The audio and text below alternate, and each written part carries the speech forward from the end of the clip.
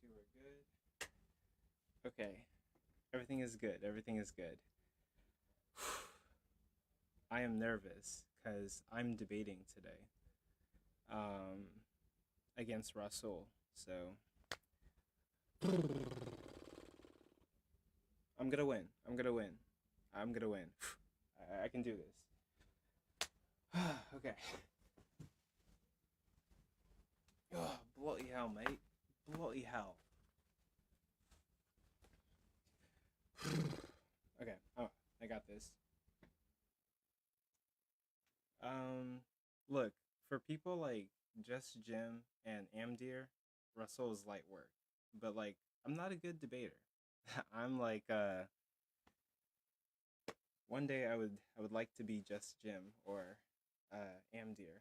Those are top tier individuals. But like me, I'm like, holy shit. But like, I can do this. Okay, I can do this. Bloody hell, mate. Let me get my headphones on. I'll get Jay up here. And then we'll get started, folks. Can you guys hear me? Oh, I can hear myself. Hey, Christ before Jesus is here. Hey, hey, hey. So I'm waiting on Jay. I'm just waiting on Jay.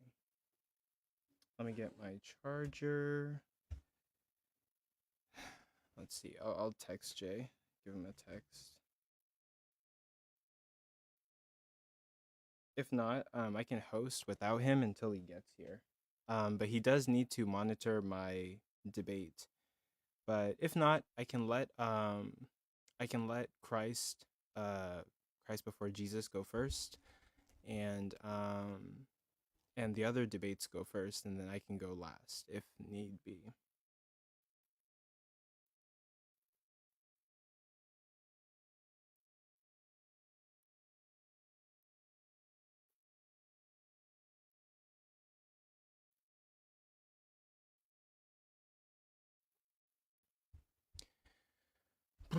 Okay, but here, let me get situated. Can you guys tell like I'm nervous as hell? Like I don't know, like every time before these debates, Jay is napping? Wait, do you guys know for sure? Oh, wait, no, there's Jay. Come on, get up here, co-host. Okay. Bet. You here? You good, Jay? You good?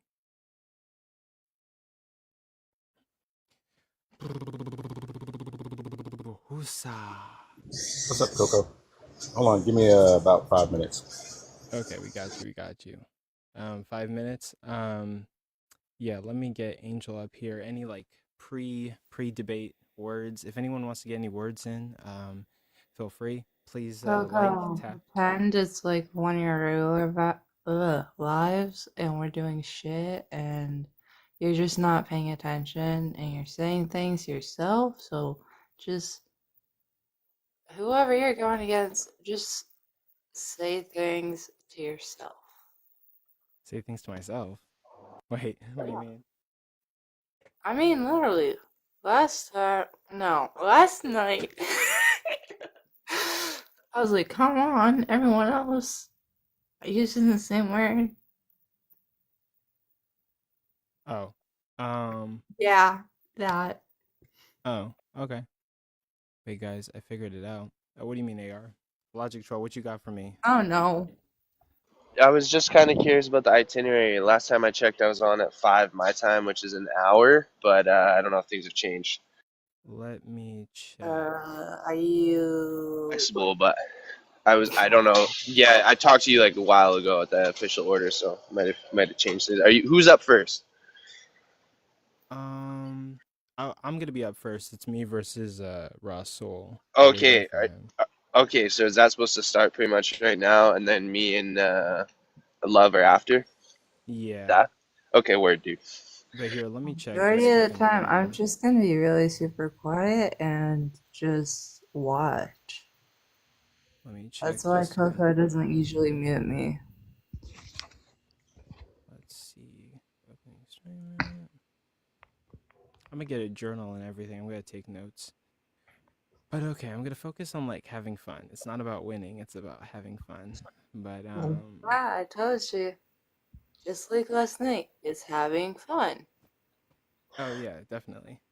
I But think you both are going to do great. Y'all do a good job on hosting these, and I think y'all are going to do great. So okay, cool beans. It's we gonna have be a these debates all the slam time, fest. right? actually, Logic, you're going after me. Alright, so in about an hour, right? Yeah. Wait, is that KJ? Well, this mic can hear everything. I can hear You literally everything. you have Jay and Angel moderating your debate. I am not a Um, mod. I'm just a normal human being. no, Jay is going to be. You're actually going to be doing the timing, Jay. Your What? mic, Coco, your mic is so good that if you don't talk into it, it's not gonna pick up you talking away from it. You know what I'm Yeah, saying? Because it's like it's pretty high quality. I can tell. yeah. So Wait, Jay, did you you're say gonna I'm be. doing the timing? Yeah, you're gonna be the God, I wish you would Apparently, timing. have told me that. Like, Jay was gonna take Do his nappy. Do you um, have a second phone, or I can time myself? I could time it. shit balls. Jesse, you Yeah, can you have wanna? Angel do the timing? Because although I do have a second phone, it's not my phone. Like, Yeah, Okay. Jay and has his nappy time, and he can take his nappy time. I can just look at the yeah, phone. I was just about to take a nap because I totally forgot. I Oh no, but was like, oh Yeah. actually, shit. but no, Rebecca, I fell asleep last night, and then I woke up at like 3, and then I started reading this paper on yeah, the paper that she suggested me uh regarding like a precept, and I got all the way down to like the last point. There's like the last point, and then there's like conclusion. So there's like two more sections, like one more point and conclusion, and I didn't really get to those. But I have been reading like other things. I got like a shit ton of notes. Wait, isn't yours against the thingy Russell. jabber, or is Rasol's against the thingy jabber? Russell. But Ah, Jesse, if you wanna keep time? I don't have another device, but I can do it on my phone and keep time. I could just yeah, chime. that's what I've been doing. Like, what do you usually do to keep time? Yeah, like set like a timer for like the time period, and then start it once the person says their first word. Yeah, I can do that. Just I don't. How much time for each thing? Are you? Will you I'll just say it and I'll do it like each time? Yeah, I'll let you Okay. know as we go. Okay. But cool. Do I need to Yeah. chime in with like a minute left or what? No, just tell me like when to stop. And whenever the alarm rings, just say finish your last sentence. Okay. And then that'll be good. How do we tell Rasol to shut up? Yeah, we need Russell. Wait, whoa.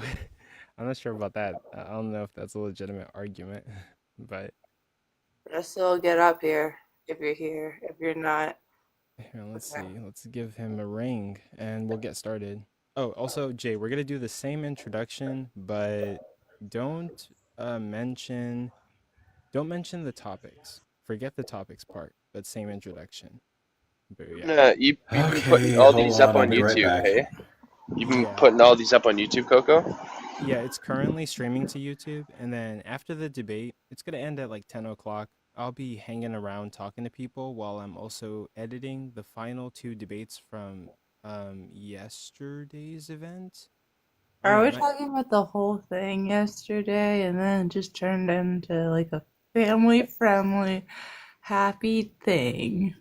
yeah. So it's gonna be like intense debating, and then like it's gonna be like fun. And yeah, after like it's gonna end at 10 o'clock. I'll be up till like 12 p.m. editing the last two debates from Friday, and then editing these debates and putting them on YouTube, and then all of that will be done. And then that will be it. I will have no more debates scheduled until April 5th. And if TikTok gets banned, then it's banned. If it stays, it stays. And then I have plenty of exciting debates. What do you mean it's gonna get Planned. banned? Hold on. Donald Trump only extended the deadline to April 5th.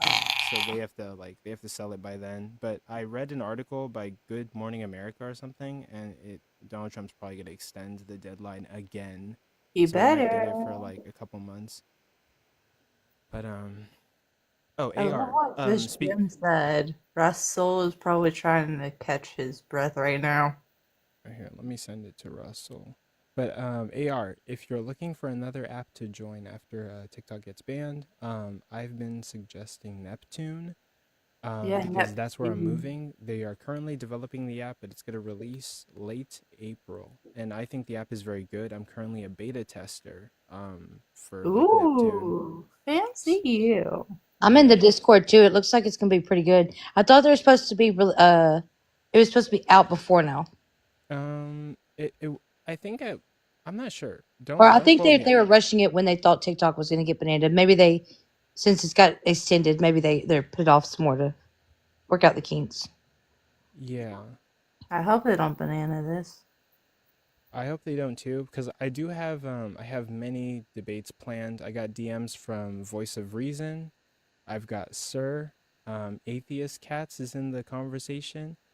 Darth Dawkins is in the conversation. Wait, as in the Darth Dawkins? Yeah, like I went on Darth Dawkins live and I talked to him, and he would be willing to debate somebody on my platform. Oh my word! So I'm securing some people. I got You know I'm going plans. to be perfectly fine. I just won't be Yeah. the person talking. I'm just gonna be the person watching in the fucking debate. In the debate panel. Just listening in. What the fuck's that? Bet. I guess like I can leave some people up here, but you guys are gonna have to stay muted until like it's your time. It's your turn to debate. So Do I have to mute myself even though I'm fucking quiet? yeah, I probably say stay on mute for the safety of the Coco, we debate. being at 8, right? Yeah, you guys are actually you guys are going after me, so yeah, at 8 o'clock. Like that. Okay, good. We're waiting for Russell. No, I wrote my opening statement and I tested it out for the time portion just before this live. I think it should be okay.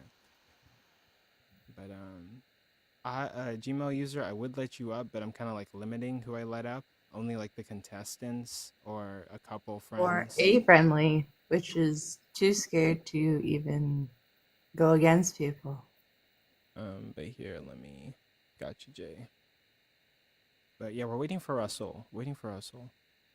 Okay, actually, Gmail user, I can let you up, but I'll probably drop you when we start the debates. But yeah, no, I got you. Don't be disappointed. I love all the people who follow me, I guess. No, that's not fair. What do you mean? I'm saying, why drop me when you start the debates? Oh, because like we're hosting it. Angel, excuse me.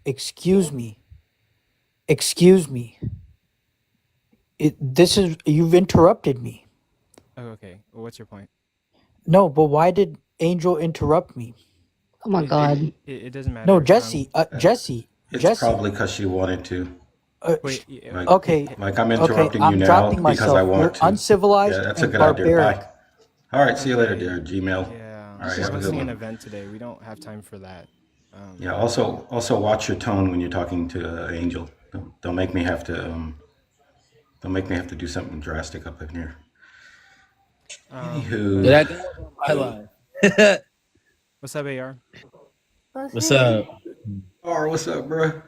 We What's are waiting up? for Russell. We need him to get Yo, in here. yeah. So yo, who wants to? I just want to No. know what. I know what you're gonna say. We are No, not you don't. I don't just do need. I just need a couple of people so they can answer survey questions. That's all. No, I know the survey questions. Yeah, we're trying to plan a family feud, and we need somebody to ask questions. Yeah, we need family feud people. Like I I'm appreciate saying, it. Ambler. Do you need a How you say it? host? Hey, where's Russell Do I at? need a host for what? Family I don't Feud? know. I sent it to him. We need to get this started because if we don't, the debates are going to be out of time. We have to respect people's It's time. okay. Since Love and I are after, we can shorten ours a bit or work around it. Him and I are really flexible, so we can make it work. Okay. And at But least also it's we have Sir's debate. I don't want it to go too late or be too out of time. And we have Christ before Jesus. debating as well.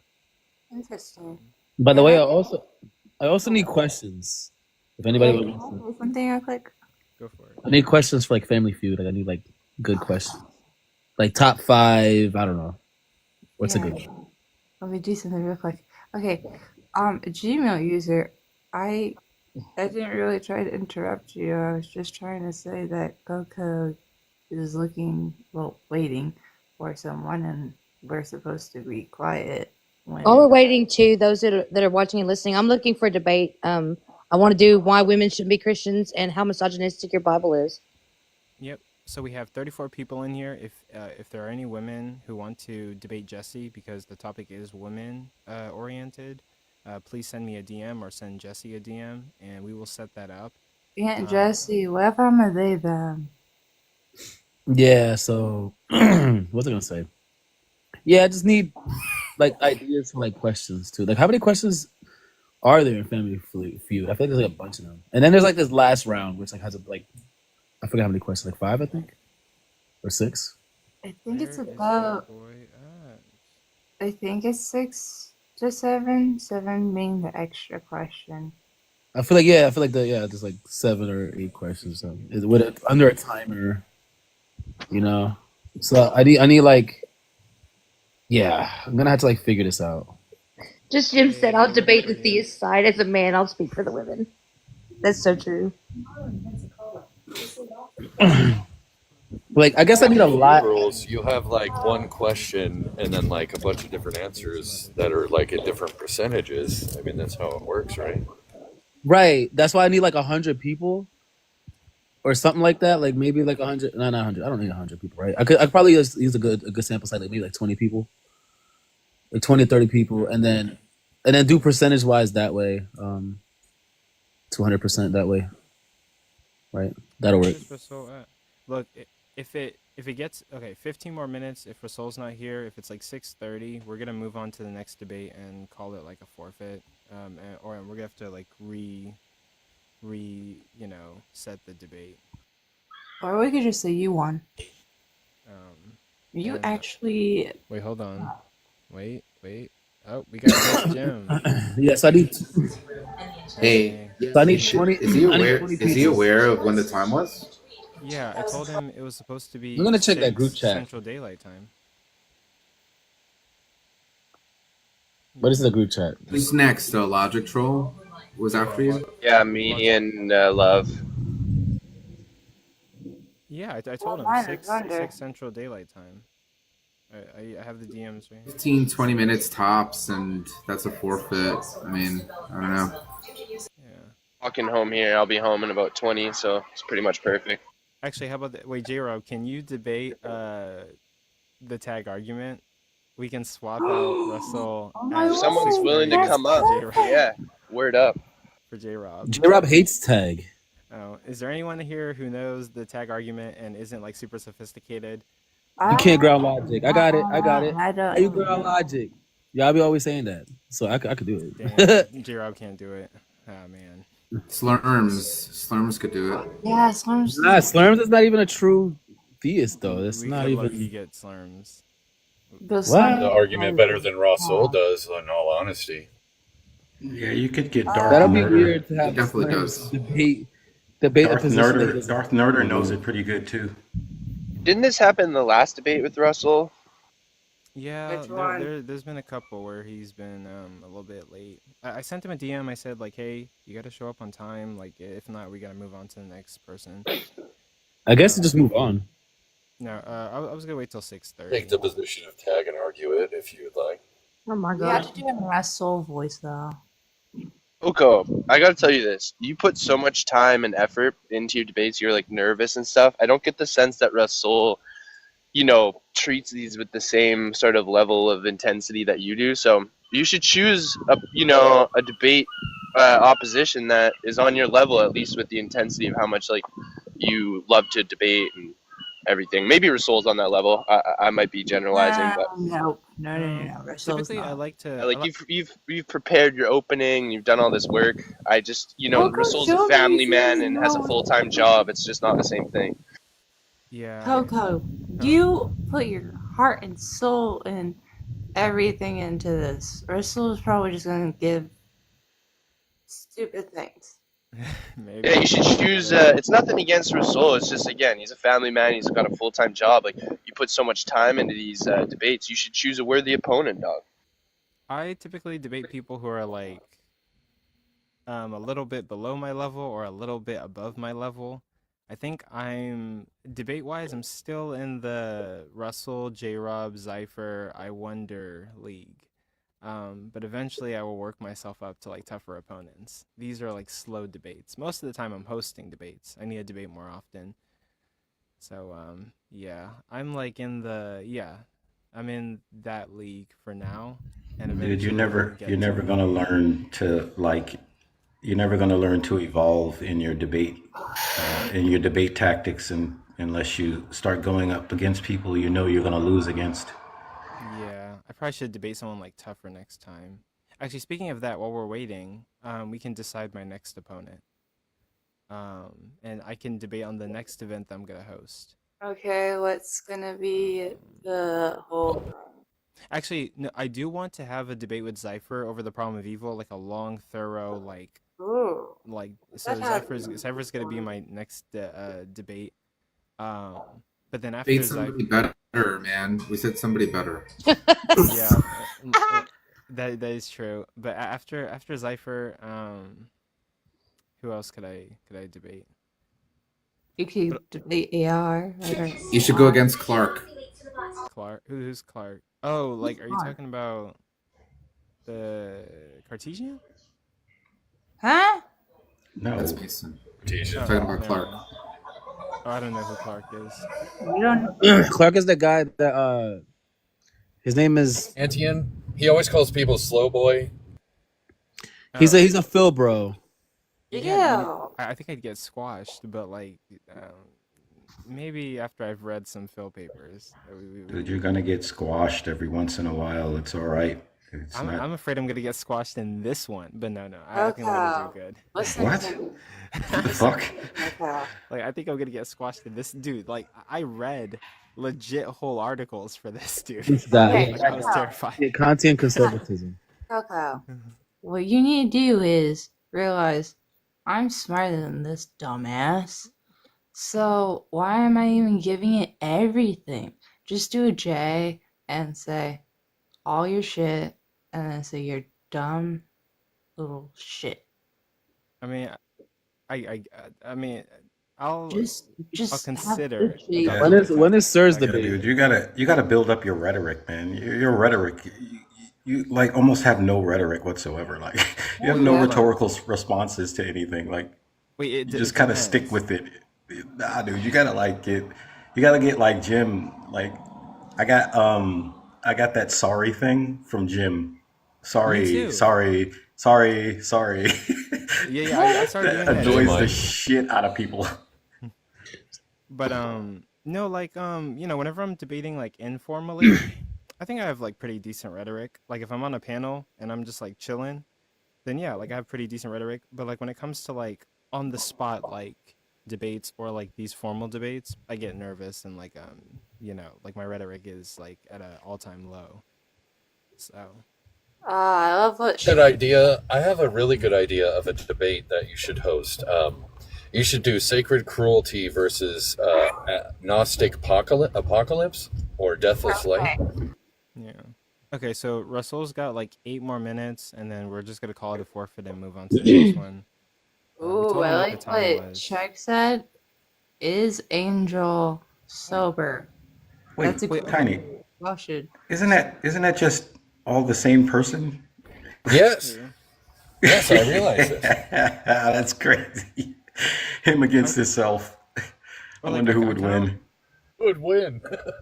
Or like I kind of What want to do about this thing where like versus Rasol? go ahead. Q-Top versus Rasol. I wonder what that would No. Because Q-Top would take it, I think. And I mean like Theist Q-Top. Yeah, Atheist Q-Top would certainly destroy him. I think we would take it. But like I kind of want to do this thing where I beat like Rasol, then J-Rob, Zypher, and then like work my way up. I want to beat like a couple people at least once, and then like I'll be a little bit confident. And then what will be like my first like serious event? I'm trying to think of somebody. I could debate Brody again and see if I'd win over some different topic.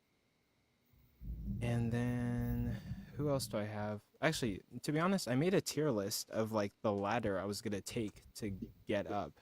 And like I have it on my flash drive. I could find it. Let's see, TikTok news, debate ladder. So I was planning on whoa, that's confused. I was planning on debating, I guess, like Rasol, Cypher, J-Rob, Angel Investor, Kunta, Barrage, Voice of Reason, Q-Top, Prook, Debate VOR. Wait, my name's on there? Wow, I feel so loved.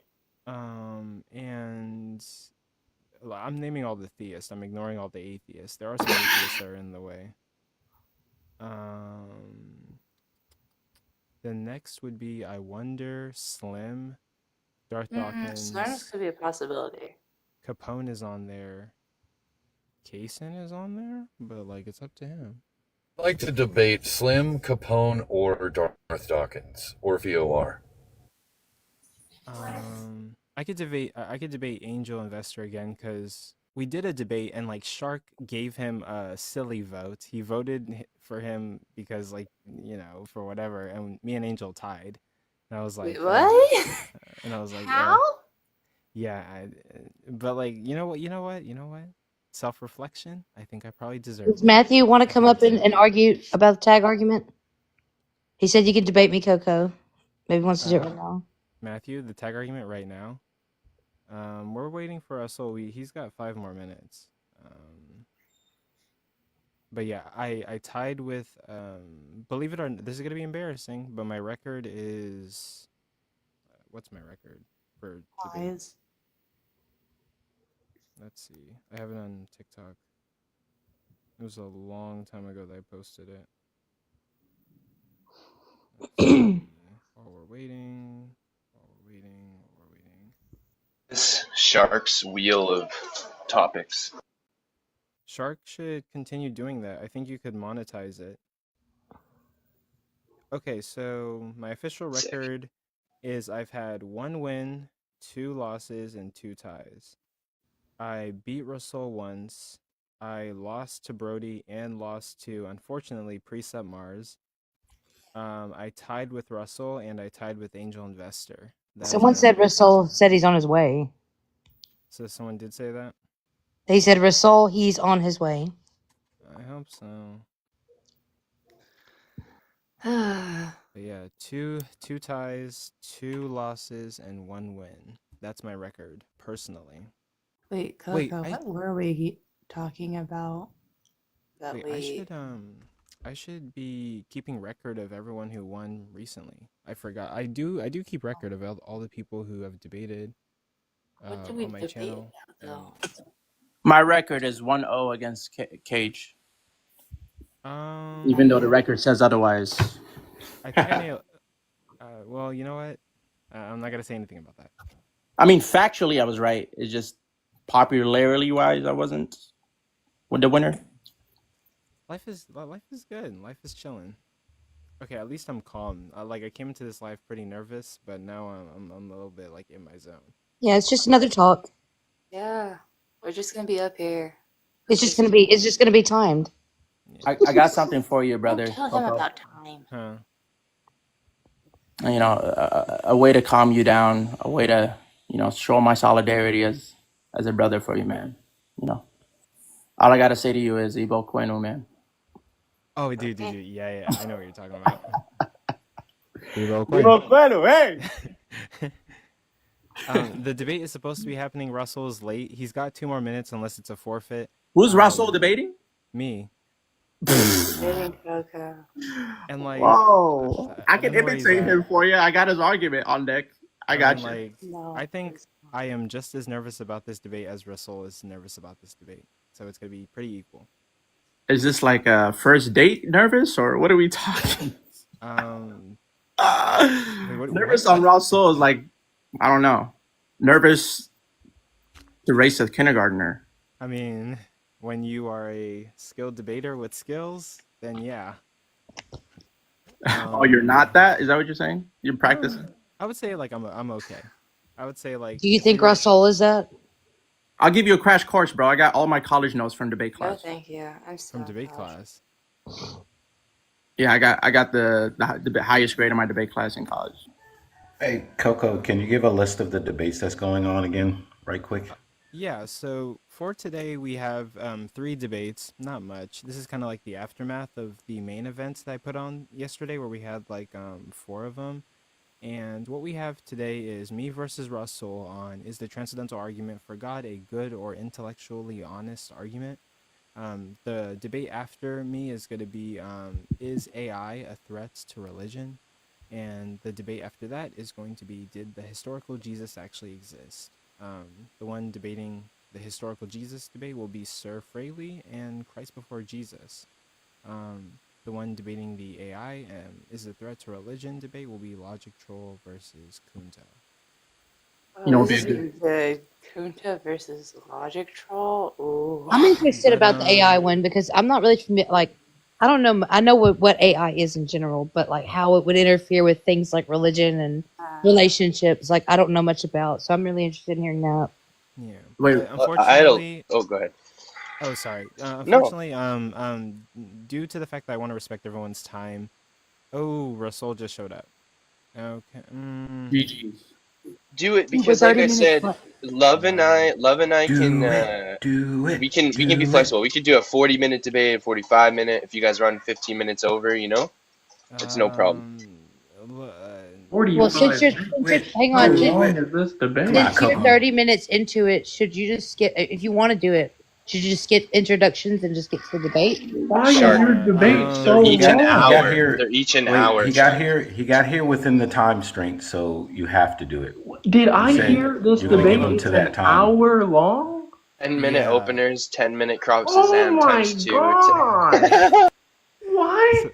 I mean, that's like formal. I mean, like, we need to be. it is, but that's like no.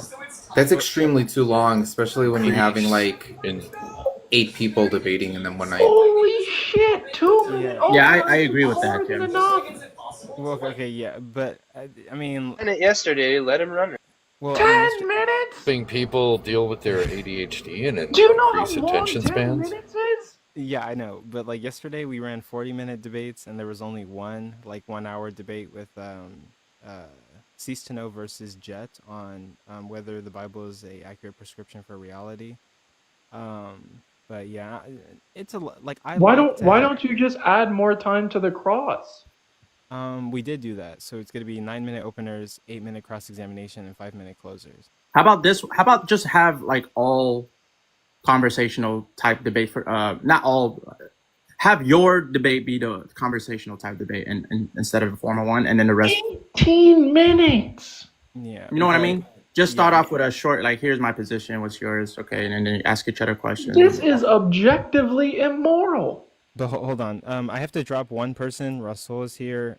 We gotta talk about this. Well, actually, wait. Okay, no. Okay, I'll just say it. Okay, but we could run the debate, but like Rasol, you have to be here on time because like our debate's gonna be like an hour, and it's going to kind of merge onto other people's debates, and we do have a special guest tonight, and it's gonna throw the whole entire event off. So I don't even know how we're gonna do this debate unless we're gonna do it like after everybody else. Am I the special guest?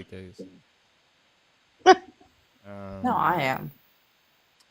Or concerned about your opening statement. Have everything except the opening statements, Coco. So have everything, and then that way you can keep your opening statement if you've prepared it, and the whole debate should turn out to about 40 minutes. Or actually, But hey, Coco, I apologize, man. I got times mixed up. Okay. I'm here in Arizona time, so I thought I had 2 more hours. Apologize about that. Why didn't God reveal it to you? Do you have a I know. opening statement? I wasn't. I'm still in the middle of something. I just logged in Still in the I middle of apologize. crazy. Yeah, I'm doing some stuff around the house. I Well, apologize. then Love and I could go, and then you guys could go after us. Yeah. Let's do that. I mean, Rasol, you gotta be on time. And Love though, I don't know if Love is around. That's the thing. Rescheduling is also possible. Because I like, okay, so I get it, like life gets in the way, but like, you know, like you got to be on time, because I am trying to do this professionally, and we got people who are also working around their schedules, and like it's not really fair for us to be like late, and then we're going to like mess up their schedules, and we might miss out on like celebrity guests and like other Can guests. Russell do it So now then? I mean, what's the? You guys are spending a lot of time talking about Robbie debating is about in the debating. middle of something. He said. Yeah, Robbie, I'm I think remodeling he's the. doing like something. we're I'm 30 remodeling at home minutes right now. in. I'm remodeling my house, and like I have some people over helping me Why out. don't you guys just reschedule for another day then? Yeah, so that's probably gonna have to be like what we're gonna end up doing. We can't do it Or later on today. or we So could, bad for you. You're like well prepared and everything. So anticlimactic. yeah, like we Can we could do it later today, Coco? I guess we could do it later today or reschedule to give us I'll stay both. up as late as I need to. Like I don't care. Like I'll work on it. Love and I are not gonna go for the full hour. Half an hour, 40 minutes is all we need. So we'll be wrapped up here probably about quarter after the hour, and you guys will be able to go. That's what I would do. Okay, so I Did guess what somebody we're gonna send Love an email, a message to see if he's ready now? Here, he was just yeah. here. So So what we're gonna do is because I'm thinking of like what we could do, but I guess what we're gonna do is sorry everybody that's here. We got 52 people in here. We're gonna do the Logictroll and kunta debate. Then the Sir Fraley one is timed at 8 to about 10 o'clock, and I guess me and Russell can take the last slot and do our debate following the Sir and Christ before Jesus debate. But yeah, I'll like be on time. I apologize. You know, yeah, I'll try to be more in tune with Revelation so I don't miss that this time. yeah, like it's like I understand that life gets in the way, but you know, also like, you know, we're trying to do these debates professionally, and we're getting more like high ranked guests, and we have to be respectful of their time. It can mess up like connections and like networks and stuff like that. So yeah, just be aware of your time, and understandably, if Okay. you know, life happens, so it is what it is. Okay. But okay. Again, I'm sorry, man, but yeah, I'll be there. I'll be ready. Okay, but yes. back in like 45 or so. Okay. I would say All right. check back in about, it's 6 right now. Check back at about like 10 o'clock. Okay. Okay. But, All right, guys. I'll be in and out, kind of checking everything out. Okay. But I'll let you guys go. Thanks, man. That works. So I guess we're gonna start the event. Me and Jay, we're gonna do the introduction, and then I'm gonna keep Logictroll up here, drop everybody else, and then Do you want me to do time? we'll bring you back for time when me and Rasol are debating, so around Okay. like 10 o'clock. Okay, I'll drop. Thank you. Yep. And I'll be listening. but everyone, if you can, everyone in here that knows Kunta, let's get Kunta on the. Oh, he's in the guest request. So. And then let me drop you, Angel, but we'll bring you back later. But thank you for being here. I always appreciate you. Okay. And Jay, you got a copy of the introduction from yesterday? I'll take the affirmative. Is that okay? You're affirmative. I bet. Well, chat. Hey, chat. If you guys, super 48 people in here, please feel free to follow your boy. Yeah, also known as Kunta, atheist Christian. Now follow me. So follow me, okay? Definitely. Okay, let me get the rough draft out. But given that your debate is kind of starting early, that's going to give us more time for like audience to come up and say what they thought after the debate. This is a pretty niche debate topic, but I'm pretty sure someone's going to have and it's going to be an hour debate. Somebody's going to have something to say about this topic. So let me see if I can find that introduction, and we'll get on it. It's on my flash drive somewhere.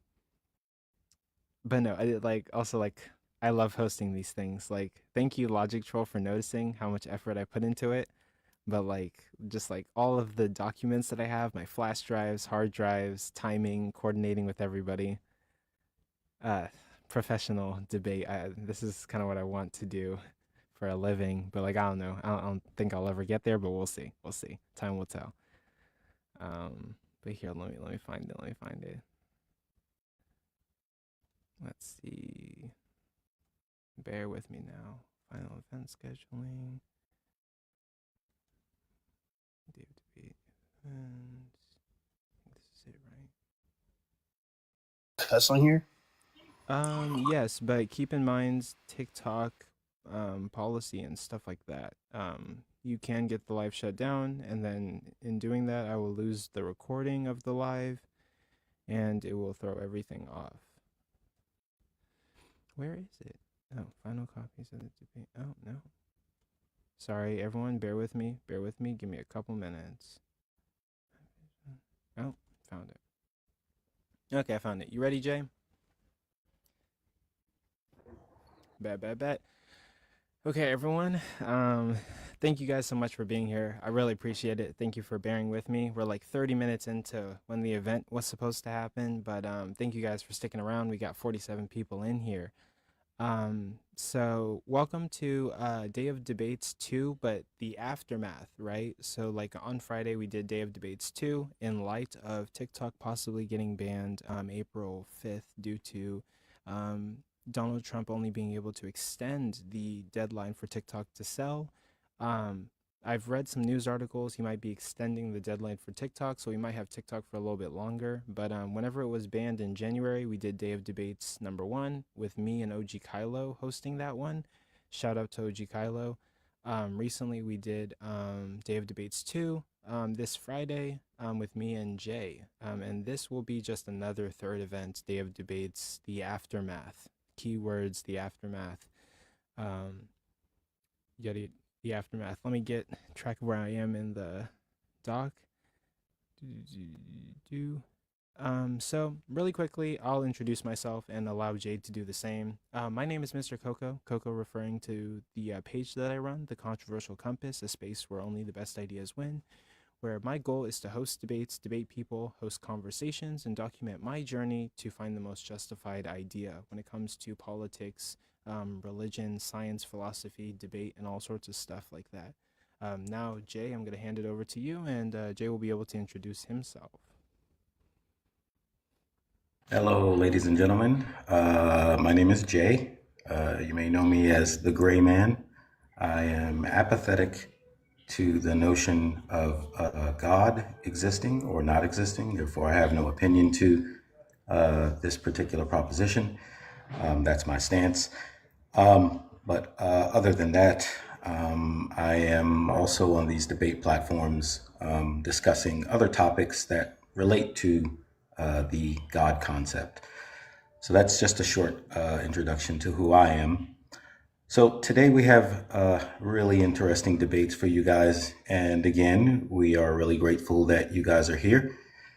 Please keep in mind, there'll be no judges for the upcoming debates that we are hosting, and there won't be any declared winners. Later in the live, we'll announce when we are putting up a poll where the audience can vote who they thought won, and the audience will be able to decide for themselves who they thought won. We also urge the audience to set aside, to the best of your abilities, your proclivities and personal dispositions on the issues or related issues to make the best judgment for who had the better skills and clearly won you over in the debate. I also want to remind the audience to remember to not harass the debaters after the debate is finished. They are human and have taken time out of their day to do this for your entertainment. So please, regardless of whether you agree or disagree with the views expressed, let's be respectful. If you decide to gift me, I would rather that I be gifted by the two, either of the two background information, and not by the TikTok gifts, as TikTok takes so much of it that it's not even worth it. So have a good time. And again, welcome. And I'll turn it back over to you, Coco. Yep, absolutely. Thank you, Jay. And also, last thing, really quick reminder, feel free to give gifts to any of the contestants, the debaters, and yeah, either me or Jay. Yes, Jay's Cash App and Venmo is at the top. I don't really mind either way. I'm okay with, like, Cash App, Venmo is in my link in description, or I take TikTok gifts and I use it to network and further boost this account that I'm using to host these debates. I just reinvest it back into this project that I'm doing. We've all taken the time out of our day to do this for our enjoyment, but also your enjoyment. But it's also okay if you can't or don't give gifts. We just appreciate you guys for showing up today. Gifts simply do aid everyone involved with this debate to do what they do for a living and run their channels and their independent projects. All gifts are appreciated, and your presence is appreciated more. We can't run our channels without your support. So regardless, with no further delay, we're going to start off the first debate, Logictroll versus Follow Me. Is AI a threat to religion? And Follow Me will be taking the affirmative. You're going to have a 9-minute opener. And let me set up my timer, and we'll start that whenever you say your first word. But let me set up my timer real quick. Let's see.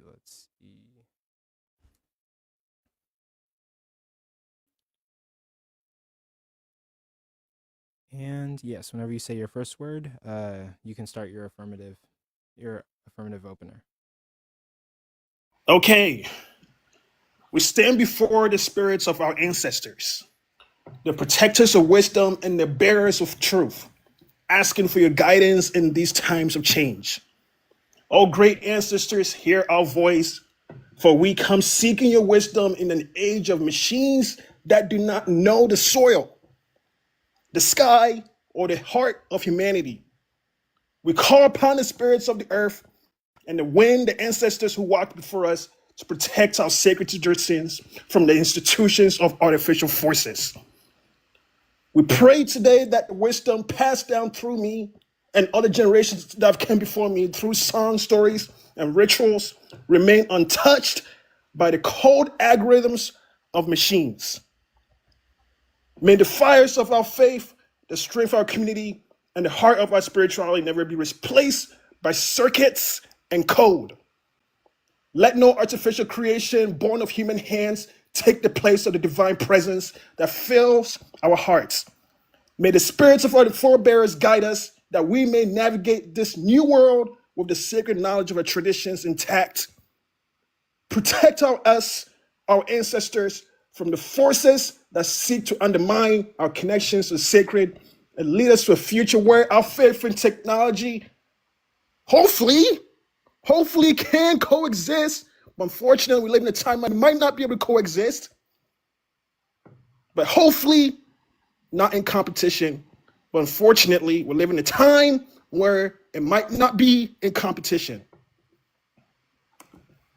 Good evening. I'm going to keep this very short. Now we are here to discuss an important question. An important question, my friends. Is artificial intelligence a threat to religion? I say yes, it is. Imagine walking into a local church, sit down in the pew, and instead of a friendly pastor greeting you, there's a robot that stands at the pulpit. And instead of usual sermon, the robot is saying, please rise. We will now begin the service with this prayer for better Wi-Fi connectivity. Does that make sense? Oh, hell no. AI was once created to do things like recommend for movies to watch or help you find the nearest coffee shop. It's now starting to challenge our most sacred beliefs. And I'm here to stop all of that, prevent all of that from happening. I'm not just talking about the AI that helps you order pizza or reminds you to take your time or reminds you to take your vitamins. I'm talking about the AI that is already capable of writing religious texts. That is some scary shit. We're living in, brothers and sisters. Answering theological questions, does that make sense? And even offering virtual spiritual guidance, does that make sense? Oh, hell no. It is like Siri, but with a PhD in theology. That doesn't make no sense. Now, some of you might think, hey, is AI just a tool, right? It is here to make life easier. Some of you guys might assume that. Sure, AI helps us automate tasks, but imagine if we let it automate our faith. Come on, man, let's not allow that to happen. What happens when AI is telling us how to pray or what the meaning of life is? Is it like letting a vending machine decide your life choices? Come on now. Would you like the wisdom of the sages? Or would you like the wisdom of a vending machine? Or the secrets of universe in a convenient snack size form?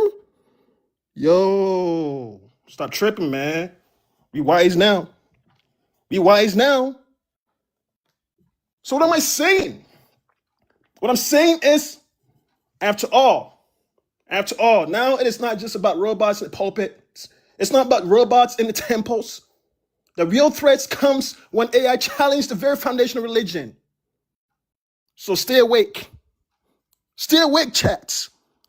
Africa is a religiously charged society. Indigenous people are religiously charged society. And let's work together to prevent AI from tearing us apart. Thank you. Is that the end of your opening statement?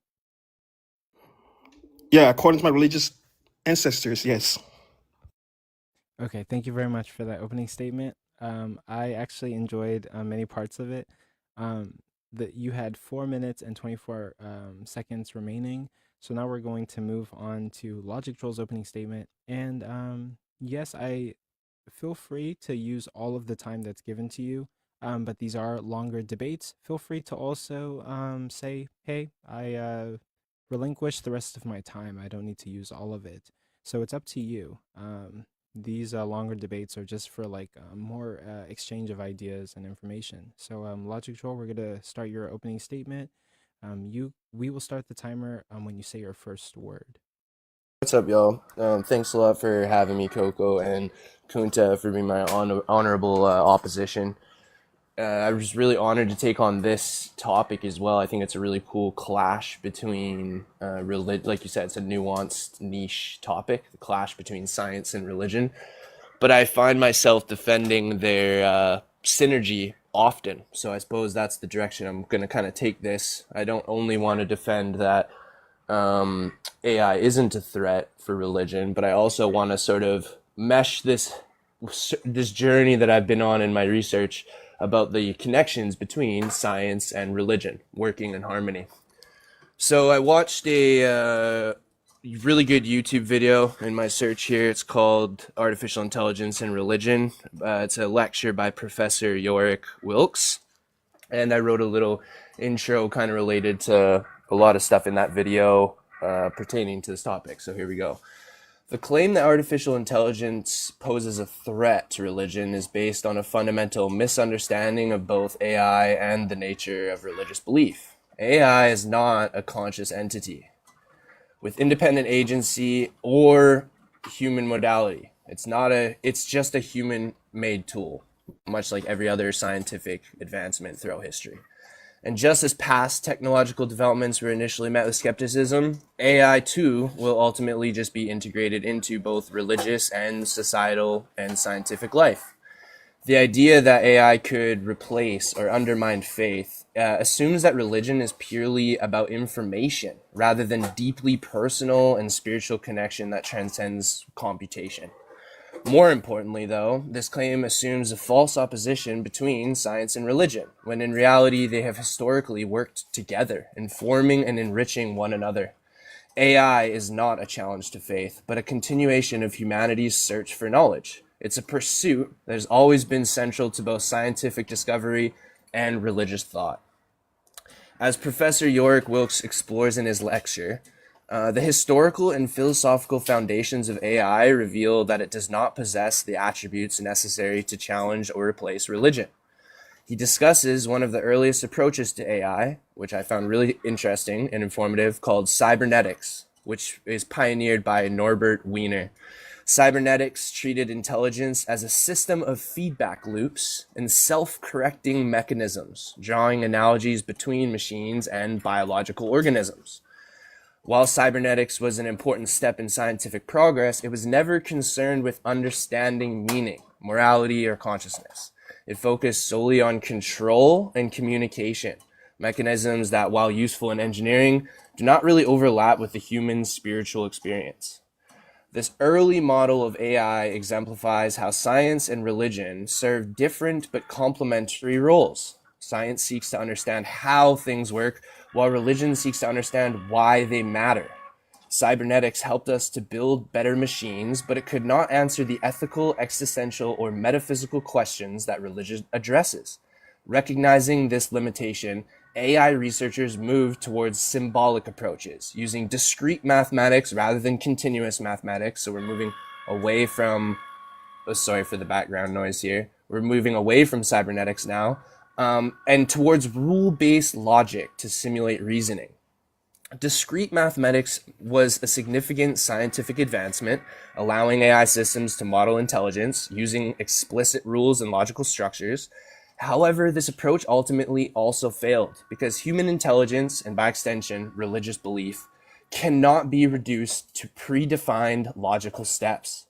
Faith is deeply contextual, shaped by culture, human experience, and emotions, elements that cannot be fully captured by mathematical representations. Religious knowledge is not merely about following rules. It's about wisdom, interpretation, and transcendence. And once again, we see here that science and religion are not at odds. Science provides tools for processing information, while religion provides a framework for understanding its deeper significance. The two are not competitors, but partners in human progress. The modern AI approach, machine learning, takes an entirely different path. And for any of you that have followed this ramble this far, I think this is where my research kind of coalesces, this difference between continuous math and discrete math. Unlike earlier rule-based models, machine learning operates statistically, recognizing patterns in vast amounts of data. AI today does not reason or know in any human sense. It generates responses based on probabilities without understanding meaning. Wilkes highlights that this shift in AI's design fundamentally changes how we think about knowledge itself. AI's understanding of information is purely functional. It does not reflect comprehension, intentionality, or insight. This is why, despite the impressive performance of AI models, they lack self-awareness and the ability to reflect on their own existence. This distinction between statistical inference and true consciousness is crucial because it reinforces that religion and science do not serve the same role. AI as a scientific advancement is a tool that helps us analyze and organize information, but religious faith is not merely the accumulation of information. It's the pursuit of wisdom through ethical reflection, moral responsibility, and spiritual experience. This is why the fear that AI could develop some sort of omniscience or divine authority is fundamentally flawed. As Wilkes points out, such concerns are based on category errors, misunderstandings that conflate brute force data processing with divine attributes like wisdom and intent. AI can simulate conversation, but it does not experience meaning. It can process information, but it does not possess moral judgment. It can analyze human behavior, but it does not have ethical awareness. So I could stop there. I have a few more things written, but I would like to just note quickly before I concede the rest of my time that, again, much respect to Love for taking on, or I guess follow me for taking on this debate. I would like to just point out one ironic thing, and maybe that could begin a cross-examination here, that did you start the whole debate here with a ChatGPT prayer? Because going on about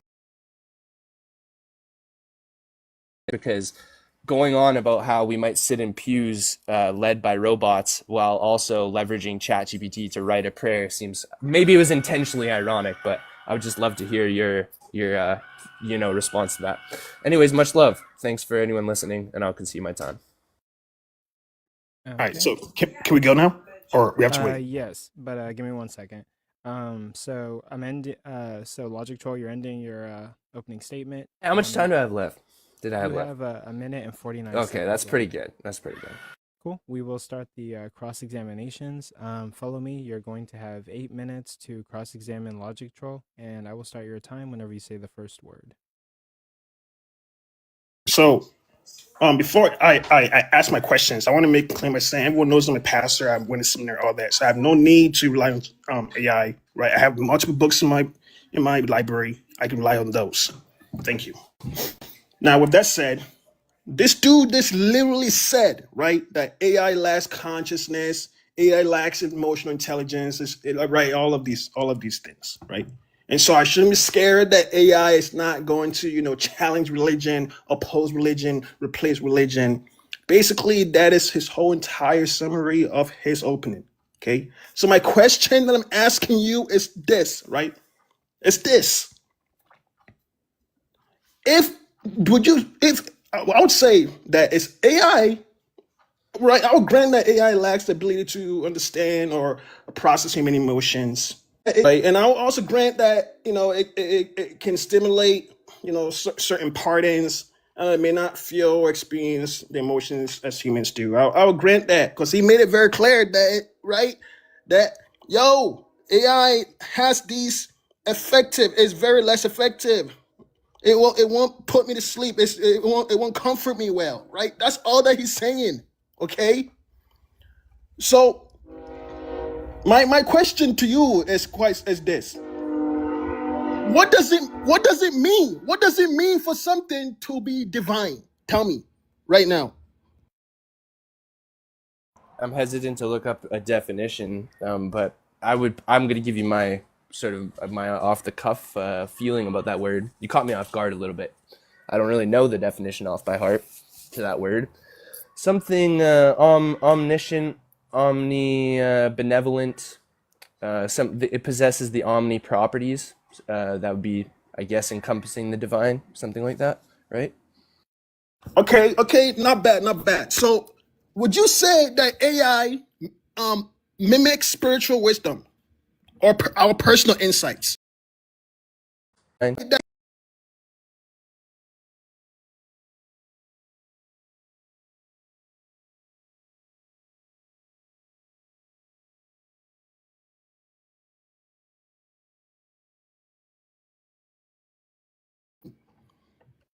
Not be able to. The same way we may struggle to differentiate between a liar and a truth teller. Even Intelligence, tell me.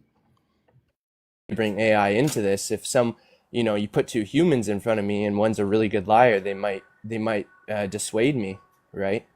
So I don't have that ability to know the absolute certainty really in my human humility anyways, whether it's human or robot. Can't tell the I don't have that in my human humility anyway. Can energy?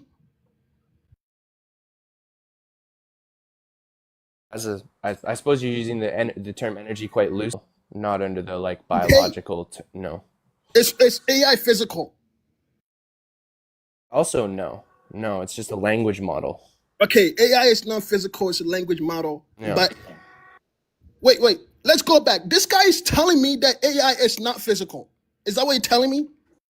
It's hard to parse out software from hardware in a lot of cases. There's a hardware component, but ultimately, no, these are language models. And that's what I found so interesting in my research here, kind of differentiating between science's approach at mapping your very questions. Your skepticism here is quite healthy, love. And I hope we can have this conversation in good faith. I'm not really trying to get W's from you, bro. This is a fascinating conversation, right? And so as I studied, I saw that science Wait, okay, go ahead. Sure, go ahead. Brother, I love you. But my thing, you just said AI refers to software, algorithms, these system process information, right? And you're saying that they're not physical, right? If you're saying that you're not physical, are you saying that basically these things have a way of people can utilize these things to again mimic divine experiences?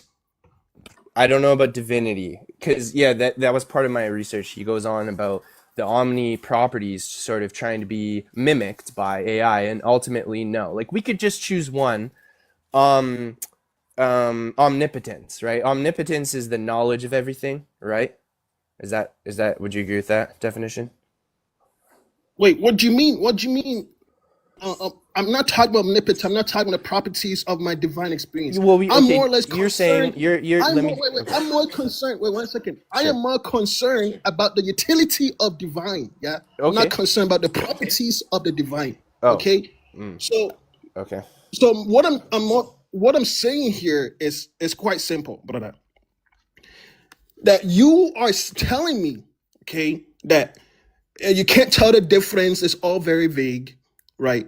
That tells me that you're basically saying that regarding AI, people should somehow be okay to seek for some wisdom through the mysteries of AI, correct? So that there could be some transcendence in AI, yeah?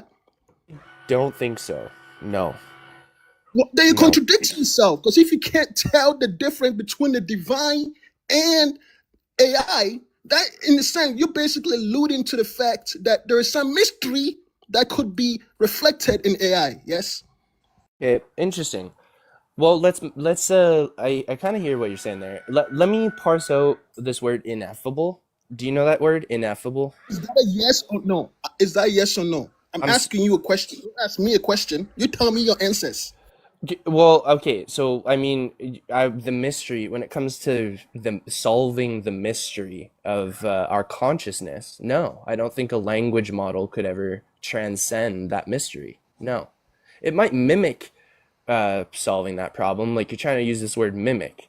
I mean, there are aspects of omniscience that might be mimicked by even just the internet, right? We could say that the internet approaches the World Wide Web sort of approaches this notion of omniscience. It has all the human knowledge in it. But then obviously we picture some, person in an alleyway having their own experiences, Okay, good. I got it. So Okay. it might mimic spiritual wisdom, it might personalize insight. But I don't think it could How would you transcend. define the word mimic there? Right. Like impersonate, right? Falsely impersonate. It could never actually arrive at true wisdom. To your But point. We are in okay, agreement here. We're in agreement here. if something cannot arise a true wisdom, it's just here to someone mimic me, mock me to some degree. Why should I trust it? Why should I care about this Well, thing that is trying to mimic me? Right? okay. Why should So I like trust it? okay, so I'll try to answer your question here. That's not really a yes or no answer. So I'll try to give you a solid answer.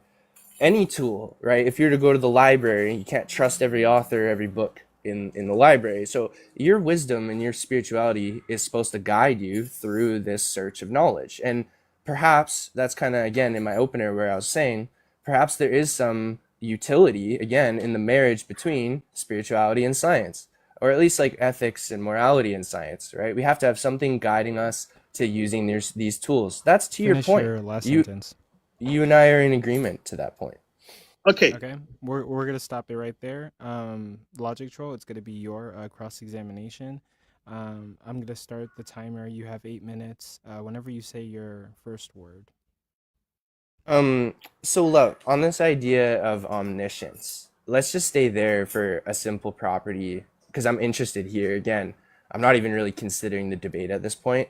I'm just interested sort of where your thinking is. Do you agree with me that the term omniscience means, like, I guess, knowledge of everything? Like, how would you define that term?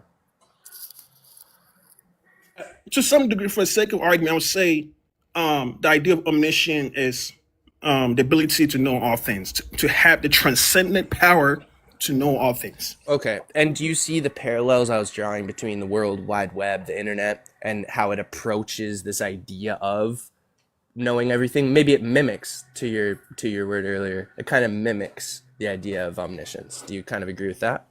I don't know if I agree with how that. I don't know. How does omniscient? How is that mimic? Well. Let's try to find. I can't think of a better analogy than something in the real world that possesses knowledge of everything. Maybe a really big library with all the books in it.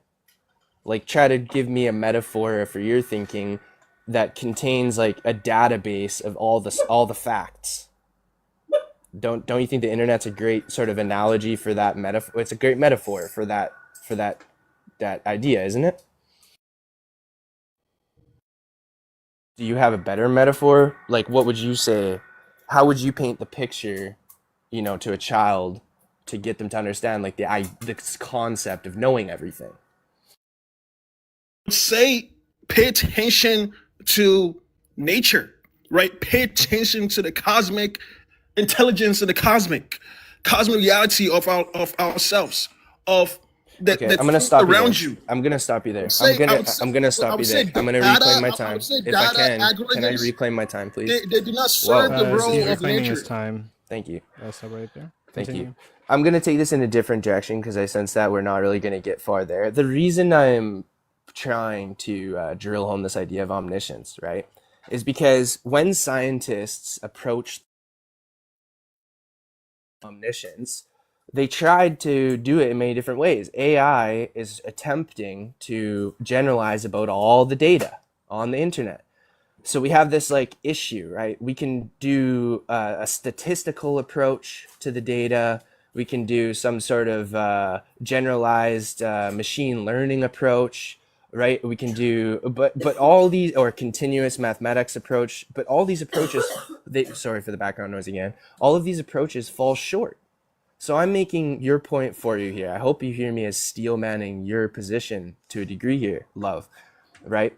I'm saying that all the approaches that science has attempted to do in recreating the human mind in all of its not only rational thought, but also the spirituality, the ground earth, the prayer you said at the beginning, right?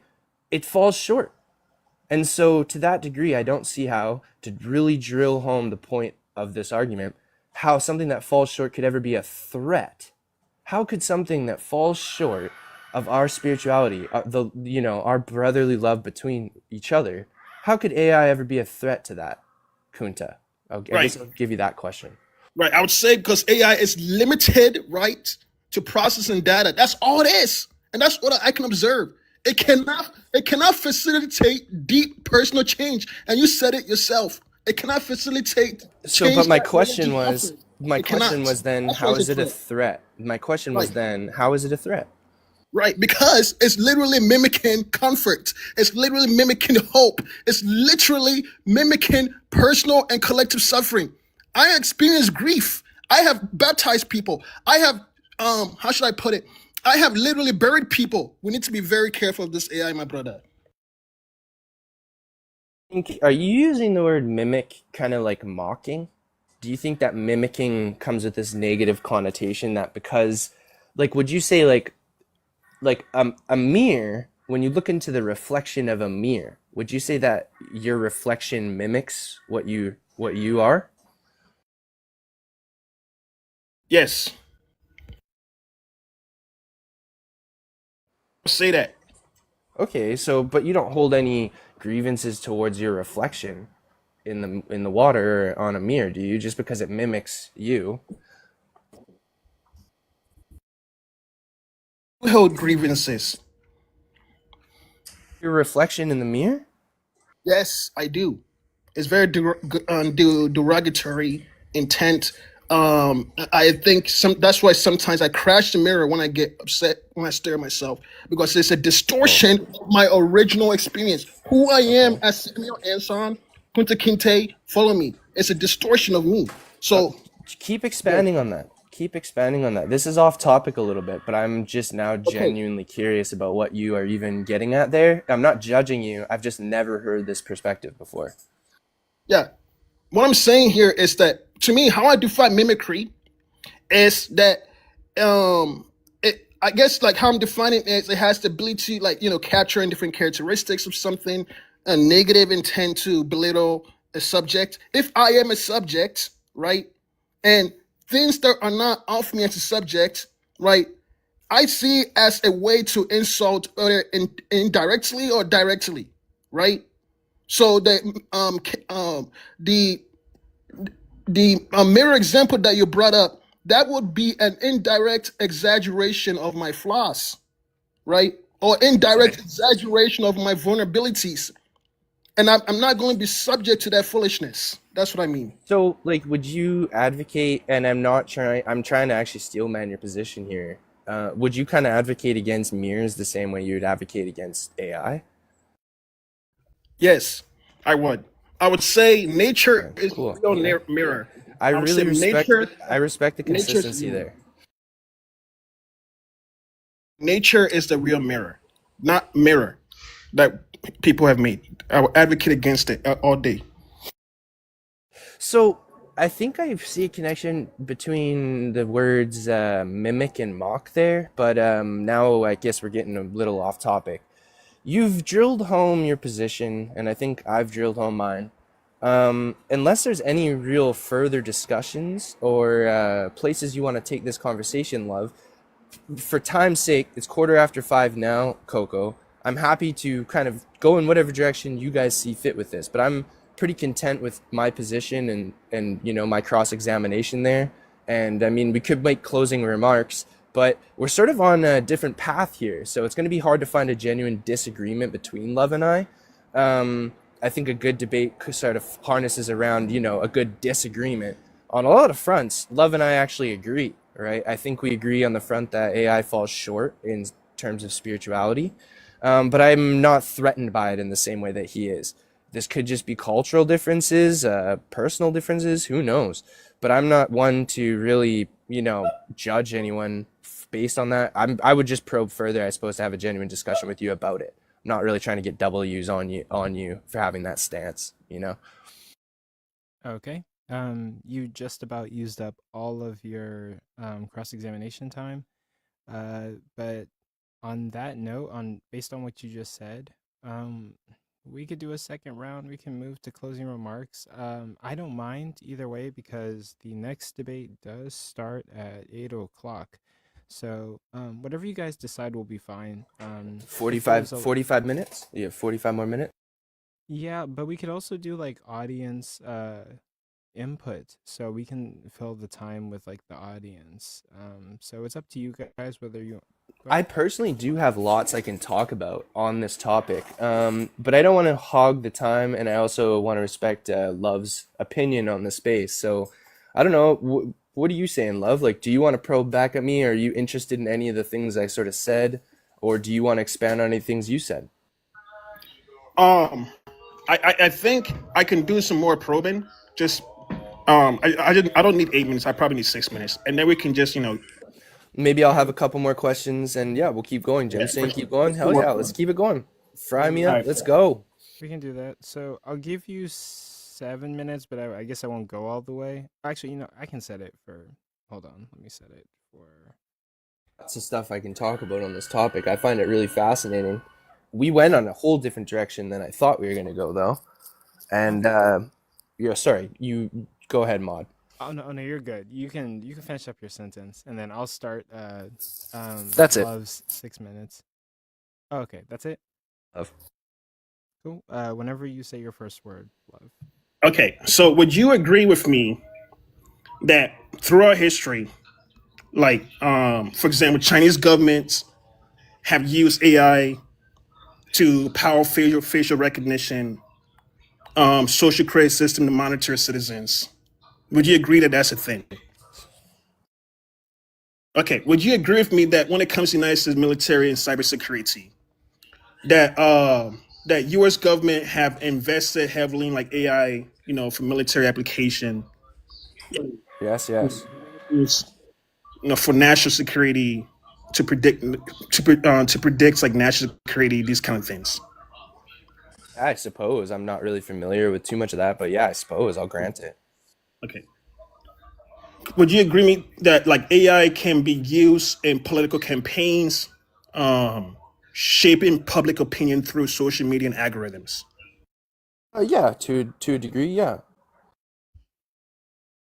And last thing I'll ask is, would you agree with that, for example, Russia, you know, they have all of this AI-driven bots, deep fake technology that have been used to spread misinformation and manipulate online discourse? And the last question I'll ask is, would you agree with me that when it comes to India, okay, that which is one of the world's largest biometric database, uses AI for identifying verification or enhancing their government or biometric identification, yeah. Okay. So given all of these, you know, things that you have said yes to, how do you account for all of these deep fake predictive analytical concerns Or you don't think it's a concern? No, I'm concerned. I'd say we are probably equally concerned, just from different points of view. This is again where we align. I'd say what guides me through is my spirituality. So I don't see how it's a threat to my spirituality, because the very thing that's going to guide me, my faith, my hope, the very thing, right, my ethical and moral guidance, my love between, me and my community and my loved ones, my family, it's the very thing that's going to guide me and keep me safe through both the library, the theaters, when I look at my own reflection in the mirror, and also when I use AI or the internet. But you just said that AI lacks divine experiences, it lacks Yes. conscious, it In lacks other words, I don't emotions. get my divine intervention, or whatever you want to call it, revelation, my spirituality. I don't get it from AI. Sure, I understand that. But if it lacks these elements, why would you trust in something that is lacking? That's my thing. Because religion is built on faith. I don't see any lacking in religion. Religion is subjective. Yes. It's not physical tool Yes. to enhance anything. So why would you trust something that's lacking? It's kind of why I tried to outline. I probably did a poor job, but it's kind of why I tried to outline the different historical approaches to the, I guess, problem of intelligence, problem of consciousness, right? AI is an attempt to solve, I guess, in many different respects, the problem of consciousness, the hard problem of consciousness. Sorry for the background noise. Right? And so we didn't really get to the point of resolving that tension. I just don't see how those attempts don't justify your question, right? I don't see how you're not seeing what I'm saying there. Logic, you're too nice, bro. You're too nice. So, I mean, okay, I guess I'll grant you.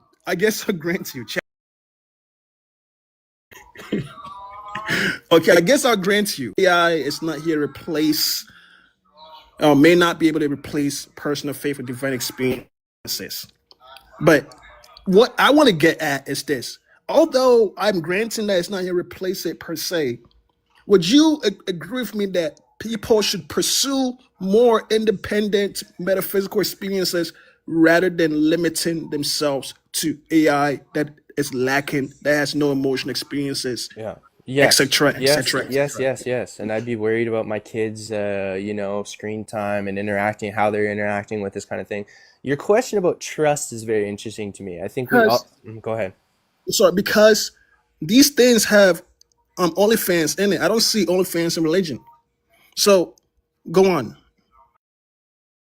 Just gonna say your point about trust, right? What I was kind of trying to get at here when I went through the history of AI, all of the science approaches, the limitations of AI is the limitation of the trust, right? When I trust the model to the degree of its limitations. So if you understand sort of the differences in the modeling, how the language models are functioning, then the limitations become more obvious to you, and you can use the tool in a more enlightened way. So that's kind of why I was trying to go through that history. It's like I'm showing the limitations of trust in the system. I'm not saying trust it. I'm saying very much, and it's a spiritual experiment through our experiences and experimenting in the real world, just like science is. If we weren't using AI and we were talking about something else, nuclear physics, we have the same ethical dilemma, right? Physicists working on nuclear weapon technology will cross these similar ethical dilemmas of how to use the tools. Finish your last sentence. Even a simple apprentice at a work site, right, doing carpentry, has to wield his tools appropriately. You could either throw the hammer or build something with it. Okay, that will end the cross-examination for Follow Me. Logictroll, you could do an additional one, but it's up to you, or we can move to closing statements, and we are good on time, so either way works. Okay, I'll linger a little bit and try not to make this my closing statement. Do you see, love, that we align in our faith, I suppose? You and I have both strong faith towards the spirituality. You see that? You give me that? Yeah, I do. I see it. We might have some different perspectives, but we do. But if if I saw you in real life, I'd give you a big hug and we could easily hang out, and I would, trust you. I trust you, bro. And so, I don't trust AI. And that's because of, I believe, and this is what departs me from a lot of philosophers on this app, is I do have a spiritual component to me, right? I'm a theist. I came to this belief, though, through logic and not through dogma. And so I think that approach is what empowers our use of any tool. The logical, ultimately, I think like logic, science, and spirituality are all kind of the same thing. They're all working towards, bettering humanity, that kind of thing. Learning through experience and humbling ourselves through failures, and non-dogma, those kinds of things. So I don't know, to that end, man, I guess I would say I would like to talk about this further with you.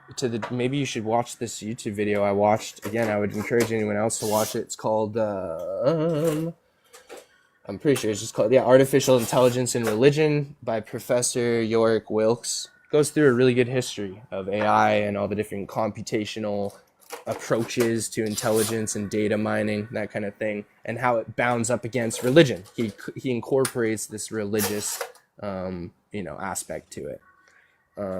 So we could probably go to closing remarks, I guess. Thanks again, Love, for talking to me, bro. It was sick. Okay, so I'm ending the time there, and you guys will get 5-minute closing remarks. Love, yours can start whenever you say your first word. So, I'll leave this up to the chat to make whatever decision that they want to make, to use this distorted TikTok to make whatever decision they want to make based on who provide the best argument. But nonetheless, I still love Logictroll. Ladies and gentlemen, as we have discussed tonight, we have talked about artificial intelligence. It's not just a passing trend. From my perspective, I'm saying that it has been, but nonetheless, discussed tonight, we have talked about it shaping how we experience and practice religion. From my experience throughout seminary, you guys can check me. I'm not that far away from AI myself. I'm on NBC, in fact. Vivek Ramaswamy talked about me on NBC. The black pastor whom Vivek Ramaswamy talked about.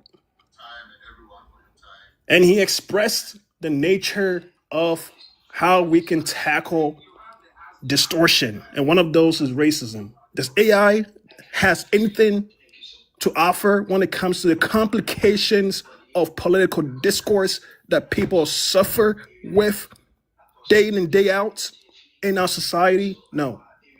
It's only humans that can engage in complicated tensions in order for us to experience the true nature of transformation. Today, we have seen how AI can answer spiritual questions. I have granted him that. AI has driven spirituality and to a whole new experience. I've granted him that. But my main argument stands, and it still stands, because my ancestors wanted to do so. If AI can generate religious texts and offer guidance, it doesn't take much to imagine a future where faith in machines becomes more common than faith in God. The last thing I'll say, that the problem isn't just about replacing humans. I've made it very clear. And it's about the deeper existential threats, people. Existential threats. Even in psychology, they'll tell you this. That focus on existentialism if you want to choose that path. Or else you allow the pollutions to get in the way. Religion has always been the source of morality. I think he granted that. It has always been a source of community, because he said if he saw me, he would hug me, and I'll hug him too. Black and white, chocolate and vanilla, we will hug all day. If AI starts to dictate how we exist as a community, we will not be able to showcase empathy upon each other and struggle with the messiness of real life. People, you guys just want to run away from the messiness of real life and just say, oh, AI is going to fix it. Hell no. AI, it is worse. AI doesn't just threaten religion. And when I use the word religion threaten, I don't mean threaten in the sense of like a source to me. I'm saying threaten in the sense of, I would say, poetry can easily challenge someone. Again, I'll say it again, challenge someone to change how they look at the world. That's what I mean by threat. So in a world where an AI might be seen as a higher power, my question to you guys is, how would you ensure that our deepest beliefs, if you choose to hold on to one, or even your deepest not beliefs, aren't reduced to more data points? We must ask ourselves, are we willing to let technology redefine our very sense of purpose? Or will we protect sense of purpose or set that have sustained humanity for centuries? Or would you rely on AI that may not be the enemy but left unchecked? It is certainly, again, a poetic threat to religion as we know it. By religion, I don't mean mere religion in the sense of how humans are able to co-opt and mimic religion. I'm talking about religion as in an infant baby. Thank you. Okay, ending your time there. You had 16 seconds on the clock. So Logictroll, it's now your turn for closing remarks, and then we will start the audience poll. Okay, I'll try to wrap it up quick. I think that Love had a difficult position confirming, the affirmation of the proposition is a little harder than refuting it in my position. You did an okay job, Love, and I appreciate the back and forth. I'm going to read my little closing remark I wrote here. History has shown that technological advancements do not destroy religion. They reshape it and often strengthen it. The printing press spread religious texts, radio and television broadcast sermons to millions, and now AI provides new ways to engage with theological questions. If anything, AI serves as a testament to the human impulse to create and understand, an impulse that has been central to theological thinking. Furthermore, Wilkes points out that throughout history, people have often imagined future intelligence in theological terms. Concepts like omniscience, omnipotence, and moral authority have been projected onto AI, but these comparisons are flawed. An AI system that processes vast amounts of data does not possess true omniscience. It lacks wisdom, judgment, and the ability to understand moral or spiritual truths. Likewise, an AI that influences human behavior through recommendation algorithms does not have divine authority because it operates without intent or ethical awareness.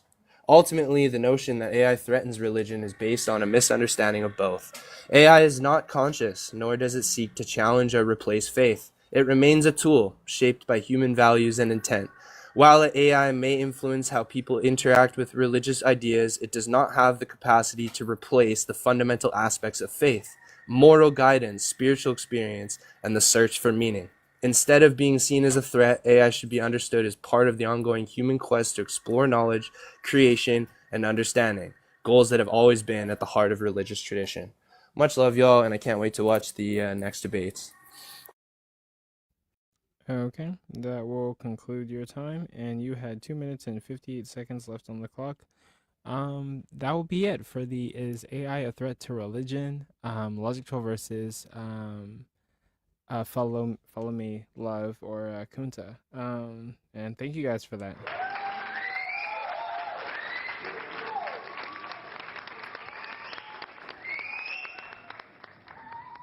I'm gonna put up the poll, and Jay, do you want to say any words on that debate? Do you have any thoughts?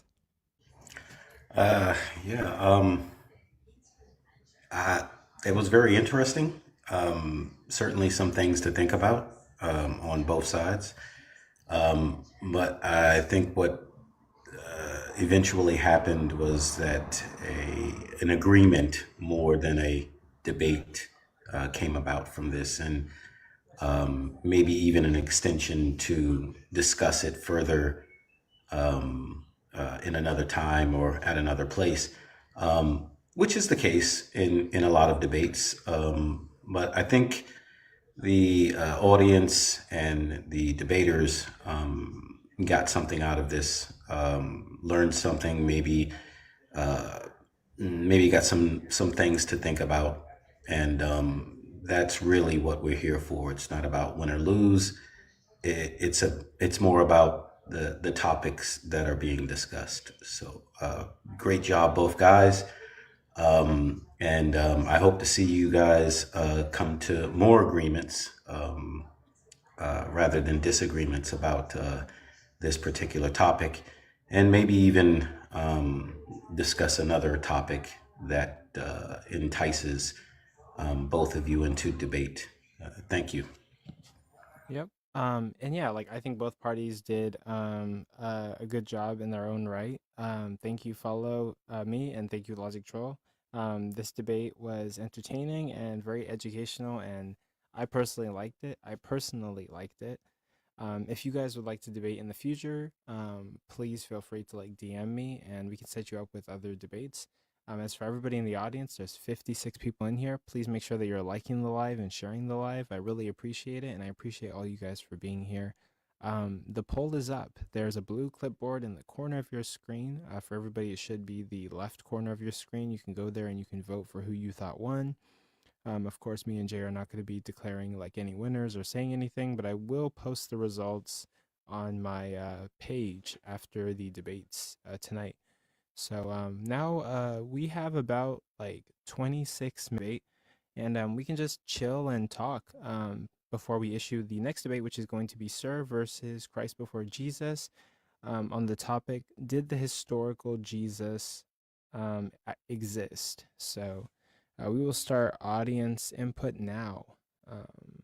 But thank you guys. And Logictroll, Kunta, if you want to stay on the panel, say anything, feel free to do so.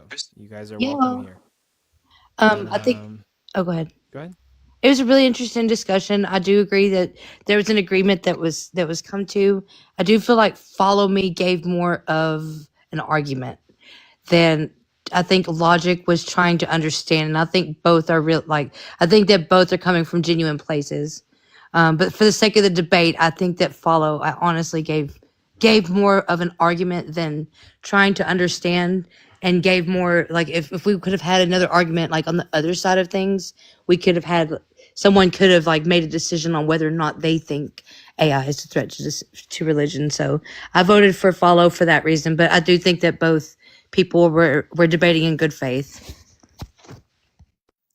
Honestly, it actually was pretty good, but some parts got a little bit confusing for me. Oh, Like, go ahead. Humans made AI, so thus forth, aren't humans the ones to blame? Me? Either of you could answer, but yeah, she's asking whether humans are to blame for AI. I guess my only response, I don't really like to scapegoat. I think blaming creates more issues in society. So I would say that rather than saying that humans are the ones to blame, I would simply say that humans should look into how they create things, build things in a way that will help, as Logictroll is arguing for, enhance society. And right now, I'm not really seeing that. So that's why I'm kind of like objecting to AI. Thank you. Can I ask one more question to Follow? Okay, go ahead. Follow, other than like the robot in the church, like you were referring to, in what other aspect of someone's religious practice do you see AI being a threat? Well, I'm not. I guess I'm not really a Buddhist. I'm only a Christian, so I can only speak for Christianity. So you're not high tech. I knew that my only job was to refute the proposition, Jesse. So I'm trying to take your criticism to to improve here. I suppose it's difficult. I think I did do a good job at establishing that AI is not a threat to religion. But yeah, like it's a negation of the proposition, right? It's not an affirmative claim. So I don't really need to prove anything. I'm trying to prove something as not true, right? But maybe I didn't do a good enough job at that, so that's heard. You did a great job. Yeah, go ahead. Yeah. Yeah, that I don't disagree that you were doing that. I just feel like I guess your contention didn't match his is all. So because I like the nuanced, weird niche, I guess is a better word, topics personally. I think that we kind of get repetitive over the same topics. This one for me actually is one that hits home a lot more. Like I like the idea of arguing for the union between Oops. that's religion. Sorry. I think the So, only yeah. problem with these nuanced topics is that no one it's hard to decide what part you're going to be arguing or arguing against. Jesse, I feel like it's hard to know which argument to bring in. Speaking of Jesse, what's the topic? Wait, hold on. Before you guys get started, Deathless Light. I do intend to host a debate and get you on a matchup if you would be interested. Only if you'd be interested. But I would like to. Here's what I want you to do. I want you to get me Dr. Blitz. I want either Dr. Blitz All or I of want a you legend. need to accept one God. That's it. Hold on. He's I talking. No. Let me. No, fuck you. Get the fuck out of here, G-Man. Fuck you, bitch. What are you gonna do about it? I'll slap the shit out of I you. need to respect people's we're life. done.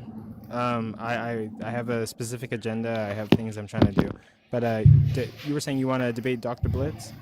Yeah. Okay. I guarantee I'll drag him in about 6 minutes.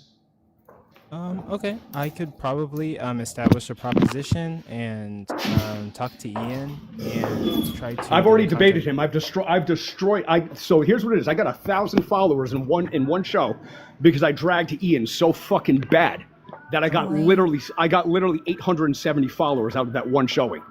Okay. Well. He blocked me and he never let me back in the show ever again.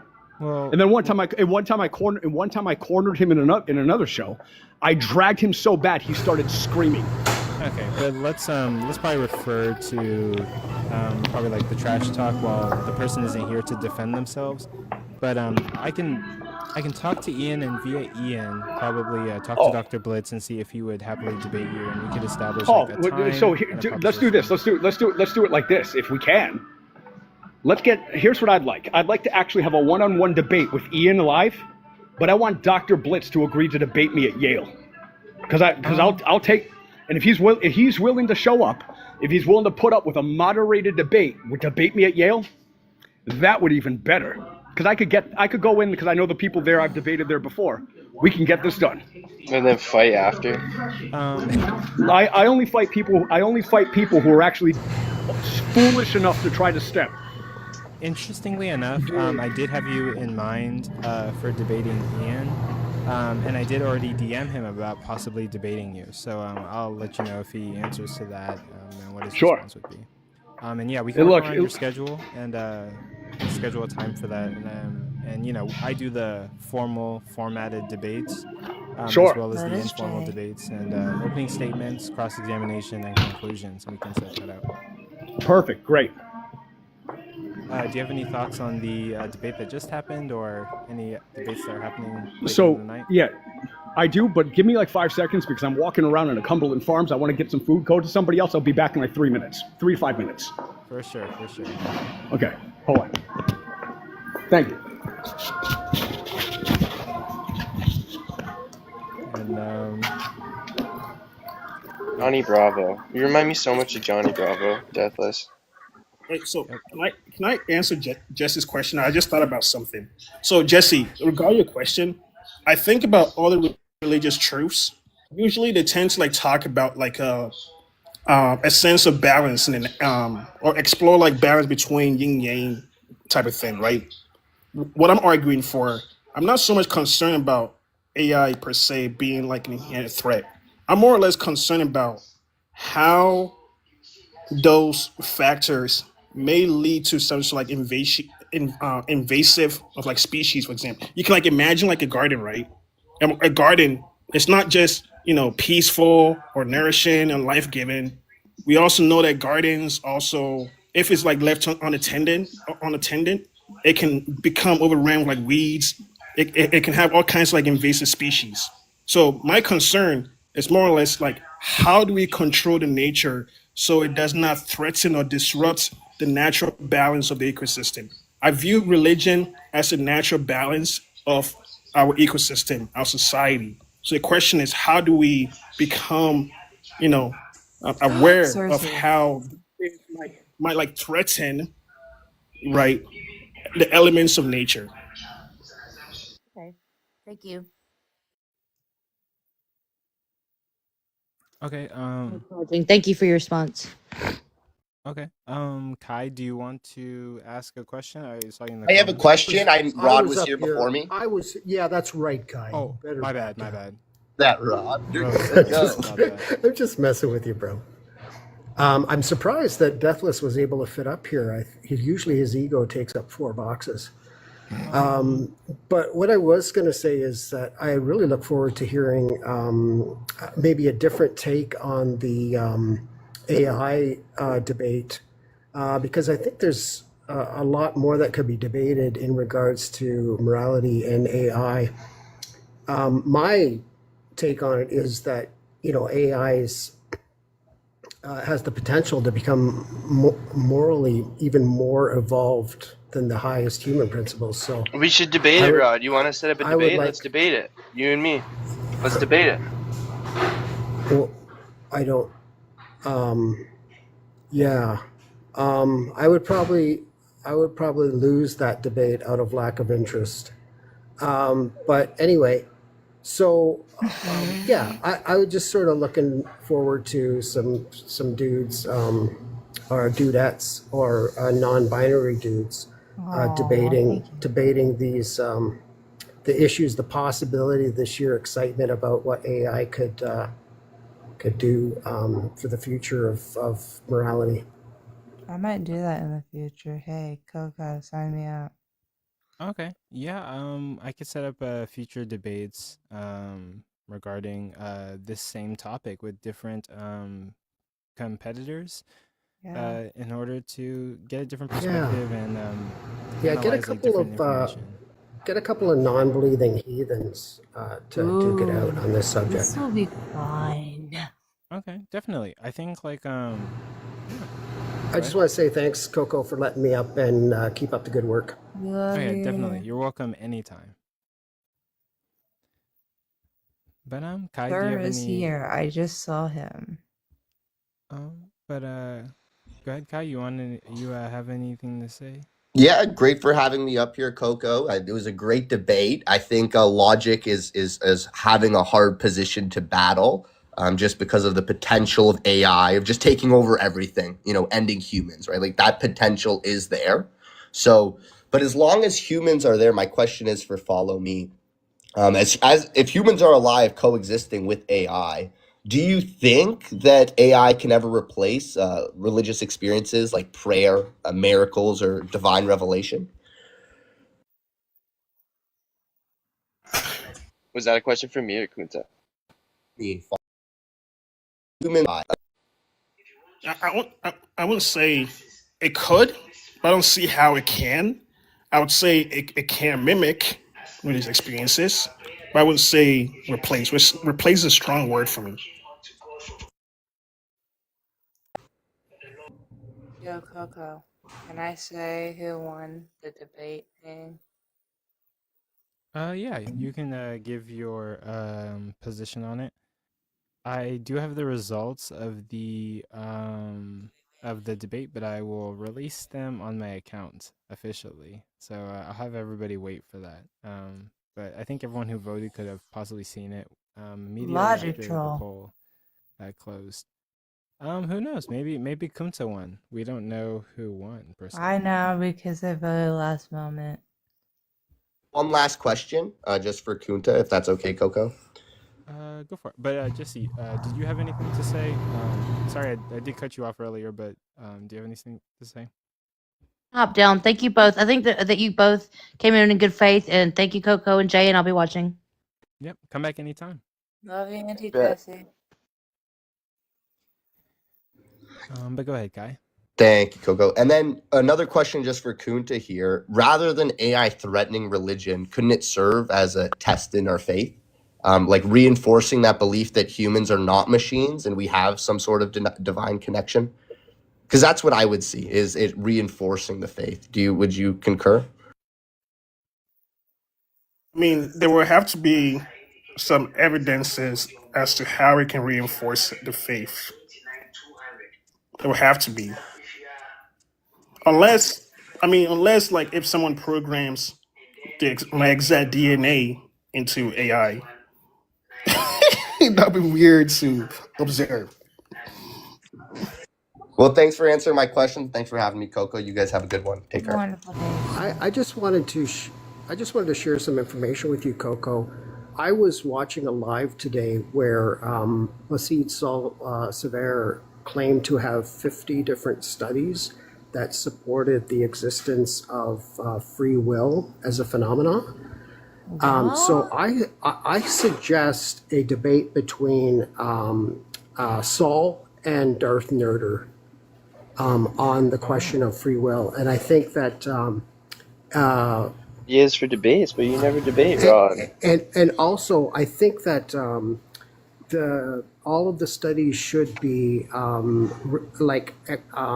given to Darth Nerder prior to the debate, so that Darth can look through them. So that's a debate I look forward to, is Saul versus Darth Nerder. Okay. Send me the proposition in writing in my DMs. And Darth Nerder is in the live. So Yeah, Darth's here. Yeah. I didn't mean to request up. Is that why you invited me? Yeah. Sorry, it was an accident. You're good. But if Darth is open to it, then yeah, we Darth can Murder get the is debate here on. and Sir is here. I think Sir left. I will check. No, it's Saul that we're looking for, Angel.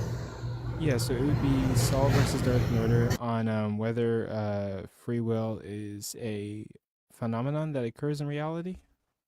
Yeah, whether it's a thing. Okay.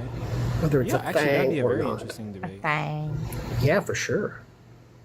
Yeah, we could definitely set that up. I am setting up debates in the event that TikTok does not get bananaed on April 5th. And so we have a lot of heavy hitting debates. We don't have and- a Saul here. Oh, They're yeah, just gonna he's not extend the here. deadline. But P Mars, you got any quotes on the last debate? And probably after you, we will start the next debate because we're right about there. 8 o'clock. Okay, I'll ask a question. Drop. Logictroll. Did you name yourself Logictroll because you affirm logic yet deny the preconditions for logic?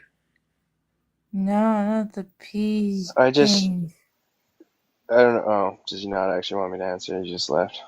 I mean, you can He's answer. using premise 1. I know. But the real reason I called myself this is because I just see it as a bit of an oxymoron. I always challenge people to use logic, disingenuously. I don't think it is really possible, disingenuinely. So I don't know if that makes any sense. Who's sitting on books. Okay. But yeah, let me check and see if we have the contestants for the next debate that is happening. What about your contestant you're supposed to be going against? Yeah, we are waiting for Sir and Christ for Jesus. They're going to be debating whether the historical Jesus actually existed. This is actually going to be a very interesting debate. I am into this debate. I want to hear what's going to be said and see if I can learn anything from it. But Jay, do you have any thoughts on like the upcoming debate that's about to happen, whether Jesus existed historically? From all I've researched and for all I know, and it seems to be the consensus that a historic Jesus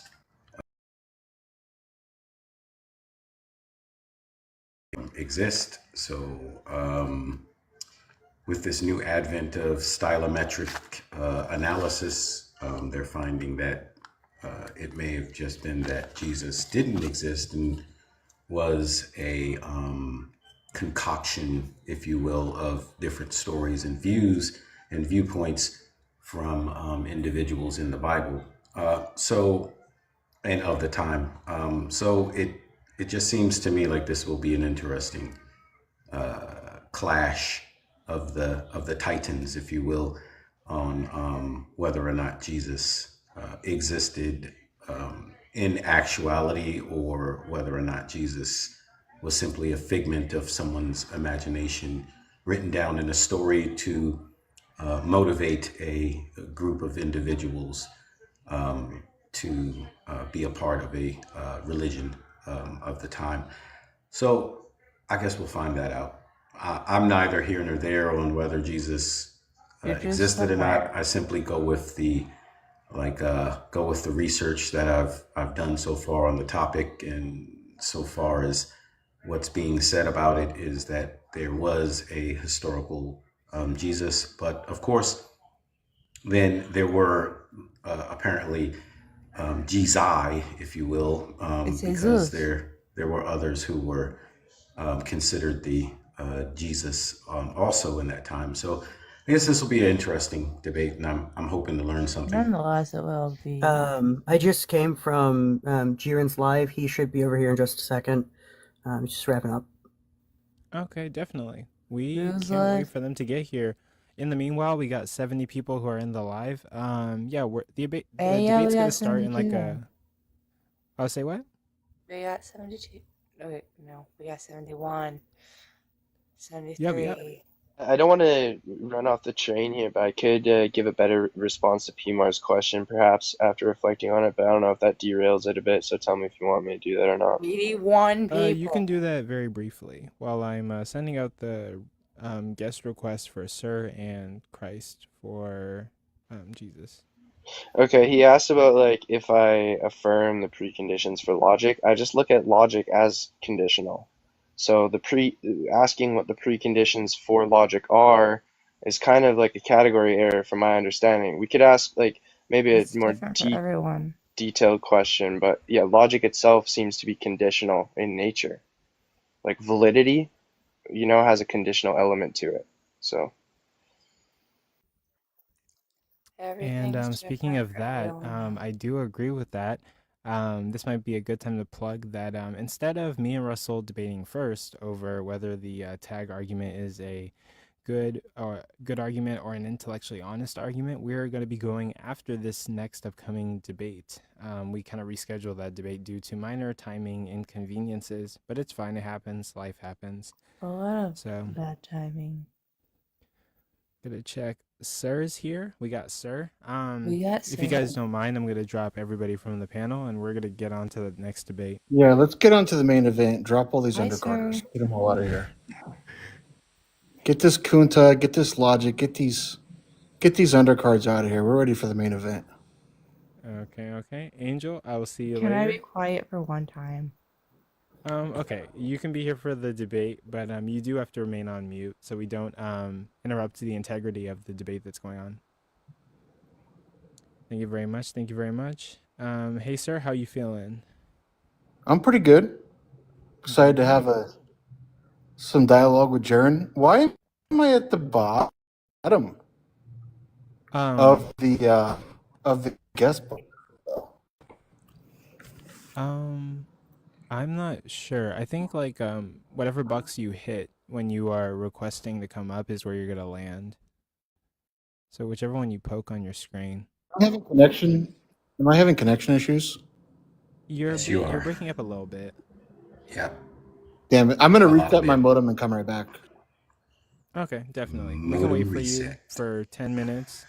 Just take your time. And honestly, we have like 3 minutes left, so the debate doesn't start till 8 o'clock. But whenever I schedule these events, I do have a cushion. So the debate should be starting between 8 and 8:20. There is a 20-minute cushion We got just 3 in minutes. case any minor inconveniences.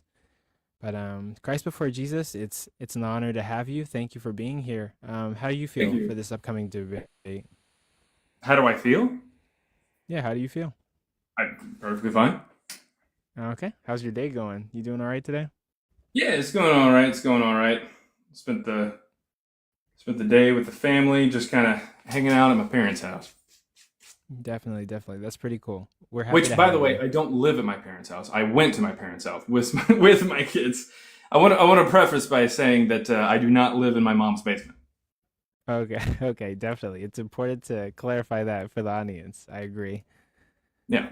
Just in case anybody was wondering, I do not live in my mom's basement. I live in Precept Mars's mom's basement. Oh, snap. Wow, that's wow. Well, we might want to check out those living conditions. Oh, they're terrible. They're terrible. It must be some sort of timeshare situation, because that's also where I live, and I don't remember ever seeing you sitting on the couch. Okay. I don't spend much time on the couch. I'm usually in her bedroom. Okay. Hold on. That could be why. That could be why. You're right. Okay. Maybe we shouldn't talk about Precept Mars's mother or anything. Or actually, yeah. So let's remain That's professional. Let's not go too far. Precept Mars I'm is not very gonna defend professional. himself. But we're waiting for Sir. What here? There he is. Is that better? Okay. Yeah, we hear you loud and clear. So yeah, everyone, this is going to be the second debate. We're about to get started. Was Jesus a historical figure? Sir is going to be debating Christ before Jesus, and we're going to get started here. This is going to be one of the longer debates. It's going to be a 1-hour debate in order to cover more information. There's going to be 9-minute openers. There's going to be 2 rounds of cross-examinations. They're going to be 8 minutes, and then there's going to be 5-minute closers for both of the guests. Sir is going to be the affirmation. He's affirming that Jesus did in fact exist historically and was a historical figure. So you're going to get the first 9-minute opener. And I can start the timer whenever you're ready, or whenever you say your first word, I'll start the timer. Big box then. Okay. Yeah. First of all, thanks Coco. Thanks Jay. Thanks Sharon for having this discussion. I want to clear up some confusion that I generally see surrounding this topic. First, I just want to point out we are discussing whether or not Jesus was a historical figure. We're not discussing whether he did miracles. I don't believe he did. We're not discussing whether or not he rose from the dead. I don't believe he did. We're not discussing whether or not he was a god, whether his mother was a virgin. I don't believe any of those things. We're not even necessarily discussing if, for example, he converted a tax collector named Matthew. I even have my doubts about that. What we are discussing is whether or not there was a Jewish preacher of sorts named Jesus in the 1st century, executed under Pontius Pilate, and later his followers developed seeds of proto-Christianity about this man. As time went on, the legends about him grew, and that's how we get the stories we have that we generally associate with Jesus. If you agree with that general summary, you're not a mythicist. If you think Jesus existed by his followers as a pre-existent God or divine being, and the historical stuff about him was developed later, in other words, the other way around, then you are a mythicist. This is really what this debate is over. I want to give a few reasons why my position is much more likely, but before I do, I need to clarify how we ought to get there. Let's first talk about parsimony. Parsimony is a term used both in probability assessment and historical studies to refer to an explanation that has the least moving parts or is the simplest. Think, for example, of an analogy with Abraham Lincoln. If someone were to posit that Abraham Lincoln had a twin brother that gave all his speeches and that the real Abraham Lincoln was behind closed doors and signed all his documents, that might technically fit all the available evidence, but it has too many moving parts to be most parsimonious. Therefore, the twin theory would be less likely than the actual singular Abraham Lincoln theory. The second term we need to explain is reference class. This is used to determine what group, a pattern, an individual, or event belongs to. Once we can establish this, we can see if the evidence is similar to other people or events that belong in that group. For example, if I wanted to determine in the 1800s if someone was president, I wouldn't be looking for video footage of that person because we don't have that evidence for other people in that group. And similarly, I wouldn't use the evidence for the people in that group for people outside of that group, such as looking for White House documents that someone was a coal miner in the 1800s. And the last terms I want to go over here are going to be prior and post probability. Prior probability is the probability something happened before we examine the evidence. and post-probability is the likelihood after examining the evidence. We have several examples in antiquity of historical figures having legends attached to them. In fact, if you have a book written about you, that's pretty much what happened. Stories and legends made it into the book. We don't have any examples of this happening with a non-historical figure that is in recent contemporary memory, at least no examples that I've ever been made aware of. This makes the background knowledge surrounding Jesus as a historical figure really high that he existed. Okay, now that I have all that set aside, what reference class ought Jesus belong to? There have been different ideas proposed by scholars, but the most common is going to be something like a first century Jewish apocalyptic preacher or sign prophet. If we want to, we could even go broader and just put him in the reference class of first century Palestinian historical figures.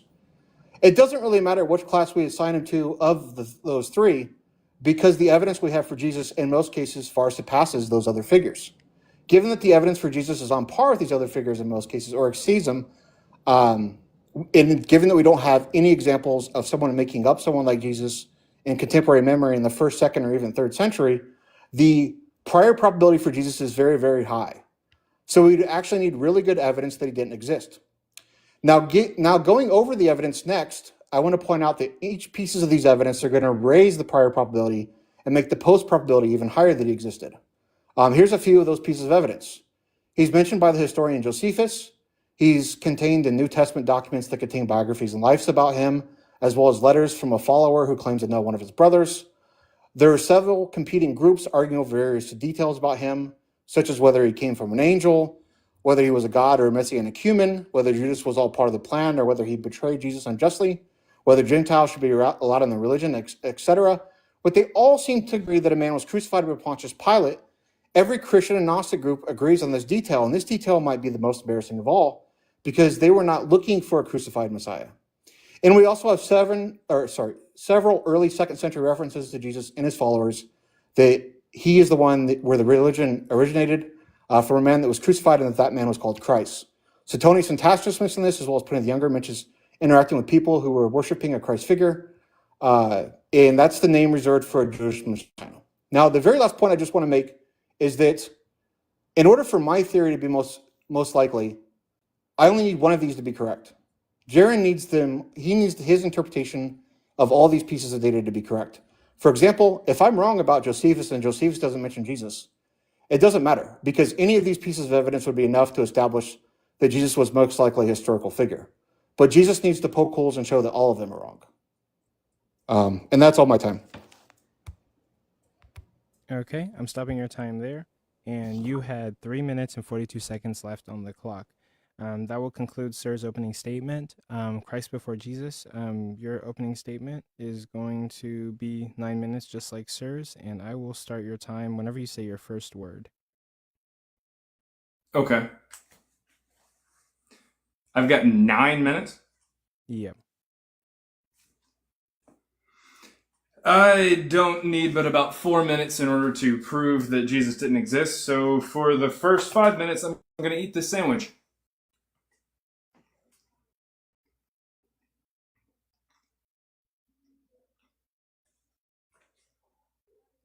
I guess, yeah, you're free to do whatever you want to do with your time.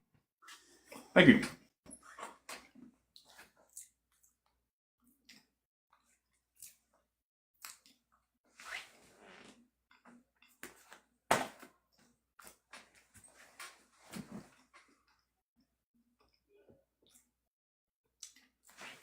Need a drink.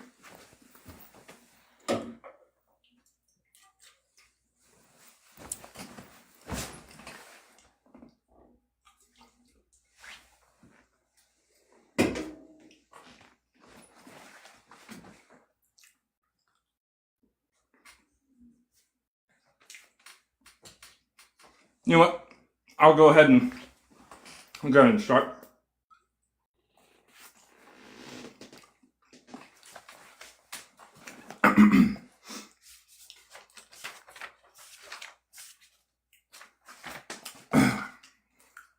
All right.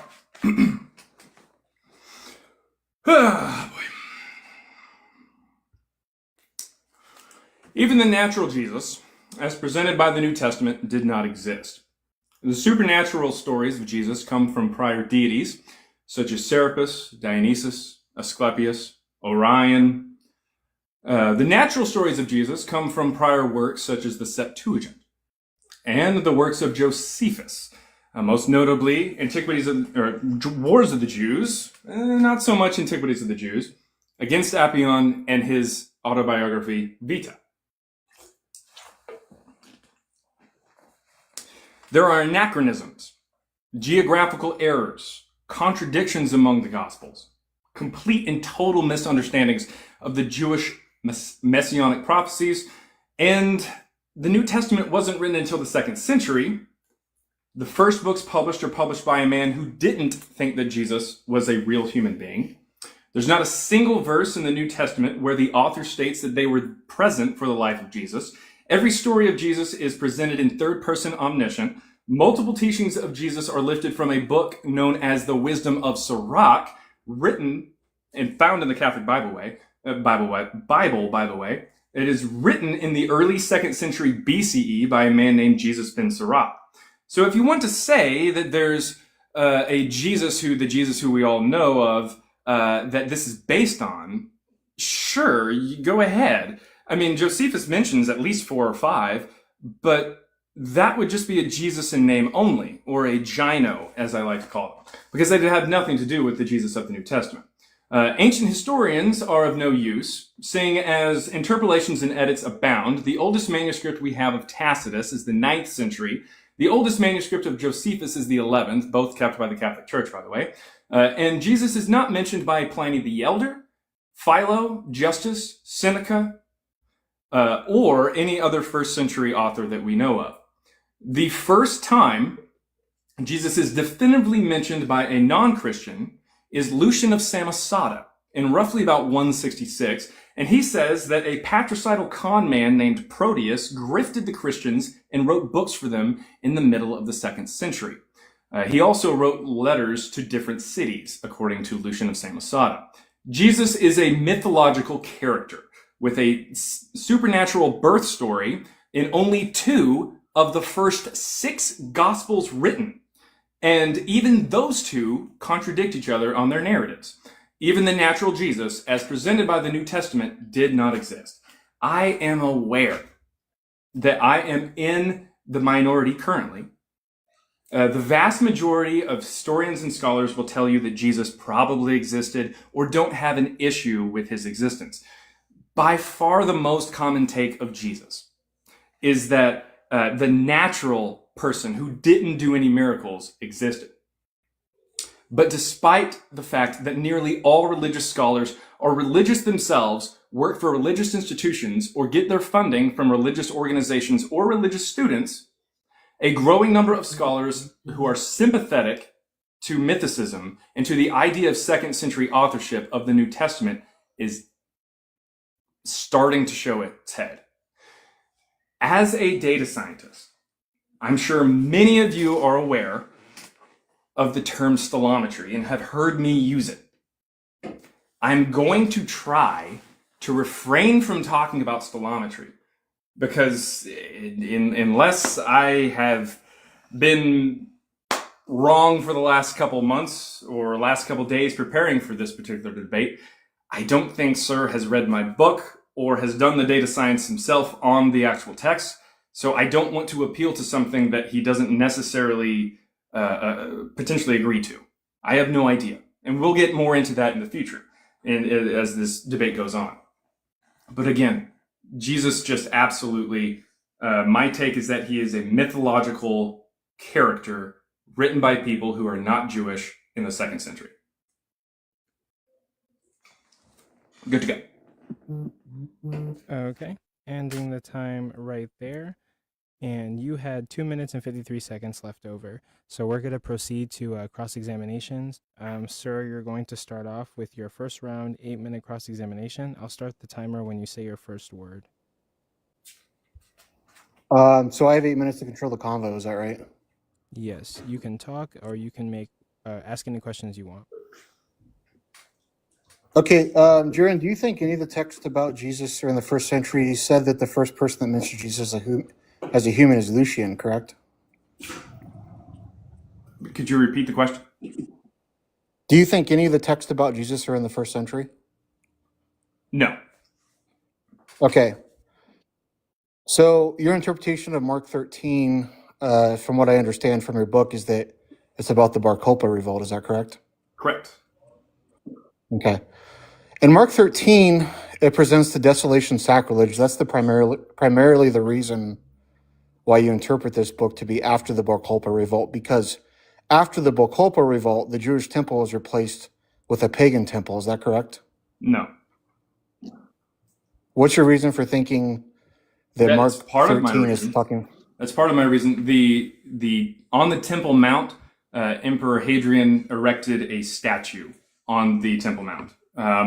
Not only this is mentioned by Jerome as what Mark was talking about, it is also the fact that my stance is also based on the fact that it says to flee Judea, which wouldn't be what you would do during the siege of Jerusalem specifically. Emperor Hadrian laid waste to all of Judea and renamed it to Roman Palestina.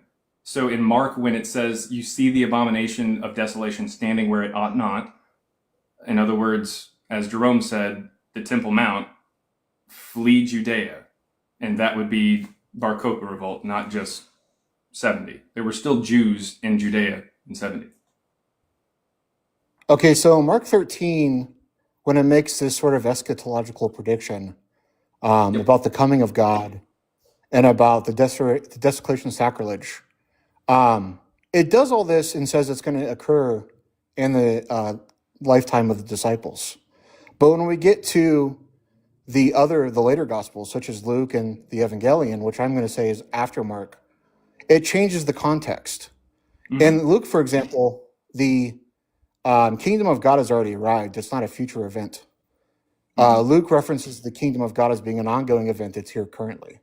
Also, Luke changes the context of the desolation sacrilege to being the army surrounding Jerusalem. This, to me, points to a failed prophecy in Mark, meaning that Mark is arguing that this event is going to happen in the lifetime of the disciples, and given that that event didn't occur, the later gospel writers have to change the context of what's being talked about in Mark 13. Why would you say that that theory is wrong? Because the Gospel of Mark, generally speaking, each individual line or each sentence, or the majority of them, start with the word and or and then, the Greek word kai, written as a play. If this is a play in specific that is presented to people who are listening to the gospel as the initiation for this mystery cult known as Christianity, then explaining to the audience in specific that Jesus is somehow going to save you, or the kingdom will be here while you are still present, would be the reason why they would do that. For Luke, it's not a play. They're actually attempting to put Jesus into a particular time frame and make him historical. Luke and Matthew both have birth stories where Mark doesn't. Mark is more than likely just a play version of the gospel from Marcion, or pronounced Markion when he was alive, or in ancient Rome. And Markion just means little Mark. So most likely this is just a play version, and later on they're actually trying to historicize the deity. Yeah, but in Mark 13, he's talking to the disciples directly. He's not talking to the audience. They would be addressing the audience, like that's a line that's been said. So the audience would be impacted by the play. But it still stands to reason that in Mark 13, Jesus is addressing the disciples directly and tells them an event that's going to occur that doesn't, correct? You mean the kingdom coming, or the second coming, or what are you talking about? Yeah.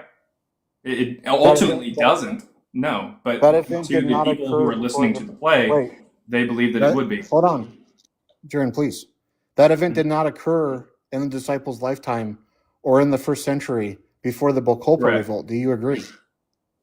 Correct.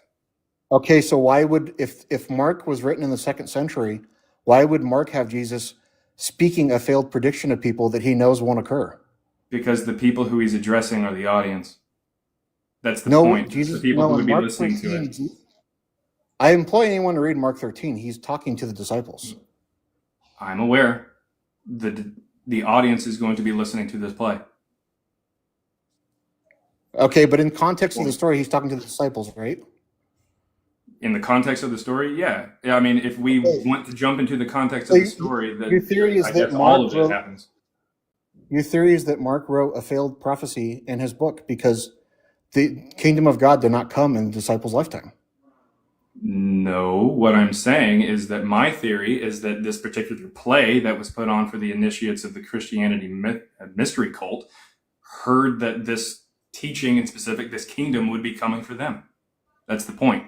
The play loses itself. Mark 13 isn't even technically written by the same author as the rest of it. Now, of course, that gets into stilometry, which I don't think we should probably get into unless we really want to have a data We can set. if that's what you want to talk about.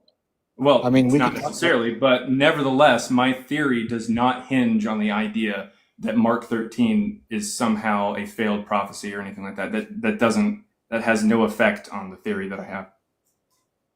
Well, it does, because if it's a failed prophecy, we would expect the person not to bring it up in his book if he's writing in the second Unless century. he is writing to the audience. I mean, the He's not- story itself. The story itself, you'd also have to wonder why the original version of Mark ends with the women at the tomb just completely frozen in fear and doesn't explain that Jesus actually rose or did anything, really.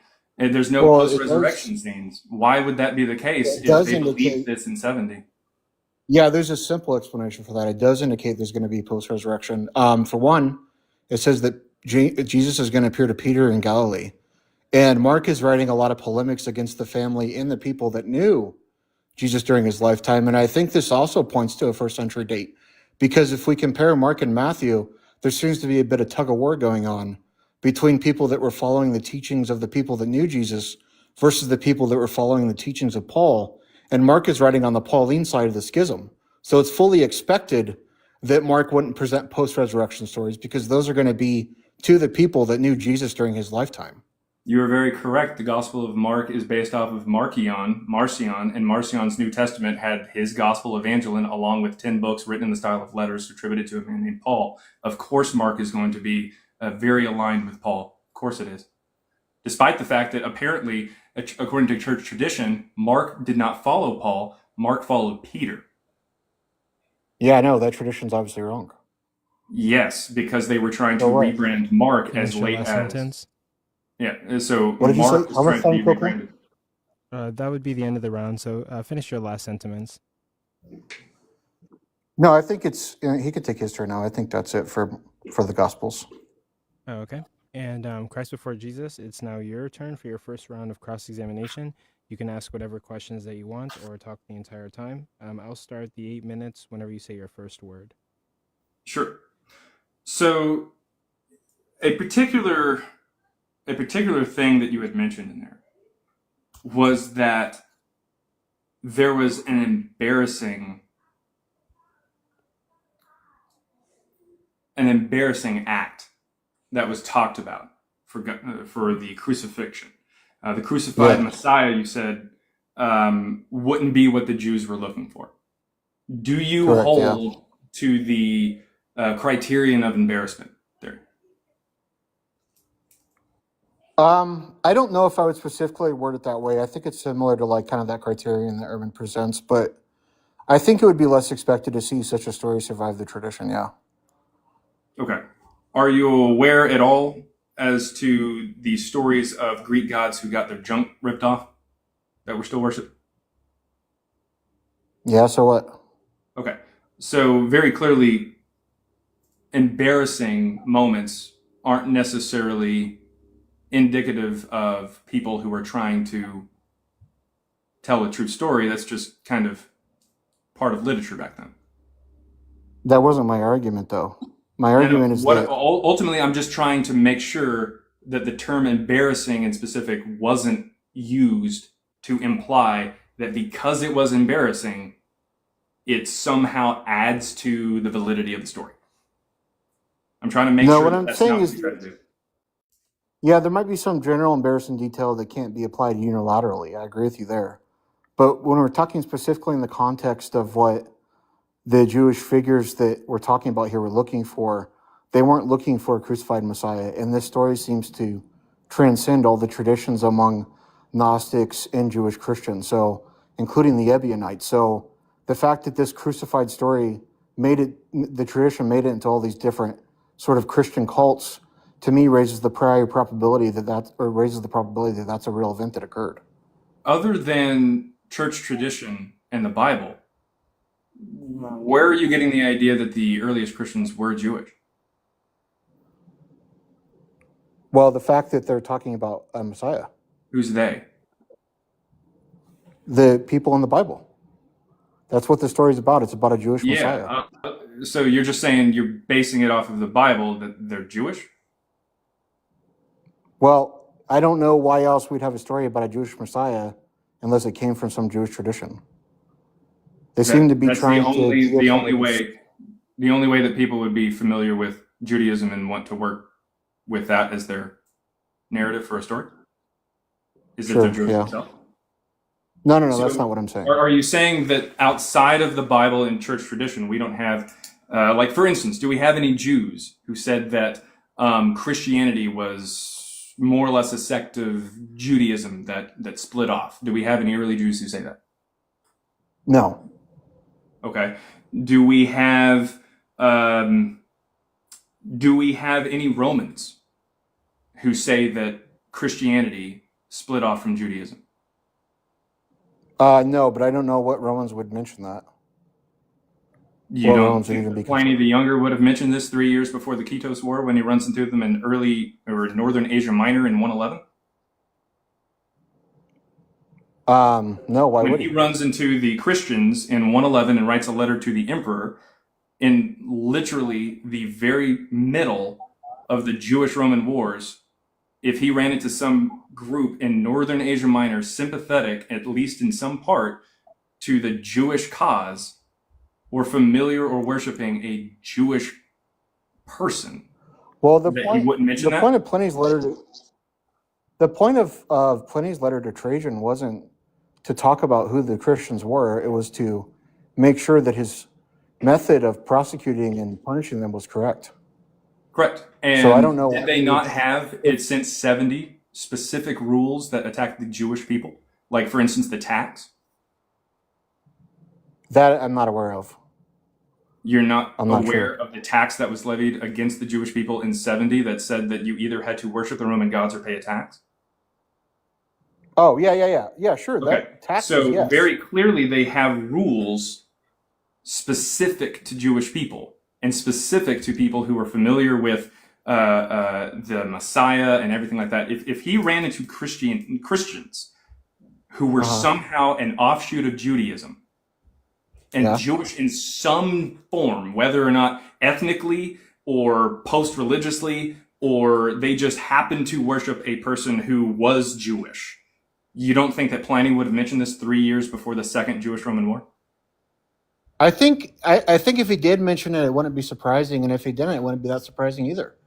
We're trying to contextualize everything he said based on one letter, where the point of the letter was to figure out. You said that his point was to try to figure out how to deal with them. They had explicit rules that had been established since 70 on how to deal with anybody who was familiar or any Jews or anything like that. So what I'm trying to say here is that him saying that he's never dealt with them and him saying, I don't know how to proceed with this, indicates that they're very clearly not connected to Judaism. I mean, I think that's a fair point. I just don't think that's... Well, I don't then think why on earth do you think... So again, my entire point... Go ahead. No, I was going to say, I think it's a fair point to bring that up. I just don't think that's conclusive enough to conclude that. But again, this fair point just goes to show that very clearly Romans could have been talking about Christianity as a Jewish offshoot. Do they ever say that? No, and again, I don't know why we would expect that would necessarily be the case that they would. Why we would see that. Yeah, you gave an example where it wouldn't be out of the realm of possibility for Pliny to mention this fact about these Jewish Christians, but you're not giving me a reason to motivate me to think he ought to, that he should have. Okay. Does Suetonius talk about Jewish people? Yeah. Does Suetonius talk about Christians? Do you believe that he does? I think, and one of the two references pointed to that reference is about Christians. I don't think the second one is. Okay. The one that talks about Christians. Does he mention that they are an offshoot of Judaism? No. Okay. Does Tacitus mention Jews? Yes. Does he mention Christians in your belief? Yep. Are they an offshoot of Judaism, according to Tacitus? He doesn't say. Okay. Does Celsus mention Jews? Well, we don't have what Celsus wrote. All we have is Origen interacting with him. Cool. Do you believe that Celsus mentioned Jews, or at least according to what we have of them? That I'm not sure. You tell me. Yes, Celsus does. Starting at about 170, he tried to explain what the Jews, in specific, how they viewed Jesus. So when Origen is He responding does to not, Celsus, however, just so you know, mention that Christianity is an offshoot of Judaism. Finish your final But sentence. do you? Well, I was just going to respond and ask a question, and maybe he can answer, or if it has to, it can carry over to my time, whatever.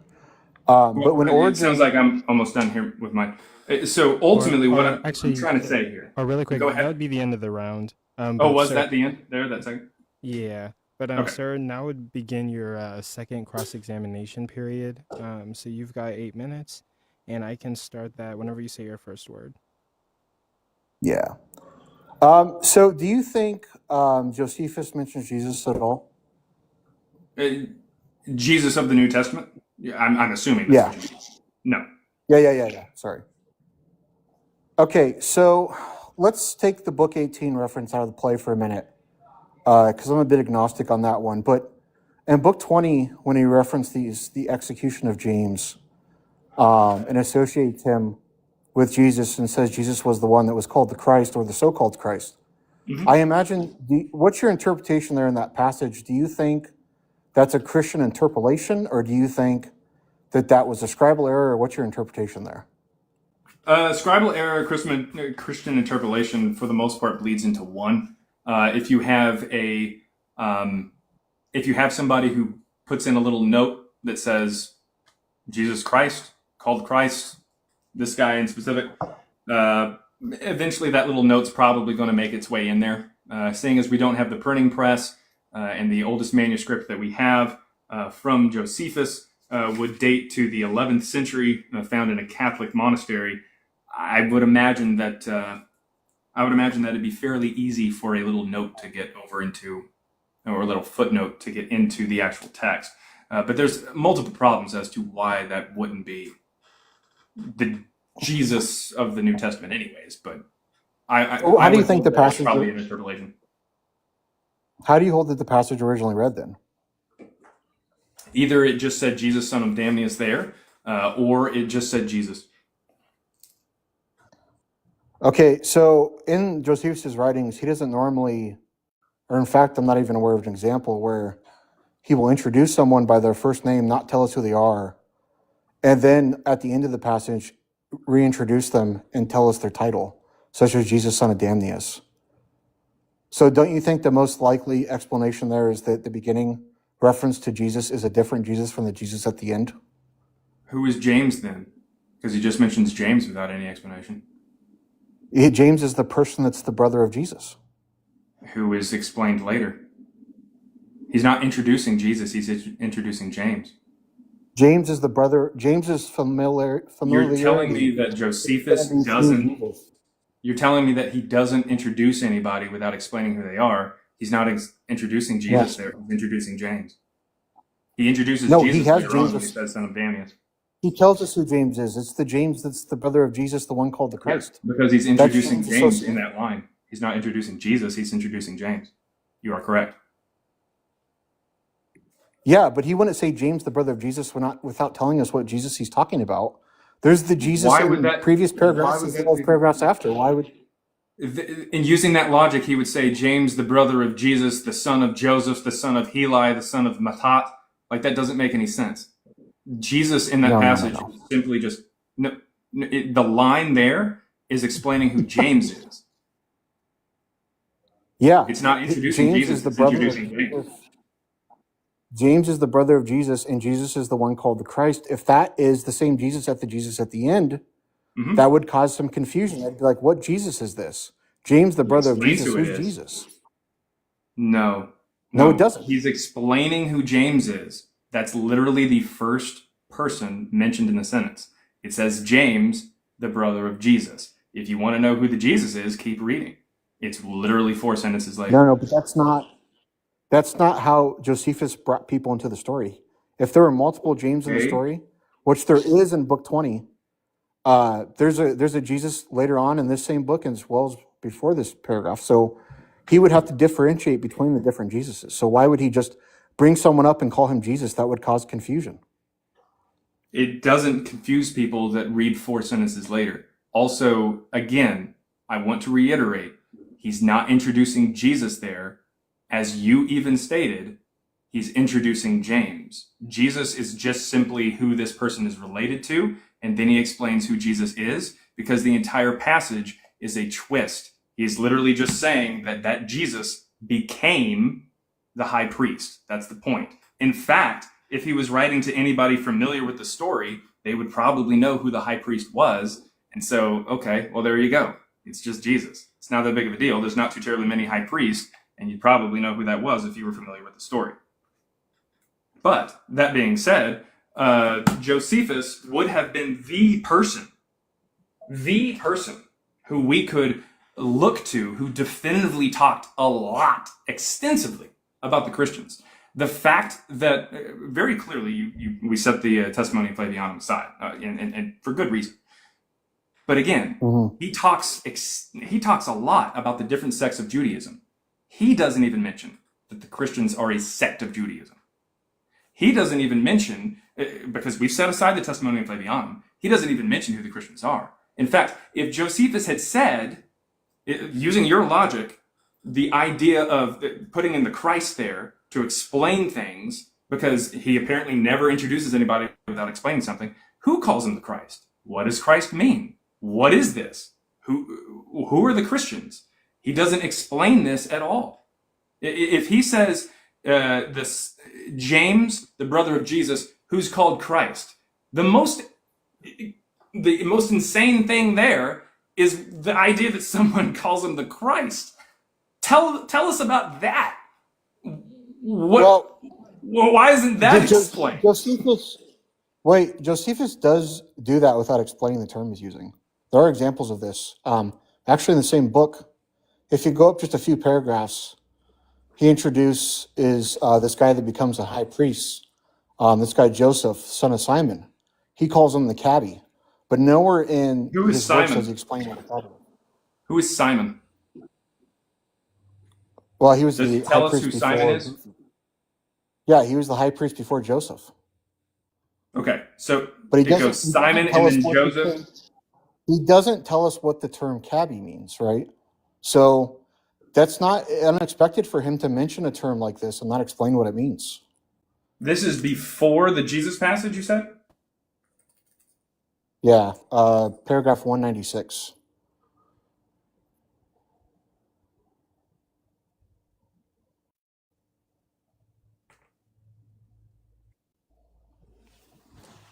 So we're talking about the 300s BCE? I don't know why that's relevant here. Well, Simon, the son of Onias, was the high priest in Jerusalem in the 300s. The term cabby is used to So designate the only reason I bring this up, and it doesn't explain what the term cabby means. the only reason I bring this up is because it's not explaining who Simon is.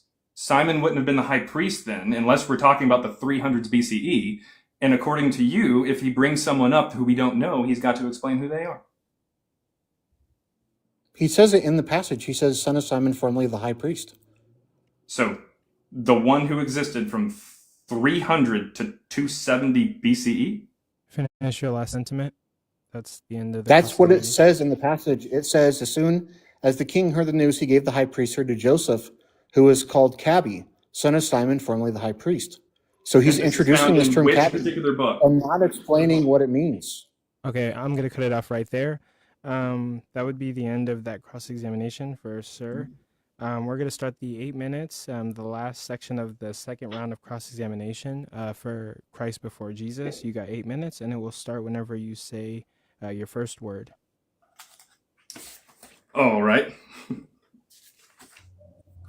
So, Josephus is an interesting person. Very interesting. Just for shits and giggles here, you are aware that he mentions Hercules, right? Yeah, I think he mentions him in reference to like a letter or a book he read. Is that correct? No, he mentions him in Antiquities of the Jews, same book that apparently mentions Jesus. Book 1, chapter 15 mentions not only Hercules, but he mentions who he fights alongside. He mentions his father-in-law, his wife, and his son.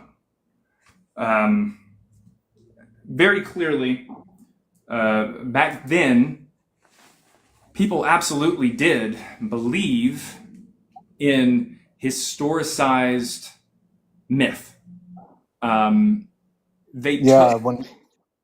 ahead. Not contemporarily though.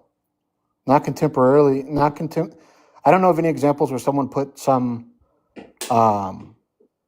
deity in like a recent historical contemporary setting in antiquity. I don't know what contemporary you're talking about writing about Jesus. Yeah, so let's even say that all the records we have about Christianity is like 2nd century. They are. Are there any examples of someone putting a deity in a contemporary setting within like a century before their writing? In a contemporary setting? Yeah, like a generation or two before they're previous to them writing. I mean, usually when these sort of deified figures are talked about, it's like millennia before, or like centuries and centuries before. It's not a deified figure. He's a historicized figure. Right. But it was centuries ago, Hercules, right? I'm saying that's not analogous to Jesus. Jesus is put in a setting of the 1st century, right, during the reign of Pontius Pilate, during the reign of Tiberius, and that's going to be in the 1st century. So that's why it's not analogous to figures like Hercules. I mean, they're writing about stuff in the distant past. Are we also, I mean, we're dealing with people who were very clearly writing about the Old Testament, even the Jews in specific. There would be a good example of people who are writing and putting things into a historical narrative, trying to establish them as historical when they're just not. Yeah, centuries prior, though. Say what? Centuries prior. Daniel? Yeah. Yeah. Even Daniel, like. So yeah, if you're writing about Daniel in 400, or if you're writing about Daniel in 500, okay. Well, if same thing in regards to Jesus, or people writing about Jesus in the 100s in the 2nd century, they're just writing about a particular belief that they had, and they're trying to put it down. In fact, they're doing a really, really bad job of it. We can see them fumbling with the story of Jesus. Again, the first 2 Gospels published don't have a birth story, and only 2 of the first 6 do have a birth story. And even the first person who gives us the names of the Gospels, he thinks that Jesus lived to be 50. They're trying to put Jesus as a historical person, but they're failing miserably. I mean, just take a look at the Gospel of Luke. The Gospel of Luke, which tries to make him historical, more so than even more so than the first 3 Gospels. The Gospel of Luke tries to say that Jesus was born or alive during both the reign of Quirinius, but also the reign of Tetrarch of Abilene, Lysanias, whose reign ended between 40 and 30 BCE. They're just coming up with the concept. They're fumbling with this. Yeah, obviously, like, they don't have the details correct. I don't know why that's important here. They're trying to write stories about a guy. Because that's not a real story. The only way That that part it isn't gets to true. the only way that it gets to the 2nd century as a real story is through some kind of oral tradition that never got written down prior. And this oral tradition would have to be something that would be wildly off and doesn't actually state any real identifying information, Well, because no, we I can don't. I clearly don't. see them coming up with it over time. What's like? Why would it have to be an oral tradition? What's your argument for that? What other text do you have that would somehow get the story of Jesus from 30 into the 2nd century? I don't understand the question. What do you mean? Well, the oral tradition would have to get the story of Jesus from 30 to the 2nd century. If these texts are written in the 2nd century, as you established the hypothetical not long ago, but Oh well, no, I didn't. We're not still on that hypothetical here. I'm saying. Oh, okay. Well, You're then saying we'll go with reality then. My bad. So the texts are written in the 2nd century, and so how do we get the story from Jesus in 30 all the way to the 2nd century? And in fact, even if you don't want to admit one to of the issues. telemetry, how do we get the story of Jesus from 30 all the way to Irenaeus's ears in 185, and he says that he lives to 50? That seems to be a bigger problem for your theory, not mine. My theory is that we do have text from the 1st century. We don't have any evidence of that whatsoever. Well, I just gave you evidence. I talked about the Mark 13 prophecy being rewritten. That would be an example of evidence because that would be more expected under my hypothesis than yours. That's exactly what evidence is. More expected is not evidence. That doesn't make any sense. Just because you think that a very clear chapter that is only in one particular text, which establishes, which by the way, we already established that I believe that is talking about the Bar Kokhba revolt, and I gave you 2 pieces of evidence as to why it is. I don't know why in specific you're trying to shove that back into the 1st century. That is because never it makes more sense and it's more expected that we'd have that if this was a 1st century text. Which Why again would it is what make more evidence sense? is. I don't know how you're using evidence. You're saying that it makes more sense, but why? Because the prophecy didn't come true. We were over this in the first round when we talked the prophecy. Wait, are you trying to say that Mark was written before 70 or something? That it was a prophecy for the author itself? No.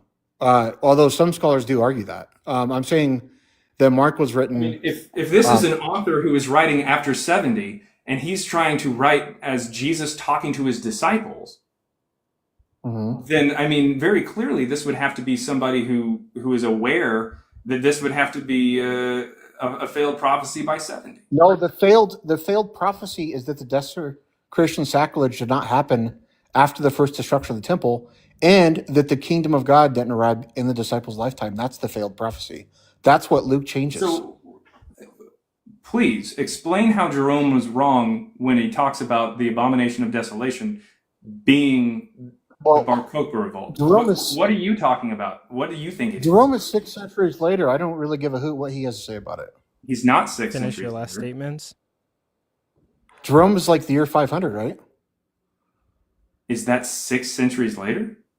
Oh, excuse me, 5 centuries. Okay, we'll cut it off there. We're going to move to the closing arguments or the closing statements. They're going to be 5 minutes each. Sir, you will go first, and I will start your time when you say your first word. So I'm not going to take the whole 5 minutes. I'm just going to say a couple things here. I think the point here is that all these pieces of evidence individually can be debated about what we should do with them. But again, the fact that he needs all his interpretation of all these to be correct makes his theory just infinitely less likely than mine. And that's really what has to be contained with. That's why mythicism, for the large part, isn't really taken seriously. He did bring up that there's some scholars like being sympathetic to it, but not really. I mean, even some of the scholars that he might point to that agrees with the 2nd century dating aren't mythicists, like David Litwa or Marcus Vincent, like Badoon. These guys are not mythicists. They still believe Jesus was a historical figure. And a lot of his dating they disagree with, for example, where he would date like Ignatius's letters, that kind of thing. So there is a lot of debate here on the individual topics, but the fact that the historical Jesus has such a high prior probability is really the issue that mythicists have to contain with. And he didn't even tell me like what reference class he would put Jesus with to determine if the evidence is sufficient and what's expected to similar figures as Jesus. So I just think there's a lot of issues with the methodology that he's presenting here. That's all I want to say. Okay, so I am ending your time now. You had 3 minutes and 28 seconds left. Christ before Jesus, you're going to have your 5-minute closer. I will start your time when you say your first word. Sure. Historians who take mythicism seriously: Thomas L. Brodie, Richard Carrier, Raphael Lasseter, Robert M. Price, Thomas Thompson, Philip Davies, Hector Avalos, Arthur Droge, Carl Ruck, David Madison, J. Harold Ellens, Nicholas Peter Allen, Rodney Blackhurst, Derek Murphy, Marion Hillar, Christopher Batch, Charlotte Tuati, Herman Dietering, Zeba Crook, Kurt Knoll, Emmanuel Pfaff, James Crossley, Justin Meggitt, Darren Slade, Steve Mason, Richard C. Miller. This list goes on and on. You can actually find on Richard Carrier's website 44 at the time of his writing of this text, which was in 2022. There have since been multiple scholars that I have talked to personally who get added to this list or should be added to this list who aren't on here. 44 historians who take mythicism seriously. I understand that I am in the minority. Ignatius letters, I don't know where that came from. We use the general dating that is found from the majority of scholarship. Eusebius, who is a known liar and considered by some modern historians to be the worst historian of all time, is the only reason that we date Ignatius somehow early to about 108, 109 for his death. Historians nowadays put it anywhere from 140s to 160s. Ignatius actually absolutely wrote in the second century, the mid-second century. It's not the case that I have to have all of this somehow perfect. What's on my side here is not just data science, is not just, and it's definitely not me guessing.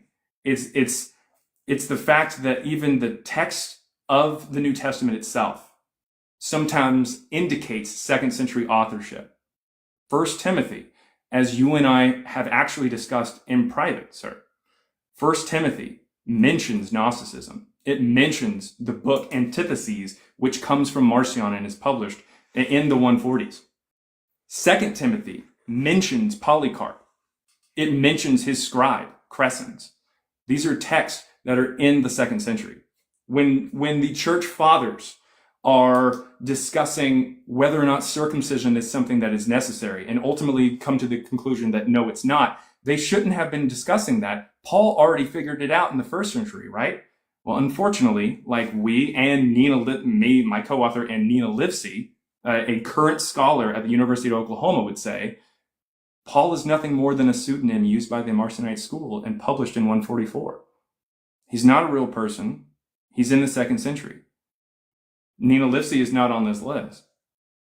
Jason Badoon, privately, mythicist. I'll go ahead and say it. He can get on to me if he needs to. That being said, there's absolutely a lot of scholars who would line up with this particular position. It's just, again, as I said in my opening, they either work for religious institutions or are funded by religious organizations or have religious students who would absolutely complain to the department heads in order to get them fired or anything like that. That's why Nina Livesey worked until the end of her career to actually come out with a book on Paul that said that he probably didn't exist. Her entire life work was on Paul. She has multiple books on Paul. It's not that it's wishful thinking. This is a theory that has context evidence. This is a theory that has data science, specifically stellometry, that backs it up. And this is not just the argument from silence. The argument from silence, by the way, is not always fallacious. We don't have any stories of George Washington in the 5th century, so could we say it's the argument from silence that George Washington didn't exist in the 5th century? No. We know when we should see the stories. It's the 18th century. So the 5th century is right out. We see the stories in the 2nd century for Jesus. We don't have any in the 1st. The people who should have mentioned him, Philo, Seneca, Pliny the Elder, they don't mention him. They don't mention not just Jesus, they don't mention Paul. There's no non-Christian references to any of the 13 disciples in the New Testament, and there's no 1st century mention of Christians. There's just none. Even if we accept, for some strange reason, your 2nd Josephus passage. He doesn't mention the Christians. And he, in specific, should have been the one who said something. Go ahead. Oh, that would be the end of your your closing statement. And with that, ladies and gentlemen in the audience, that concludes the debate between Sir Fraley and Christ Before Jesus on was Jesus a historical figure. Thank you both for being here. We really appreciate it. It's an honor to have you both come here and have this discussion about this, and you guys are both educated on this particular topic. There's a lot that can be learned from here. The audience took away a lot. I took away a lot. Jay, if you're there, do you have any words to say about the debate that we just witnessed? But he might be away. Sure. I think there was a lot of information presented here, and the time allowed it. I don't think it was enough to discuss this type of thing because of the plethora of information from both sides being presented. Yeah, I think Sir and I could probably go for another hour. Yeah, there were certain topics that should have been fleshed out a bit more, in my opinion, and discussed more. But overall, I think this would be a good start to this conversation, and that the two interlocutors should probably come back and maybe have a second attempt at the debate. But for now, yeah, great job, both guys. And thank you for coming. Yep, and with that, I will put up the poll so everyone can vote on who they thought won. Of course, me and Jay are not going to declare any winners, but we will post the poll results either tonight or tomorrow regarding the debate. We really appreciate you guys being here.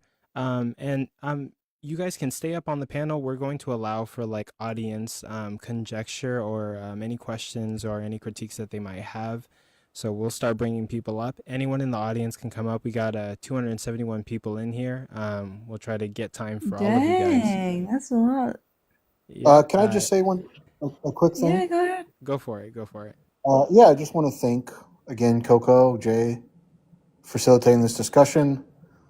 Jaren doesn't come around like these lives very much. He kind of does his own thing, but I mean, him coming around more often and us having more conversations, that would be good. And I appreciate Jaren having this discussion with me, sharing her stage with me and us talking about this. So I think it was a fun discussion. I would love to have more, so appreciate it. Yep. I hope that you guys come back. Also, by the way, Christ for Jesus, if you have any other opponents that you would like to debate, feel free to DM me. I will set it up, formal debates, and I will promote it. I do edit and post the promotion videos that get some views, so I can do all of that for you and serve the same thing. Any topic, any opponent, I will promote it and get it out there and host and facilitate the debate. So thank you guys for being here. I want the head of Deconstruction Zone, Justin. I think Deconstruction Zone Justin is in this live right now. But I can I could also DM him, and yes, we can set up that debate between both of you guys. That would be amazing. It's more of a joke. He's not going to say yes. I mean, you never know. I mean, like, who knows? He might say yes. He might take up the challenge. We'll see how that goes. Yeah, but, he's not. I'm not saying that he's not going to. No, I'm not saying he's like scared. That's not what I'm saying. I'm saying he's. Is he a historicist or a mythicist? I don't even know. I don't think Justin knows. Well, I saw a video once, and this was a long time ago, and I might have missed the context, but he said he thought that Jesus was a historical figure because of Richard Bauckham's book, but Richard Bauckham kind of argues a more conservative idea of Christianity, that we have eyewitnesses in the gospel. So yeah, that's weird. I don't know. I do actually have a critique. Yeah, go ahead, Angel. You did say that you wanted to say something, and I do, and we need the things for the poll. yeah, Okay. and really quick, the poll is up. Everyone in the audience, so there's 258 people in here. You can vote for who you thought won. The poll is up, either Sir or Christ for Jesus. But Angel, what you got for me? So everyone sees Jesus not. Well, we have to always think he is by the name differently. Depending on where you originally were born, the name's different. Are you saying like I was Yeshua, Yehoshua, Yeshu, that kind of thing, like Hebrew or Aramaic? I was born in Hawaii, so it was Eka. Oh. Do you kind of mean like the image presented about Jesus is different based on where you're from? Is that what you're kind of saying? I think maybe that's it. Can we do a Q&A? We will in a sec. Angel, was that everything that you wanted to say, or did you want to go further with that? Are you? I'm confused as to what the question was. Well, it depends on which region you're from, and for me, I'm from Hawaii, so my way we say Jesus was Eka.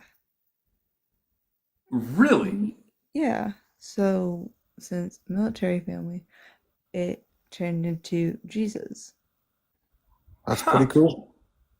That's not even. I wouldn't even have guessed that. It's got a hard cuss sound in there. That's weird. That's or not weird. It's different. Different. I've grown up with different. I kind of like it. Yeah, that's pretty cool. It's pretty cool. But yeah, let's get to the audience questions. Bye Blood, you are up here first. So what you got for us in regards to audience questions? Jaron, can you point to a single document in reference to Greek or Roman manuscripts that has the same literary structure as the Gospel of Mark, specifically that it does not contain choral elements, it does not contain like positions, like choreography? Because to my understanding, the most of our Greek and Roman manuscripts that are specifically having to do with plays actually contain choreography, because those plays are not being given to the audience, they're being given to the cast members. Right. What about it? Asking, can you name a single Greek or Roman document that is a play that does not contain these elements, like you're claiming for Mark? We have multiple variations of Bacchae. Yeah. Yeah, but does Bacchae contain choreography? Does Bacchae contain all the variations of it? choral No. elements? Not in all the variations of it. No. Okay, that's my question. In fact, so we would also, depending on what all you technically need, we have like the not the mosaic mural that was uncovered in Pompeii here recently, that describes like the initiation rites of, or like the practices and whatnot for the cult of Dionysus. And for them, like, they wouldn't have like positioning in specific. They just kind of say, this is what we do, this is where they go, that kind of thing. Like they go off into the woods and do this. So it doesn't really have specific choreography listed. It's not a book, it's just like a mural that has some words on it. But would you agree, and this will be the final question, would you agree that the majority of Greek and Roman plays that we have reference to are going to contain choreographical elements, specifically having to do with, like, because we can also look at plays and we can look at like locations, for example. And plays are normally, they have a couple of locations. They don't span all of Israel like the Book of Mark does. But but would you just agree that the majority of Greek and Roman plays contain choreography? A lot of them, yeah, but it would be more specific to people who write a lot of plays, like playwrights. Like, for instance, a play that I would write would not have the same kind of good structure or even choreography outlined that like someone like I don't know, Wright. Is it Frank? No, it's not Frank Wright. It was someone who wrote Hamilton or the Book of Mormon, like what Trey Parker and Matt Stone probably had to do for their plays. Like it's just different. Someone who actually does this professionally, someone who does it a lot, that would be indicative of, or that would be something that we would see throughout history. Is we'd see people who would learn how to do it, as opposed to people who are just kind of doing it in the backwoods of Asia Minor for religion. Oh, did he drop? I guess he left. Oh, Bye Blood, if you're in the comments, are you okay? Did you drop or something? Regardless, we do have to move on to the next audience member that wants to say something. Precept Mars, you got anything for us? Question for Christ before Jesus. For your opener, were you eating a shit sandwich because you were full of it the whole debate? Yeah, it's a sandwich and it tastes like shit because your mom just made it for me.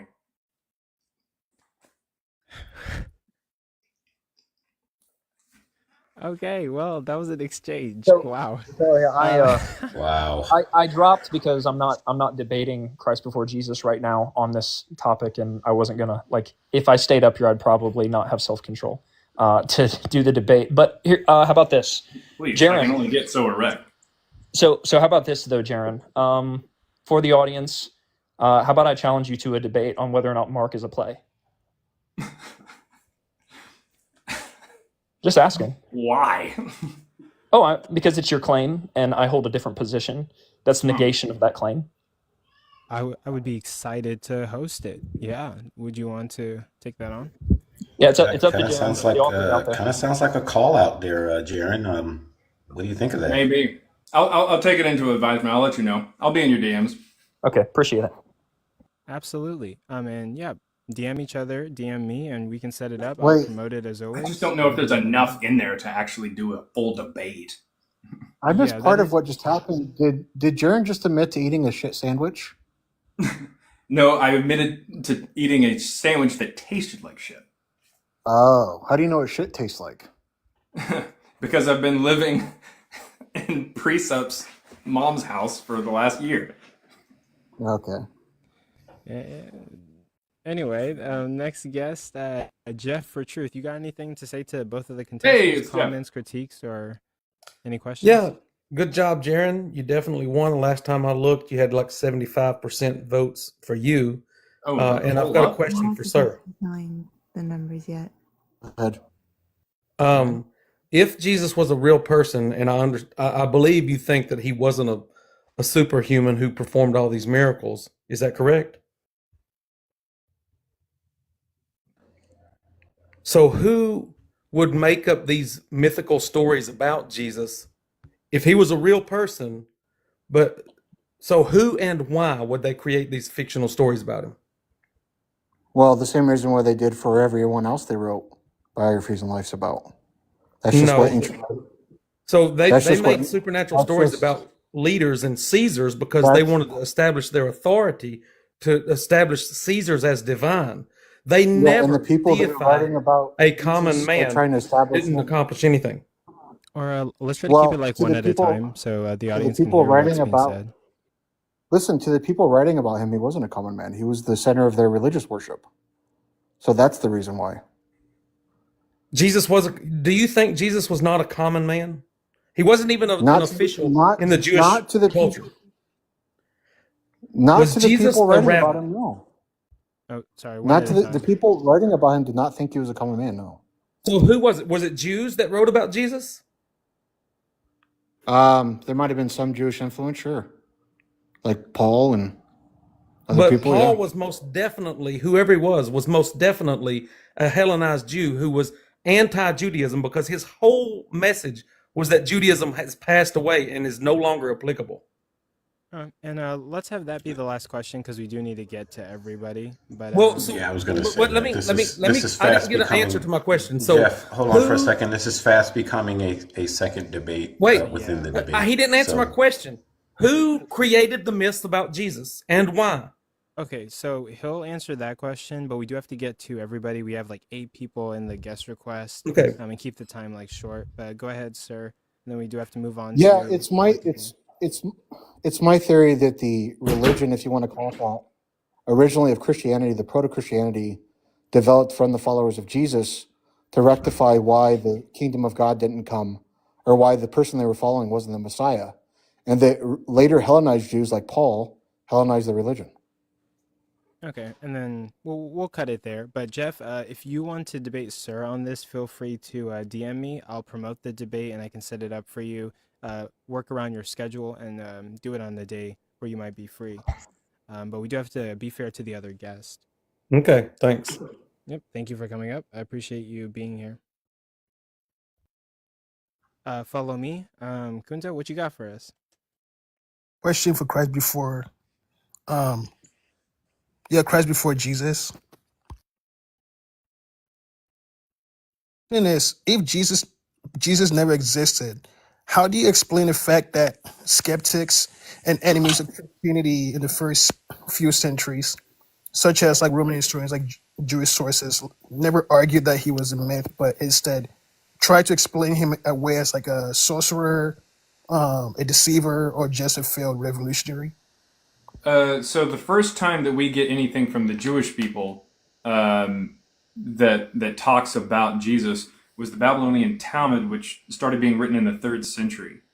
By that time, Christianity had become a household name, considering the fact that Lucian of Samosata, who I mentioned in my opening, writing in 166, had said, the Christians, as you know, worship a crucified sage. And he goes on to call them gullible fools and miserable wretches, but nevertheless, he's saying this as if people would know this by the late 160s. Questions? We do have a long line, so I'll give you one more question, and then we do. Didn't I talk to you privately? Didn't me and Matthew talk to you privately? Yeah, well, my friend John Camden. Yeah, John. I'm still friends with him. Yeah.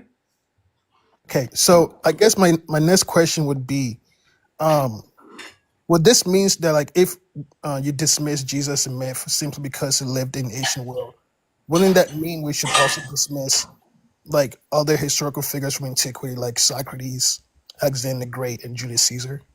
Julius Caesar, we have coins and statues that date to his time period with his face on it, so no. We also have his writings, no. We also have writings about him from contemporaries and to him, so no. Alexander the Great, we have the Babylonian Astronomical Diary, which records his death, which was written during his lifetime, or started being written during his lifetime.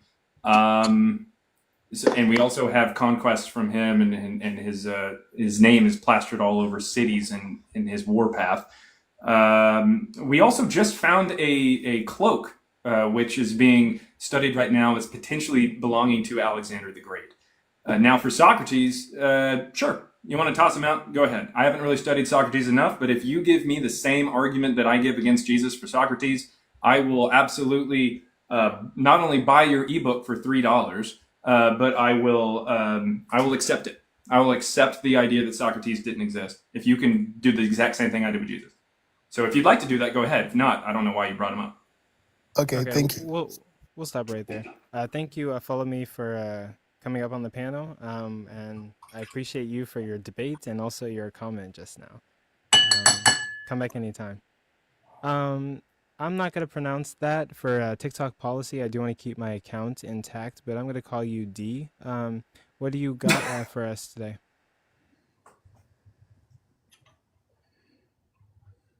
You got anything for us? 5, 4, 3, 2, 1. Okay. Drop them. Yeah, we're done with it. We're gonna move on to the next guest. Right now, right here. It's someone's name. I mean, say what? Yeah. My question is for Christ before Jesus. Who? Someone come up here other than Jeff and ask Sir questions? God damn. Okay, my question is for Sir. Why are you so handsome? My second question is for Christ before Jesus. What? Okay, fine. Yeah, you said it better be a handsome question. Yeah, you said that you. I got to answer that question. Yeah, you didn't even answer it. Go ahead. Because my beautiful mama made me.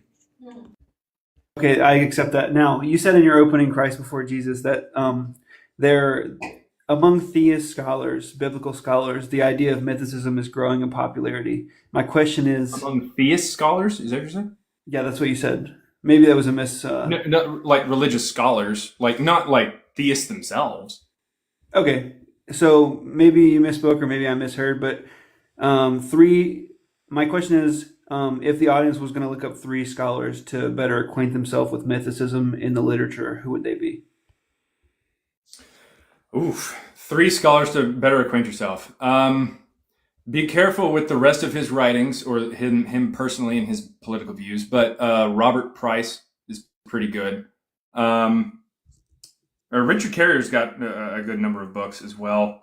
And I would recommend, does it have to be a scholar, or does it just an author who writes about this, like an expert or researcher? Does it specifically have to be someone within academia or something? Or? Oh, he did? Oh, okay. Well, in that particular case, I would check out David Fitzgerald's book, Nailed. That's a pretty good reference for a lot of like ancient historian works, talking about Josephus, that kind of stuff. He's not a scholar per se, but he has a few books out. Check out my new movie called Nailed by Mob in My Booty Hole, coming out this month. Nice, J Mike. Nice. Classic. Yeah, I just wanted to say. Right in the J Mike. Well, I just wanted to ask Coco J Mike. if this was going to be up on YouTube, because I missed it, and I just wanted to say, from what I did see, I wanted to give Coco some praise. He did really well. Yeah. So my question is kind of for both of you. What evidence? Wait, really quick, I want to respond to that. Wait. Sorry, I didn't mean to cut off Kai. I wasn't here to ask a question. I was just like, maybe you had a link or something. You can just DM me later. Oh yeah, definitely. It's going to be on my YouTube. We're currently live streaming to YouTube, so people are watching it there. I think, well, my YouTube's not that popular, so it's like 1 or 2 people watching it there. But eventually in the night, I'm going to edit it and cut it up, because on YouTube, you're going to see this live stream with like all 3 debates. I'm going to cut them into individual debates and put thumbnails on them, and you'll be able to watch them individually, and they'll be in a playlist. So I can send that to you. And awesome. Thank you. Yeah, I'm proud of you, man. You handled yourself really well from what I saw. I was really impressed. Yeah, thank you. I really like this. I want to host more debates like this. This was the goal, to bring like formal debates to TikTok and work with really intellectual and qualified people like Sir and Christ before Jesus. Some people call me the second. What's the channel called? Hold on. Wait. Bear with me. The second. Yeah, people call me the second modern day debate. Master Flex. I'm not there yet. It would be awesome to get there, but yeah, like it'd be cool to do that for a living, or maybe for like a side activity. But yeah, it's pretty awesome that you're the second modern day debates. I think with a lot of work, you might become the first. I mean, I don't know. Who knows? We'll see. Let's do this. Modern day debate is trash. I mean, anyone that takes a bipartisan view on child marriage, it should just be like totally banned from being blasted. on there. Yeah, I think modern. I will never go on modern day debate ever. Oh man, I went on there one time. Matthew and I went on there one time. Never. Thank you for the coins. I will never support them. So let's just turn Coco's into the new one, because I don't have any problem with like James personally or anything like that, but I just think anyone that says we're bipartisan and won't say except for this, like if you don't come out and say that, like I'm sorry, like go fuck yourself. Like, and you just had a dude come up in a live debate and like advocate for infant marriage, and you're not going to like take a stance and be like, we do not advocate what our, what the participants are saying here. They didn't even do that. Wait, so I was like, fuck you guys. What was the context for that? Was it someone like defending Islam or something? It was that Pikachu guy, Daniel Pikachu or whatever. I don't remember his name. Yeah, and what's awesome, and I'll leave you guys on this. It's a debate with Inspiring Philosophy, Michael Jones from Inspiring Philosophy, and Daniel has a laptop up during that debate, and it's a Predator laptop. It's really funny. So, thank you for leaving with that. Thank you. That's exactly the image that we want to keep in our minds whenever we think of J Mike until we talk again. Well, Islam is terrible, so I'm here to bring that up. Oh, sorry, wrong sound effect. Coco, what the hell? Sorry. What was that? I was gonna leave, but then I was You like, are what quickly was- becoming the third modern day debate. I'm testing out my new soundboard. I bought it off of TikTok. I might never mind. I might promote the item that I have, but we can go on to the next guest. Or actually, do you have anything else to say, J Mike? Eat again. Oh, okay. Mob, do you have any comments, questions, or critiques on the debates that we saw Thank you, today? J Mike. Yeah, I have a question. Hold on, I wrote it down so I wouldn't forget it. My question is for Christ for Jesus. Oh, sorry. Okay, I'm interested in the stylometry thing. So my question is, why do you put so much weight on the stylometry? Like, as far as I'm concerned, people like Eder and Libby say it should not be used to conclude authorship. And for your algorithm, how do you justify using the things you used over other methods, such as feeding books versus like chapters, or using different algorithms? The only feature I think you used was the most frequent words, the 100 most frequent words. Why not use other features like genre or sentence length or a higher n-gram? Or We did use n-grams. We ran at different n-grams as well. As far as the n-grams go, I mean, the best thing that we found, you'll if you go back and listen to the things that I said in the debate, I mentioned at a certain point in the opening that there are teachings of Jesus that come from the wisdom of Sirach, which is a book in the Catholic Bible. I have with me here a copy of the Catholic Bible. It's very Catholic. And it has the book of Sirach, which when we run the Greek version of it, which was published in the late 2nd century BCE, we find that the stylo package that we run in our studio, it identifies multiple 6 n-gram phrases or sentences that line up with wisdom of Sirach, indicating sourcing. This is on top of other teachings that have been more or less paraphrased from the wisdom of Sirach. So we utilize stylo in different ways. Absolutely. I think on the Myth Vision podcast when you guys ran it, I think you used an n-gram of 1, right? Oh, I mean, you can. I mean, Yeah. if you're going to increase the n-grams, if you increase them too much, then it's not really going to do anything. Okay, well, that was just like there's a ton of features you can change because I tried. I installed R and I tried coding my own stylo thing to mimic yours. I used 700 words, chopped it up into 700 words. I put all of Paul's letters in it.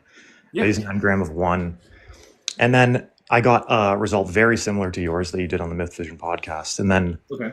I downloaded 8 different Plato texts in Greek, 6 authentic and 2 fake, 2 forgeries. And I put it in there, and it gave me a bunch of weird results. It put forgeries beside authentics, like in the dendrogram. Yeah, so in our next project, we're going to be saying that Plato in specific, there's actually very little reason to think that the person actually may have existed, or has at least written anything. Yeah, so that was Plato. Plato is something that we got asked a lot about initially after coming out with the book last March. So we actually started running the works of Plato, and we got those results as well. And so we started playing around with that and finding that there's actually quite a bit to question there for Plato. Interesting. Okay. Yeah, my mind went the other way. It was like, well, we know Plato's right. It must be the algorithm that's the problem. But okay, one more question is, I think also in the Myth Vision thing, you said Josephus volume 17, 18, 19 came back as not him.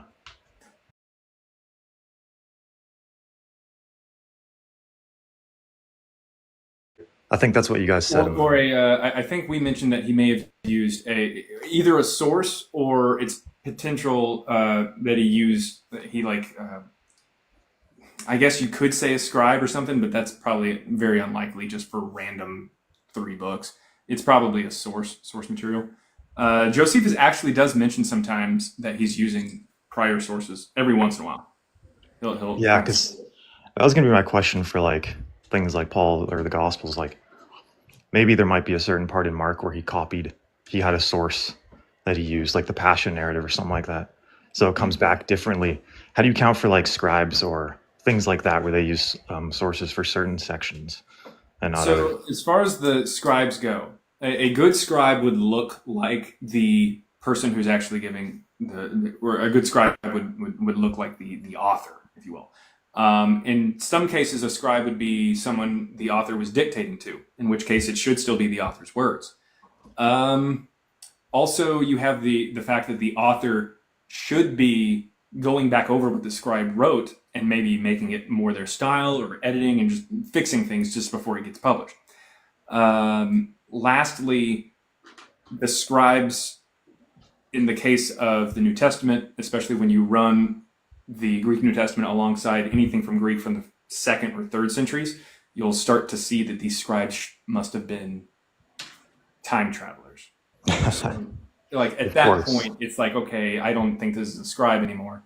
I hate to, you know what, a broken clock is right twice a day. Bart Ehrman talks pretty extensively about how scribes, the idea of Paul using scribes or amanuenses or anything like that is complete total BS. He hates the idea that scribes were used for by the Christians. Okay, interesting. So he does a lot of writing about that. Okay, with that, we do have to get to the other guest. All right, no worries. Thanks for your time. Yeah, That's awesome today, guys. Yeah, my questions are super quick. I gotta roll out, but Cyber, I gave you a shout out on AXP today. I mentioned you by name. Appreciate that. Yeah. Hey, it's awesome. All right. I'll see y'all. Cyber's like, your check is in the mail.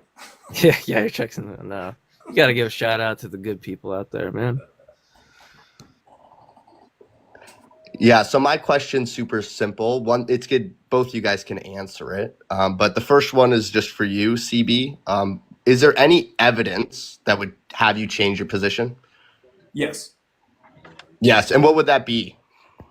Evidence, the best thing would probably be some evidence that dates to the 1st century, which mentions Jesus in a mundane way. Okay. That'd probably be the best kind of material. The most likely thing would be like an arrest record or a crucifixion record or something that dates to the 1st century that says, hey, we on Wednesday or Friday, depending on which version of the Bible you read, we crucified 2 thieves alongside this rebel instigator or this, religious instigator or something named Yeshua or something. That would probably be the best thing, the most likely thing that we'd find. Another thing that would really kind of throw a wrench into the whole machine here is the text that they're starting to find and translate and decipher using AI found in Pompeii. A lot of things that had been burned before and we can't read them too well, they're starting to use AI programs to try to figure out what they say. And here recently, my co-author of our book, Christ Before Jesus, Matthew and I, we were taking a look at the most recent book that had been, or text that had been translated. It's something to do with like philosophy or something. But he turned to me when we were looking at it and said, hey, it's this type of stuff right here that would prove us wrong. Like finding some text that we just don't have any access to before. And I am not Bart Ehrman. I'm not going to poison the well and say that anyone who disagrees with me is a fool. I'm going to say that in the future, I could be proven wrong. Yeah, absolutely. But I wait that day with bated breath. And sir, you can answer this one. Because Jesus is, I would hold him as God. I'm Christian. But do you guys think that a scholarly consensus on the non-existence of Jesus would have any impact on Christianity? Sir? Like, do I think that would move people away from being Christian? How large do you think the impact would be on Christianity? Just a scholarly consensus on the non-existence. I don't think Christians are motivated to be Christians based on what secular scholars say about Jesus. because if they were, they wouldn't be Christians, because the secular scholars don't agree with kind of the portrayal and idea that churches or Christians portray about Jesus. So I don't think it would impact it one way or the other. For answering my question, and Sir definitely won. I saw the poll. I don't know what the atheists in there, but thanks for having me, Coco. And CB, you did a good job too. Take care, man. Definitely. You're welcome up here anytime. And if you want to debate somebody, let us know. Next guest, I think it was Cyber first, then Forrest. But Cyber, you got any questions, comments, or critiques? Yeah, so just to pay back, Jaren, how did you get so sexy? But the serious question is... Let me answer it.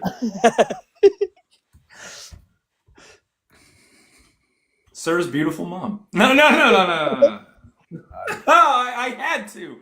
It's just in my nature. I'm sorry. It's the hat. It's the hat, as Double Donkey Jesus in the chat says. It's the hat. And my follow-on question would be as stylometry, kind of a two-part question. Do you foresee it being used more given the recent updates to it, breakthroughs with it? And two is, what impacts do you think we will see with this with religion across the board? Oh, so as far as the utilization of stylometry, I would say that it's probably going to be used more. We're starting to see more about it. It's just, when you look at the Venn diagram, and one circle has people who are interested in religious topics, and then you have a circle that's people who are interested in data science and can run stylometric analysis and everything, or take the time to learn how to do it, or take the time to just do it. They don't overlap very much, and as a result, we just don't see a lot in there. As Mark Bilby said, we need more data scientists within religious fields, the religious topic.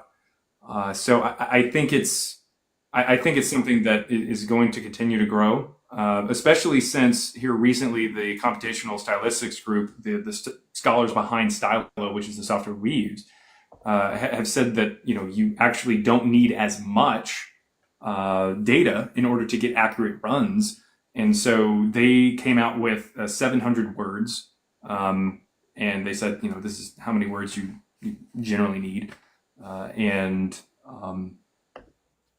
since the average chapter of the New Testament is literally 696 words. It's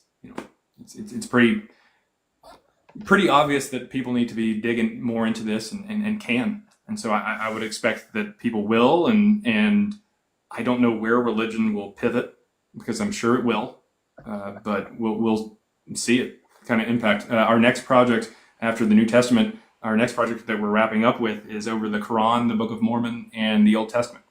And so I know that I've already started ruffling feathers in those particular communities. So, all right.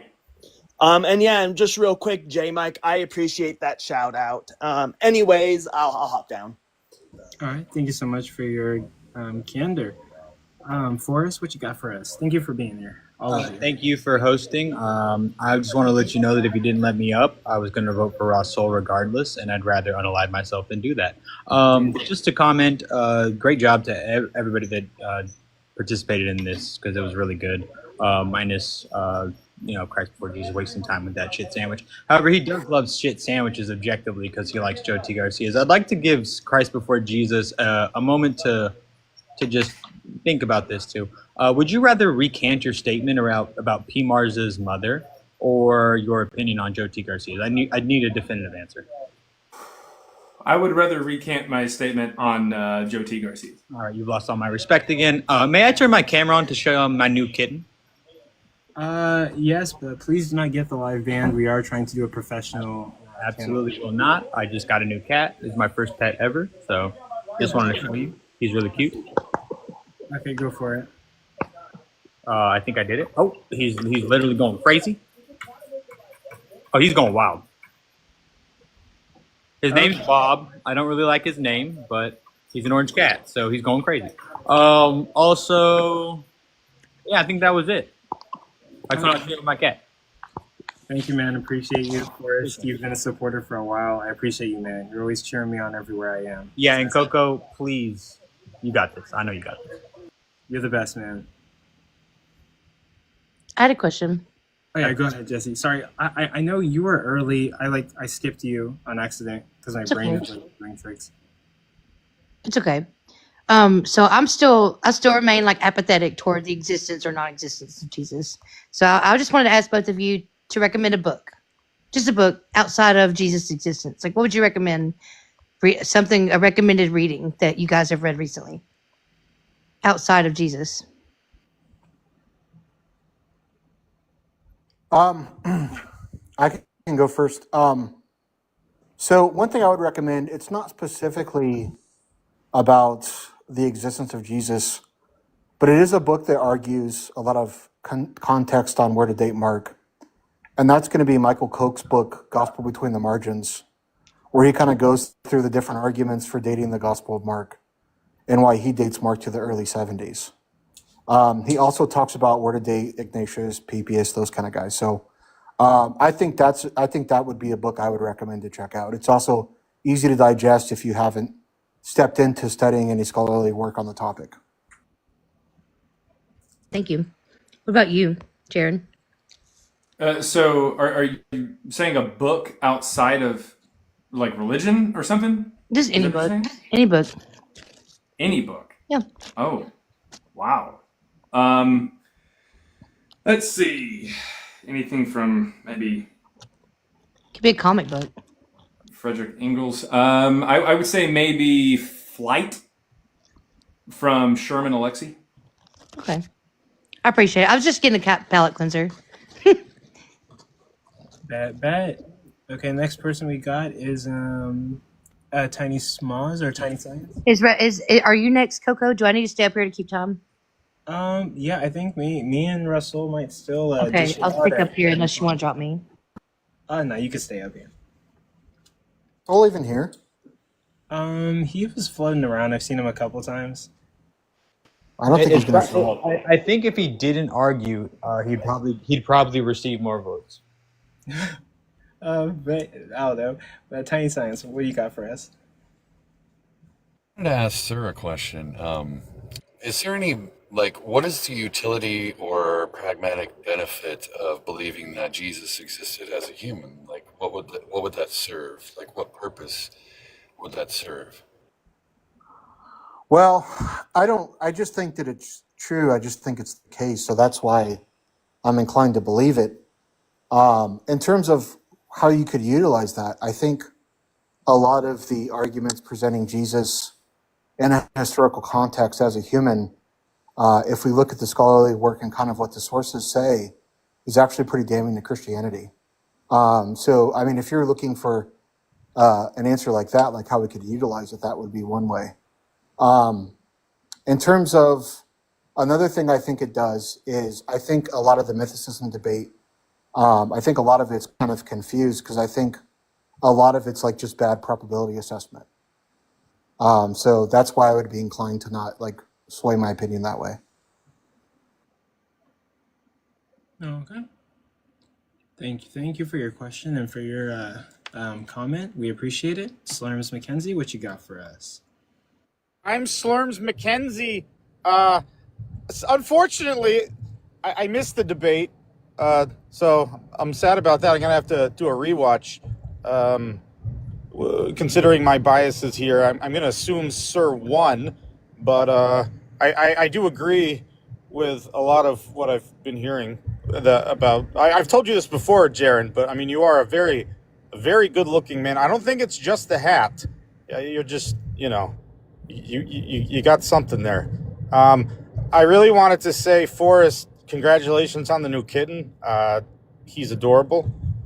I love Bob. I'm with you on not loving the name, but I think, I don't have the context of the debate, so Bob is the clear winner for me in this moment. But I look forward to watching it because good topic. And that's it. Again, this is Slurms McKenzie. I'm going to leave now because I'm driving home from work. Love you guys.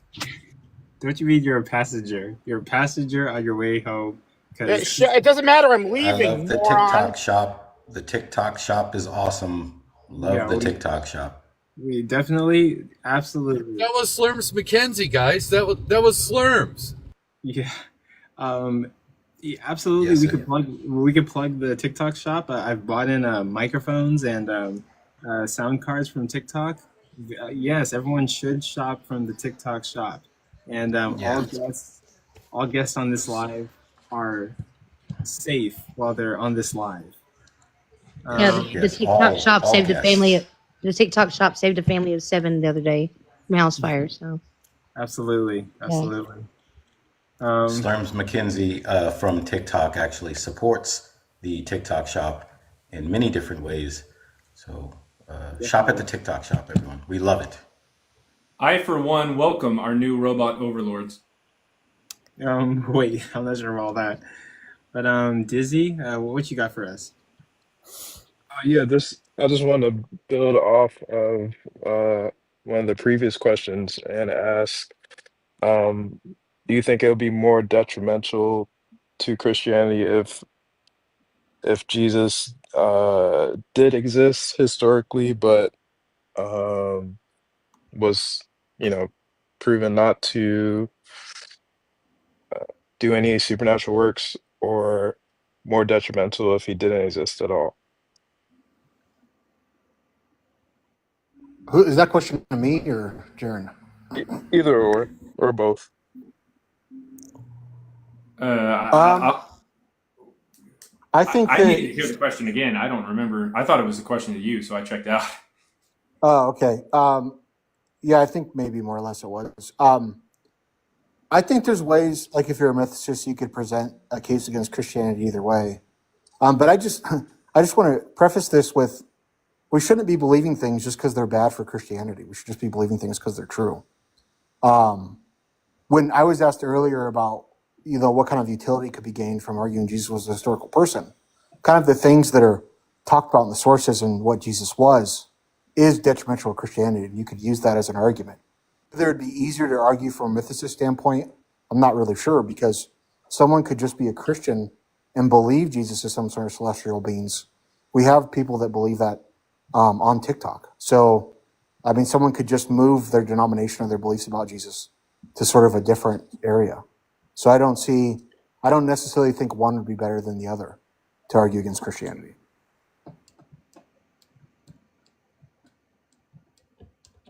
Very cool. Yeah, I bet. Thank you for your comment. Thank you for your question. We appreciate it. Come back anytime. You're always welcome here, Dizzy. Thanks. Let us know if you want to debate with anybody. Appreciate it. Yep. Wait, what you got for us? My question's for Sir. Go for it. When you point to God, and then you point to, I'm just kidding. I really don't have a question. Let's see. Hold on just a second. Sorry.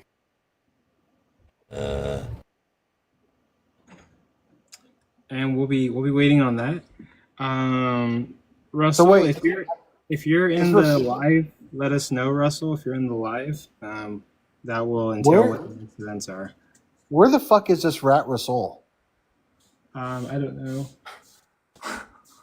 He's always dodging people. Where is he? Rasol.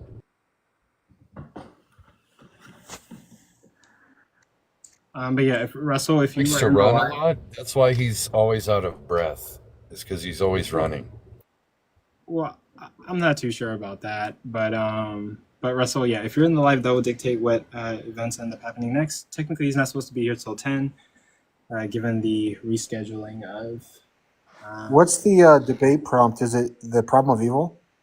No, it is whether the tag argument is a good or intellectually honest argument. Okay.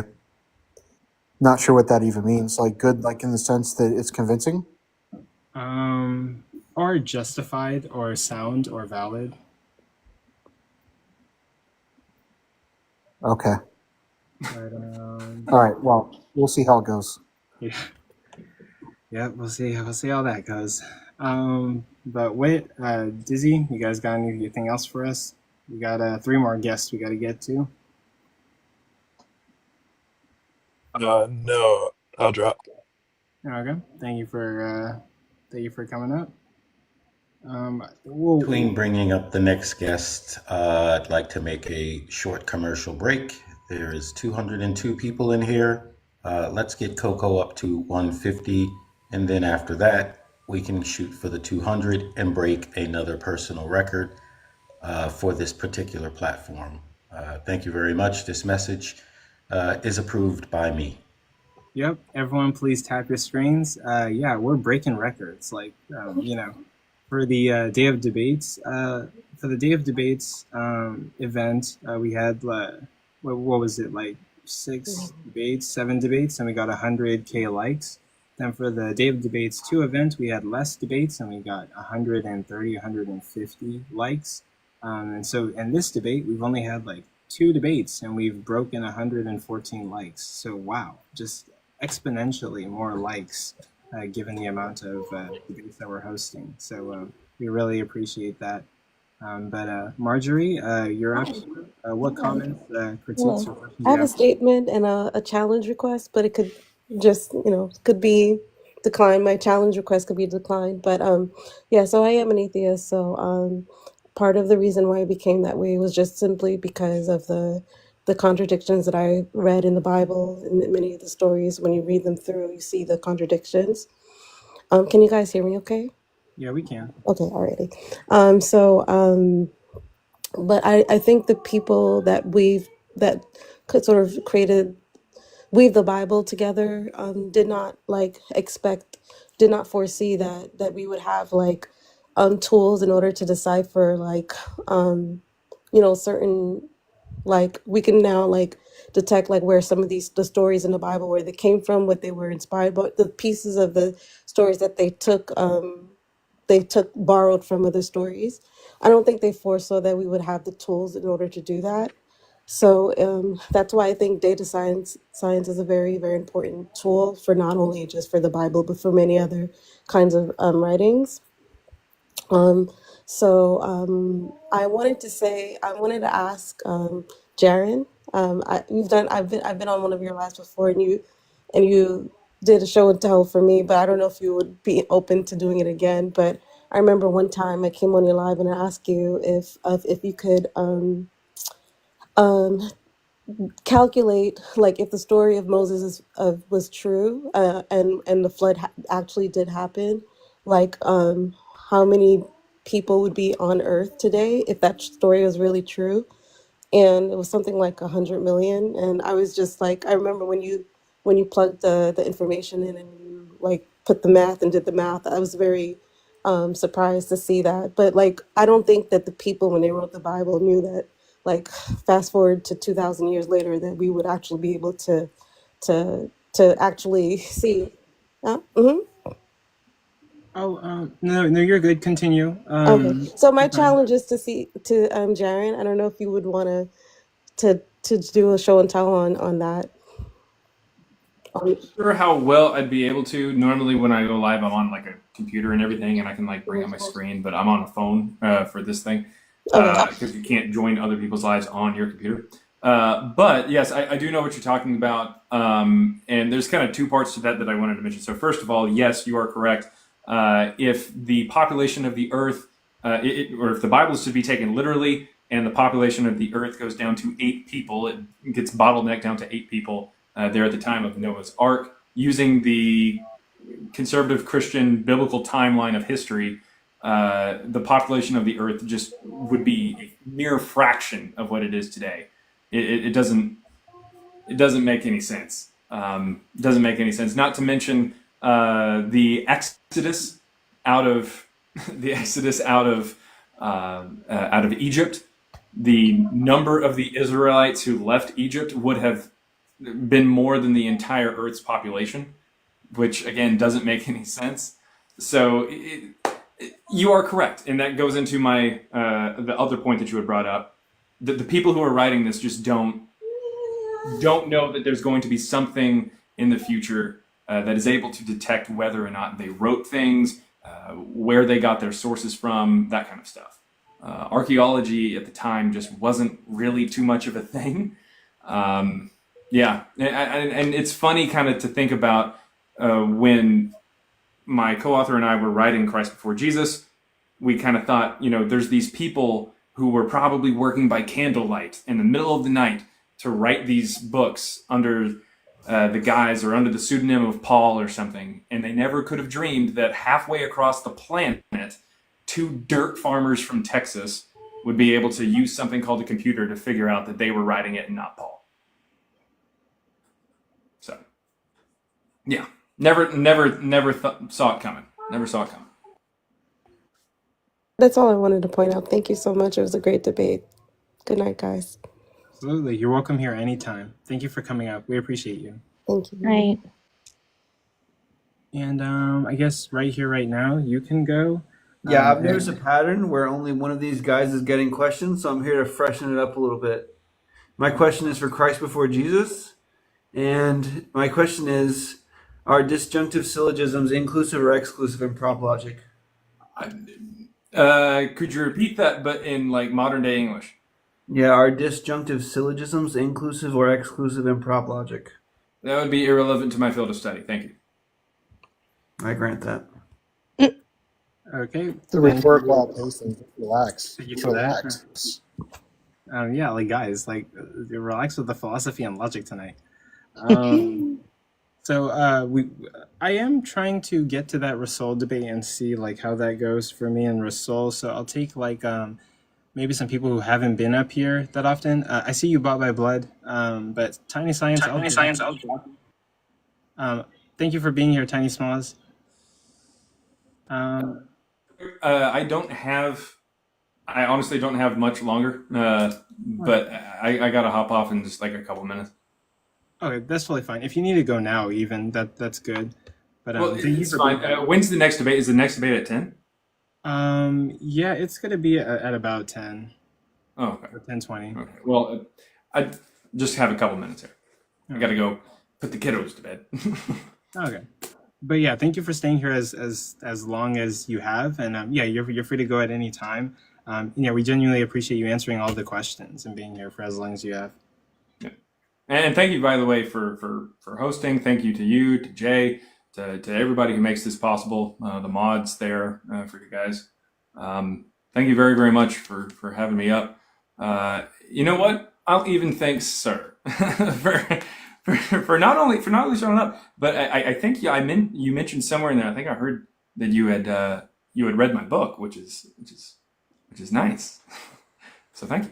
Yeah, I actually had some stuff ready for stylometry, but I didn't want to go into it if you didn't want to. So, well, generally speaking, considering the fact that some people who are outside of the data science field don't either understand stylometry or have questions about it or don't trust it or whatever, I generally will try to avoid bringing that up. I feel like I can do a decent job without bringing it up. I bet. So, PhD in ADHD, you've got the floor. Any comments, questions, or critiques? Yeah, so my question was for Christ Before. So it's more of a pragmatic and strategic question. Usually when I'm in debates with theists, I grant the existence of a historic Jesus. Like it doesn't really hurt the philosophical thrust that I'm kind of coming from. And I wonder if you feel like that's a mistake and that's why you kind of focus on the lack of historical evidence, or what are your thoughts there? Maybe I'm missing something.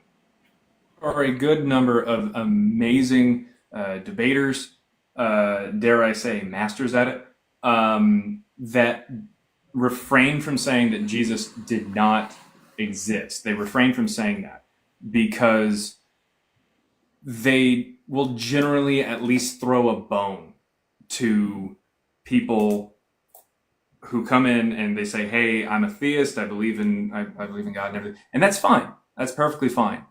It allows for a conversation that doesn't just immediately go towards Jesus and whatnot. You can just keep it on the the topic of God. So I don't really have a problem with it. I don't think that that's disingenuous or anything, unless you are a mythicist and you're just straight up just refusing to to state that you're a mythicist. That's kind of weird, but it's not really a problem. People just kind of do their own thing. Believing that Jesus existed is not necessarily offensive to me. I don't really find that really to be a problem per se. It's just I want to believe as many true things as possible, and I want to not believe as many false things as possible. I think there's a huge difference between believing that a guy named Jesus historically existed. Like there's a lot of different commitments from that compared to this guy was actually the Son of God. And so I find myself leaning towards, hey, I'd rather defend the one that I know is much more defensible than the one that is much more entrenched in several layers of history and debate, and there's a lot of scholars that are going to disagree with me. Do you understand kind of where I'm coming from with that? Yeah, absolutely. I would just say that here in the next, I'd say 2 decades, 20 years from now, that wouldn't be a problem. You wouldn't have to worry about, I've got to make sure that I don't say that Jesus didn't exist because most scholars disagree with me. I'd say in the 20 years, it's probably going to be different. Really? Yeah, 20 to 30 years. I'd say 5 to 10 years, we're looking at people scholars actually starting to say, hey, this is 2nd century stuff. I mean, that stuff's already been Man, I wish. Now, Carrier was making that claim. Bet on that. I would love to bet on that. Yeah, I would too, because Carrier was making that claim like 10 years ago. That 10 years in a decade, he was like a decade in the future, people are going to be, and to some extent, there has been an expansion of mythicist positions, but like by 1 percentile, you know what I mean? And so that's interesting. But the question that I would have, okay, so it's more like why, right? Strategically, why focus on the actual historicity instead of all the other things that are easily like shown to be incorrect? Because I don't generally like to talk about supernatural stuff. I don't know about Sir, but I mean, once you start bringing in supernatural claims, the sky is square and colors taste funny. Like it just, you could do anything. You could do anything. So I don't like existing in something that's not reality or talking about something like that. Okay. No, fair enough. All right. Well, hey, I'll drop off. Just want to Appreciate it, say, guys. I just want to say one quick thing about the kind of the field and kind of this suggestion that it's moving toward mythicism. I actually think the opposite is true. I mean, mythicism was actually pretty popular 100 and so years ago. It's actually moved the opposite direction. So why, I would not. right? That's an absolutely true statement. Do you know why? Yeah, because our scholars are arguing to put Jesus in this context of apocalyptic preacher. Yeah. Do you know why? Why do you think Jesus is an apocalyptic Why preacher? was it so popular about 100 years ago, and then all of a sudden it stopped? There's a political reason as to why. Do you know why? Oh, you think, what's the political reason Because the vast majority of people who were behind that particular mythicist argument were people who were on the other side of the wall. That literally, we have Soviet authors, we have Chinese authors who absolutely were pushing forward this particular field of study.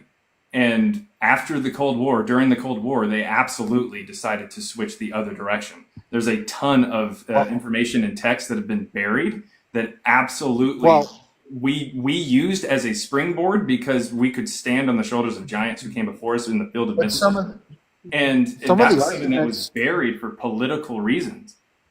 A lot of the arguments used by those scholars are the same arguments that are used today. The arguments that were used back then for mythicist arguments are the ones that we use in specific.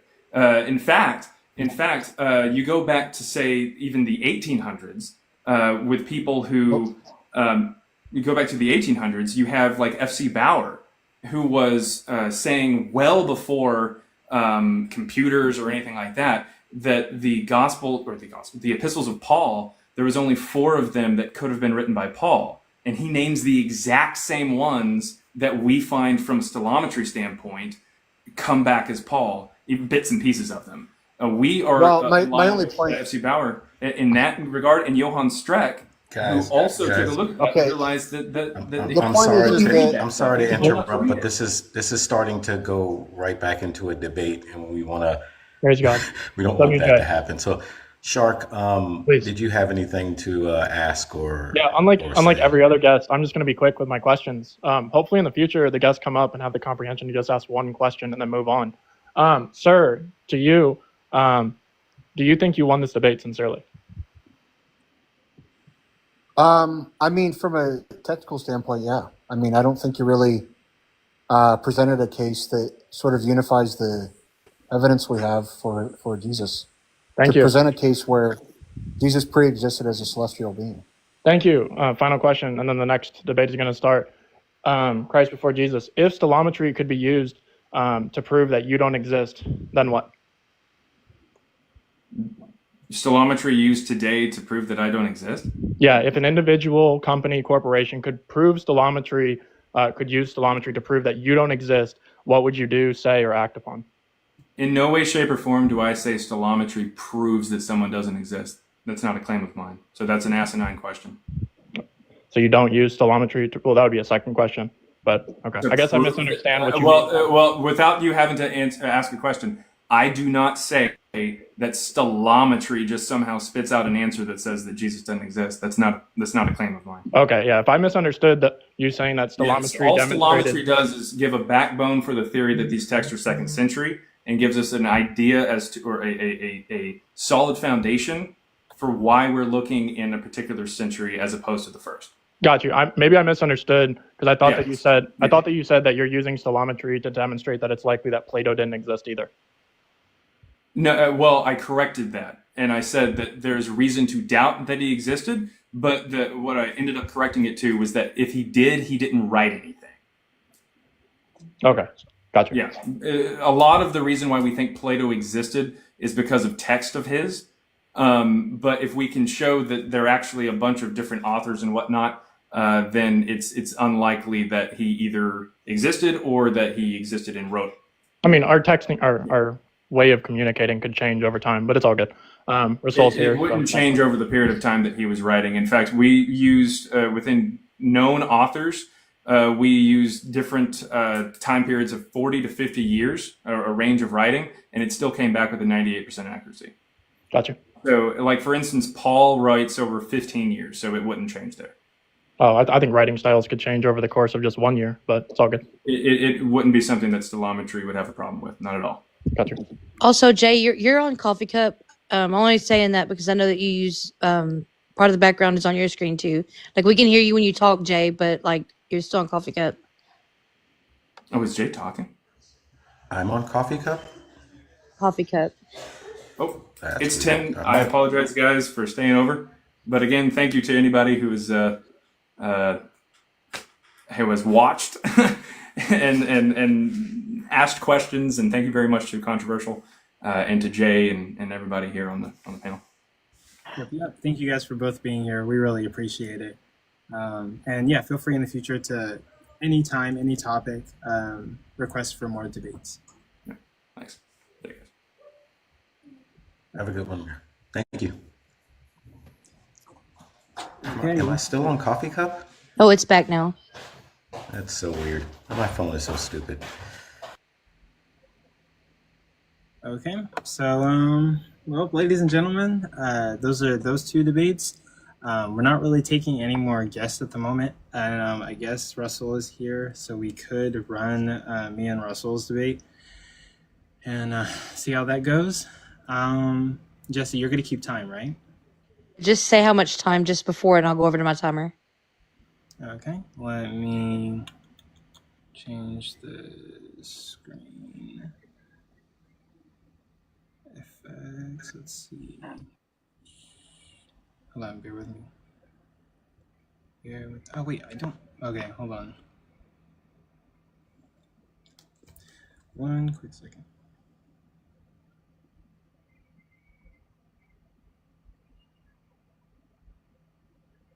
Make sure that y'all are tapping the screen, liking the live, sharing the live.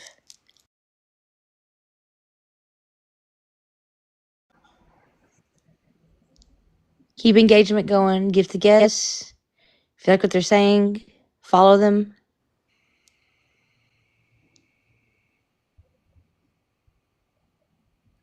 Oh yeah. Okay, so the next debate's going to be me and Rasol. Is the Transcendental Argument for God a good and intellectually honest argument? Jesse, you're going to keep time. The format is going to be 9-minute openers, 2 rounds of 8-minute cross-examination, and 5-minute closers. And Rasol will be taking the affirmative. So you could do your opening statement first, and Jesse can start the time whenever you say your first word. I'm ready to start.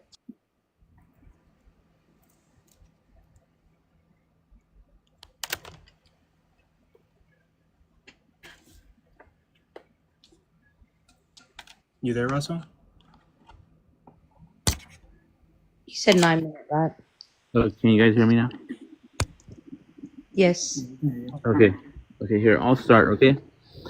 Hello, everyone. It's a pleasure to be here tonight to discuss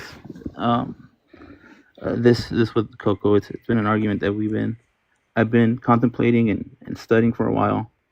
It took me a while to actually accept it. I heard it before, but I never took the time to really look into it.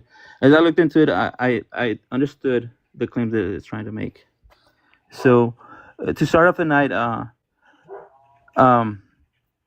in order to have this debate tonight, we need a system that allows for meaningful dialogue. I will start this debate with a question. It is true that when I speak, I either communicate in a coherent, rational, and meaningful way, or I do not communicate in such a manner. Both me and Coco will have to answer this question. I'm going to hold his feet to the fire. So when I answer that I am speaking in a meaningful manner, I will give justification why I believe so.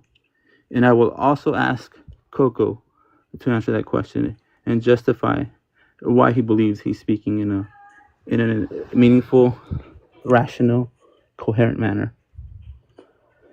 I will present an argument as to why I have this justification to make this statement. Under the thesis, under the theist hypothesis, we have a unifying principle, an ultimate truth maker.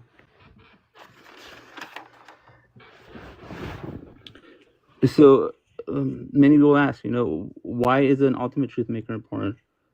Why do we need an ultimate truth maker? And I will discuss tonight some of the reasons why the theist argues that it is needed. That is something that if we don't have, we cannot answer yes to the question that I posed at the beginning of this debate. Some of the issues that will come up if you deny this ultimate truth maker is that you lose the ability to speak in a manner that's coherent, right? And the reason why we do that is because there's a couple problems that we run into philosophy. The first one that I'm going to talk about is the problem of the one and the many. And I will discuss how the ultimate truth maker addresses this issue. Let me pull up my notes. Give me 1 second.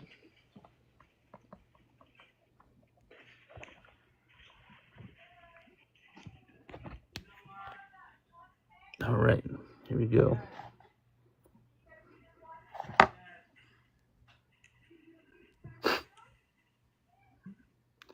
All right, the problem of the one and the many addresses the philosophical challenge of reconciling the existence of a unifying reality, the one, with the diversity of the individual entities of truth, the many. The ultimate truth maker can solve this problem in the following manner. The ultimate truth maker serves as a fundamental source that connects and underlines all truth and entities by providing a common basis. It allows the multitude of individual truth to be understood as expressions or manifestations of a single coherent reality. Hold on.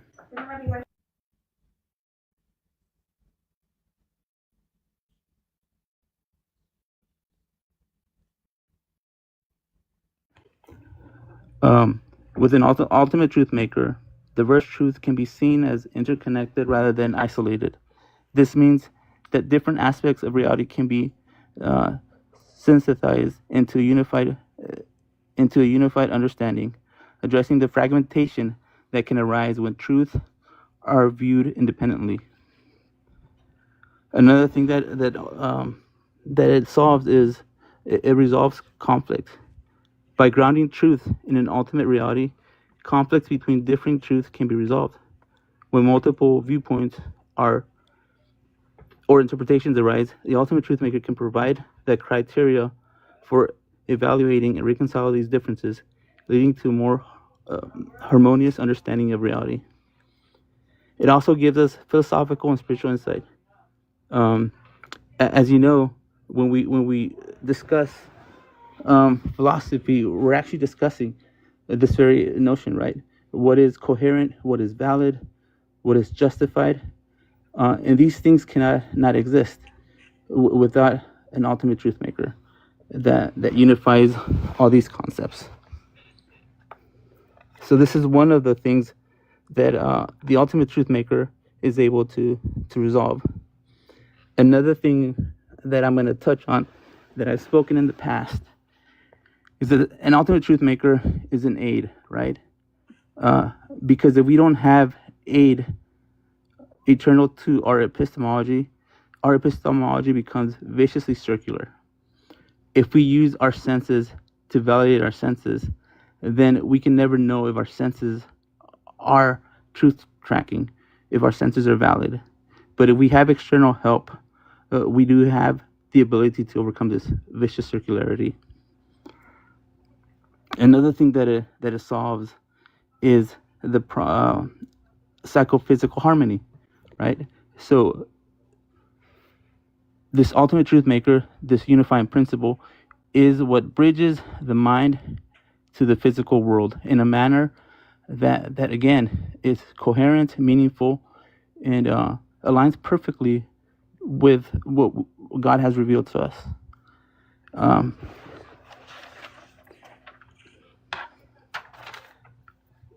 Moving on to my next note. So another thing that I'm going to point to is that a lot of the times when we try to push the atheist to try to justify their view, they'll push back on us and just say, hey, you know what, the Christian is just question begging. He's not justifying his claims. So I'm taking the time to give justification to why God is necessary in order for us to have knowledge, in order for us to have rationality, intelligibility, and meaningful conversations.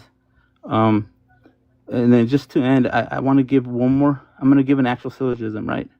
And this is something that I've been exploring lately. Premise one. This is called. This is kind of touching in. It's called divine conceptualism, and I've been studying on this a little bit. And I hope we can get into this conversation. Premise one: if abstract concepts exist universally, they cannot be grounded by individual minds. Premise two: abstract objects exist universally.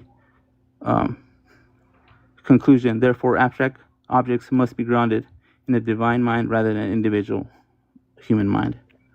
And with this, this is what I'm pointing out. This is what I want to be discussed throughout this debate. I presented an argument to why God is necessary. So I'm meeting the burden, right? I'm not just question begging, or I'm not just presupposing God. I'm actually pointing to why He's necessary. So I want to engage in good faith. And with this, I concede my time. All right. You have 41 seconds left. With that, your time ends. And when Coco starts speaking, we will start Coco's 9-minute introduction.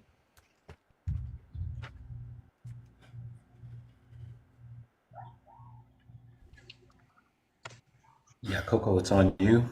You have 9 minutes. When you start speaking, Jesse's going to start your time. Rasol, thank you for your opening. Okay. Can I just do a sound check before I start? You're good. Okay. Go ahead. Hello, everyone. First off, I want to say thank you all for being here. Thank you for supporting my projects.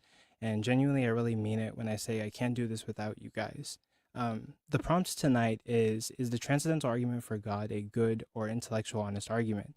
The position I am defending today is the transcendental argument is not a good or intellectually honest argument. In fact, it is intellectually dishonest. Today in the debate, I hope to demonstrate how the argument is unjustified and is not effective in achieving its desired outcome. First, I want to make a distinction between what is a good argument and a bad argument. Maybe the audience members might disagree with my definition of a good or bad argument, but I'm going to try to make it as agreeable as possible. A good argument is going to be one where each premise is justified or able to be substantiated with valid justificatory arguments. One where each premise is sound or bearing a truth value that accurately represents our reality. One where each premise and the conclusions are true and the conclusion follows from the premises. And lastly, a good argument is going to be one where it successfully accomplishes the goal or intention of the communicator communicating the argument. A bad argument will do the opposite of what a good argument does. Each premise of the bad argument will be unjustified, or at least one premise will be unjustified or unable to be substantiated with a justificatory argument. It will also at least have at least one or multiple unsound or not sound premises bearing no truth value that accurately represents our reality. It will have untrue premises and a conclusion or conclusions that does not follow from the premises. And lastly, it will fail to accomplish the goal that the communicator is trying to accomplish. The goal of the transcendental argument is to prove that God exists, and to be more specific, to prove that the Christian God exists. The premises for the tag argument is premise 1, if there is a transcendental unity of apperception, God exists. Premise 2, there is a transcendental unity of apperception, therefore conclusion, God exists. To put it in simpler terms, you can replace transcendental unity of apperception with knowledge, science, love, rationality, morals, etc. So again, the premises are as follows. If knowledge exists, then God exists. Knowledge exists, therefore God exists. In this debate, I'm going to hold Rasol to the standard I've set for what is a good argument. I'm going to challenge him to provide a sound and valid premise-based argument that would justify premise 1, because if there's no justification or justificatory arguments that would convince me to accept premise 1, then why should I accept it? Should I just trust Rasol? Should I just take his word for it that knowledge only exists due to God's existence, or that somehow knowledge or whatever may substitute that entails God's existence? Many presuppositionalists or presuppers fail to successfully justify premise 1, and premise 1 is a major claim that requires sufficient justification. If a presupper fails to provide justification for premise 1 of the tag argument, or if premise 1 simply doesn't have justification, I don't see why we should believe it. Now, there's another route that presuppers could take. Some presuppers could say that knowledge only exists given God exists, or more specifically, the Christian God exists. Now, I don't think Rasol will take this path, but in a preemptive attempt to counter this bold claim, I'm posing a challenge to Rasol. Now, I want the audience to pay attention because it's common amongst presuppers to bank on getting away with stating bold claims and not justifying them, but instead dissecting your worldview. And in destroying yours, they utilize this to somehow prop up their own worldviews as if they are justified in some sort of way. This is a dishonest tactic that is disingenuous, as Rasol may attempt today to try to put the burden of proof on me and make me give a worldview to somehow substantiate these things and put me on the back foot. But pay attention, audience, key in. Rasol is the one making bold claims given the tag argument and has to demonstrate how tag is justified. So everyone in the audience, pay attention to this subtle burden shift and don't be deceived by this. A lot of presuppers bank on utilizing this tactic. If in this debate, Rasol is to suggest the idea that only a theistic worldview can account for these kinds of things, right? This is a bold claim that attempts to state that over 2,000 years of philosophical study fails to provide a justification for such. And saying this, Rasol will not only have to refute my worldview, but he has to refute all worldviews that are not the Christian worldview, leaving Christianity as the only one that can do the job. If Rasol makes this case, I simply want him to show me at least 5 worldviews that fail after his thorough examination of them to justify knowledge, morality, or any other replacements for those terms. If he can provide 5, or at least 1, or at least 2 by the end of this debate, he is making a claim out of ignorance, an empty first premise, and an extremely massive ignorance to a field of study, right? Given there is a plethora of philosophical study and inquiry that has been done over the years, it is highly possible that there could be a worldview out there that substantiates knowledge. It could be the case that a theistic and a non-theistic worldview can substantiate knowledge, and only further examination will dwindle the worldviews down to the one that works. To make such a claim would be made in ignorance. To conclude my previous point, it should also be mentioned that if in this debate I am unable to provide a worldview or any justification for knowledge, that doesn't make the tag argument a good argument. According to my standards, and merely on the basis of justification, Rasol is going to have to demonstrate that the tag argument is justified, sound, valid, and a conclusion follows from the premises. We should not accept an argument because there's no other answers to a specific question. This would be the equivalent to me accepting Islam or Egyptian mythology simply because I do not have an answer for some metaphysical question. This is going to be God of the gaps, leading to an unsubstantiated conclusion, and we should be evaluating all claims. Now, ignoring the previous problems I've mentioned with tag, an additional problem arrives from this, right? The usage of tag doesn't necessarily get us to the Christian gods. Typically, Christians use tag to convince people to not only believe that God exists, but to believe that the Christian God exists, right? But the way that the precept is typically going to describe God is God is going to be a mind that's eternal and ultimate. Ultimate meaning the ground for why anything exists. God is going to be the source of possibility of whatever can and cannot be. God is self-contained, non-dependent, and the basis of why anything has come into existence and exists absent from God. God possesses all great-making properties without which there could be the securing of all intelligibility. God has revealed he has thoughts and qualities. God is the concrete universal. Concrete means that God is real and opposed to abstraction, or God is existing in reality as opposed to an idea of meaning everything is universally derived and depends on God because he is the concrete unifier. If this is how Rasol is going to define God, this is going to be problematic because there's so many other gods that can be described that way. I could name them all, but instead I'll just name 2, right? One could be referring to the pantheistic God, which unifies everything and reveals itself through our interaction with it, bears these qualities. Another god could be one of the ancient gods from the Babylonian texts that predate Genesis and describe gods like the Abrahamic God in similar fashions, right? We have Apsu, we have Tiamat that closely resemble God or his actions and character. Regardless, why should I take Rasol's God to be true just because it's described that way? To quote an article that I read by Antonio Wolff titled Defeating Presuppositional Apologetics, nobody outside German idealist tradition believes in the possibility of objective concepts, so why should we accept Rasol's? To conclude, I'll end with sort of an emotional appeal. The reason that I took this debate is because these topics matter. They matter to me, they matter to everybody. Deep down within all of us, we are genuinely seeking the truth, and in doing so, we all deserve our time to be utilized efficiently and not wasted via disingenuous and scammy tactics. Tag has been used in disingenuous ways, scammy tactics, does not prove God's existence, and instead tries to tear other people's worldviews down only for one to grandstand as if they've justified their own worldview.